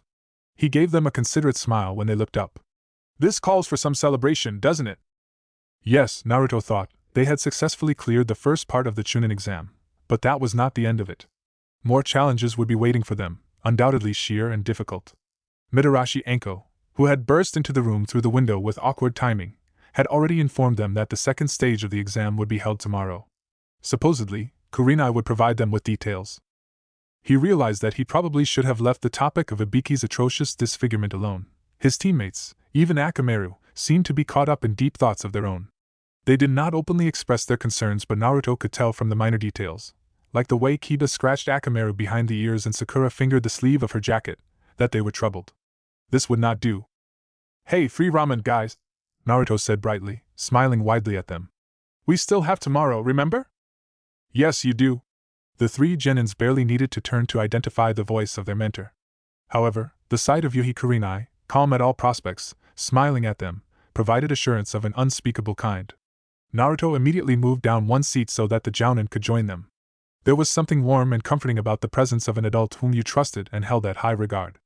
Judging from the brightening of his teammates' faces, Sakura and Kiba were undoubtedly of the same impression. Akamaru patted along the table and settled on Kurenai's lap. He licked her hand. I was worried about you when I heard about your examiner and came to understand who he was, she said, absently stroking Akamaru's fur. But it seems I had nothing to be concerned about. The three of you did very well. It was one heck of a first test, Kiba admitted. That guy was creepy. Naruto almost chickened out. Kurenai's lips were tipped in amusement when she turned to Naruto. So I've heard. Naruto's ears went red. What had Ibiki been telling his sensei? There was a pause as Kurenai placed her order for a bowl of beef ramen. Then she got down to business. Now that you have passed the first exam, you are further into the Chunin exams. Tomorrow, you have the second exam. I'll brief you on it later. I can tell you already that, judging from the setting, it may be a physical examination of some sort. Prepare yourself, don't let your guard down. Physical sounded good, Naruto found himself deciding. Written tests were worse than cold ramen with congealing broth. Horrible. On the other hand, you've gotten this far. Most of the jounins hadn't been very certain about rookies in the Chunin exam. They were convinced you wouldn't get past Ibiki. You proved them wrong. delivered their ramen, but it went by unnoticed. I want you to know that no one will hold it against you if you do not do well in the future. Kurenai went on. Know when to stop, or you may end up hurting yourselves. Naruto thumped himself on the chest. Just you watch, sensei, we're gonna do great. Don't worry, Kurenai sensei. Sakura chimed in. I'll give them a good smack if they try to do anything stupid. Akamaru will help me, won't you, boy? When Akamaru barked his agreement, content and eager, Kiba gave him a dramatic, wounded look. What happened to the good old days when you still loved me, Akamaru? Naruto felt the lingering tension ease off his shoulders. Being with his team was so easy it was almost scary. It had been so difficult for him to make friends back in the academy. It was a little strange for him to be included in those special moments between friends, to know that others counted on him and appreciated him for who he was, but he could get used to that. Sakura was only mildly surprised to see Naruto waiting outside her house the next morning as she was leaving for training ground 44. The first thing she noticed about him was the dark padded vest Kurenai had bought for his birthday. It fitted him well. He looked a little older, more serious, somehow mature. Taken aback, Sakura realized that she could realistically see Naruto as a chunin. She had failed to notice when the worst student of their graduating class had improved so drastically. Oh heyo! Naruto bounced over to her, ever-present grin locked in place. I thought I'd walk with you. Ready to go? Yes. Did you sleep well? Yep. You? Well enough. She had actually spent most of her time awake in bed, ruminating on the Chunin exam. The first test had set a tough beginning standard. She wondered if she was capable of facing up to what the exam would require next of her. By midnight, she had convinced herself that her doubt was not necessarily a bad thing. She was aware of her weaknesses, and embracing these faults would help her prepare for the unexpected. Another source of assertion was her knowledge that her teammates could effectively coordinate themselves to cover her weaknesses. The members of Team 8 were like an overlapping chain. Does that mean you didn't get enough sleep? Sakura was drawn back to the present by her companion's inquiry. She was surprised at the concern in Naruto's voice. She waved her hand. I'm fine, just fine. Naruto worried over the most needless things sometimes. I'm surprised you didn't sleep in, Naruto. He chuckled, a little embarrassed. Let's hurry up, Kiba will throw a fit if we're late. Let's get there before him. On that thought, the two of them stepped up the pace. It had become an integrated routine in the mornings for the two of them to race Kiba to whatever rendezvous they had arranged. Most of the time it was to the park for their run. Hana would sometimes help them pinpoint Kiba's ticklish points if the need to punish him arose, which occurred more frequently than her brother found funny. What are you doing with your hands, Sakura? Naruto asked after a while. He was unexpectedly observant sometimes. They were cutting through the market. The stall keepers were just setting up their stores. Sakura realized that while she was walking, her hands had continually flexed themselves and the fingers occasionally twisted into hand seals. She stilled them. I took off my gloves last night, she explained. Kurenai-sensei said it was alright. I spent most of last night practicing hand seals and holding kunai and shuriken so I could get used to the feeling. It was a weird sensation. Kurenai had told her that, given the small amount of time Sakura had been wearing them for, the gloves would not have a prominent effect. Yet taking them off the previous day had, in some sense, instantly awakened her fingers. Weighed down and forcibly restrained, her tendons and muscles had gradually adjusted to the pressure. Once she had taken them off, the movement of her hands was much quicker, but as Sakura soon discovered the sudden removal of weight had unbalanced her coordination. Fearing this would affect her performance, she had stayed up late to reacquaint herself with the newfound nimbleness. She needn't have bothered. Unsettled for only a moment, her dexterity with her hands rapidly became precise. Though she couldn't be sure, Sakura suspected her reflexes had also heightened. She had only been wearing them for a week and already the results were instantly noticeable. She wondered what would come out of the long term. The prospect was phenomenal. I see you've got something new, too. Sakura smiled to Naruto. She lightly knocked her fist against his vest. He reverently ran his hand down the front, absently checking the pockets. Sensei said I probably wouldn't need it outside missions, but I just thought I might need it today. I've wanted to wear it a couple of times before. He grinned and sheepishly tousled his hair. I'm getting a little too worked up, huh? She gave him a genuine smile. No. It looks good on you. Despite the short time he had known her, Naruto should have been expecting that Mitarashi Enko would make an unusual examiner. Don't die, she says, Kiba muttered, casting the Tokubetsu Jounin an annoyed look. Then what's the point of these forms? He irritably flapped his paper around. The point? Naruto glanced around at the scattered teams filling out their forms. The point was obviously to gather both the Heaven and Earth scroll in a given limit of 5 days. It meant fighting for the prize and eliminating your opponents with whatever means necessary. Enko had already told them that people would die in this round of the exam. He hoped it would not come to that. Naruto, you forgot to sign your name here. Sakura was pointing at a blank box at the bottom of his paper. Huh! Oh, right, where's my pencil? He couldn't find it. It must have slipped off the rock they were leaning against and dropped somewhere. Sakura, can I? Here. She didn't relinquish her pencil immediately. At his questioning eyes, she smiled. Calm down, Baka. I'm pretty sure Anko-sensei was kidding about the death rate. Now quit thinking so much, you're making me jumpy. She was right. Everyone was anxious about spending 5 days in the forest of death, fighting and struggling to get a scroll. They would be surrounded by enemies every day, every minute, every second. Even now, other genins might have their eyes on his team, judging them, choosing targets. Naruto couldn't afford to wander from the mark now, and upsetting his teammates just wouldn't do. Hadn't he assured Kurenai they would be fine? He straightened his shoulders and adjusted his forehead protector. Looks like they're making us stay in there for a while. Did anyone bring marshmallows? Ha! Marshmallows! Kiba laughed out loud. Hana told me it's tough in there. You'll be eating snakes and poison mushrooms if you're not lucky. But don't you worry, Akamaru and I will find us food if we need it. We know all about survival. Which was true. Kiba was resourceful when it came to the practical things. Sakura was looking over at the stand the assistant proctors had set up. A black cloth had been thrown over the front to conceal the scrolls and the identity of the person who carried it. Naruto wondered if it was the same cloth Enko had made her grand entrance with. Looks like they've finished preparing everything, she observed.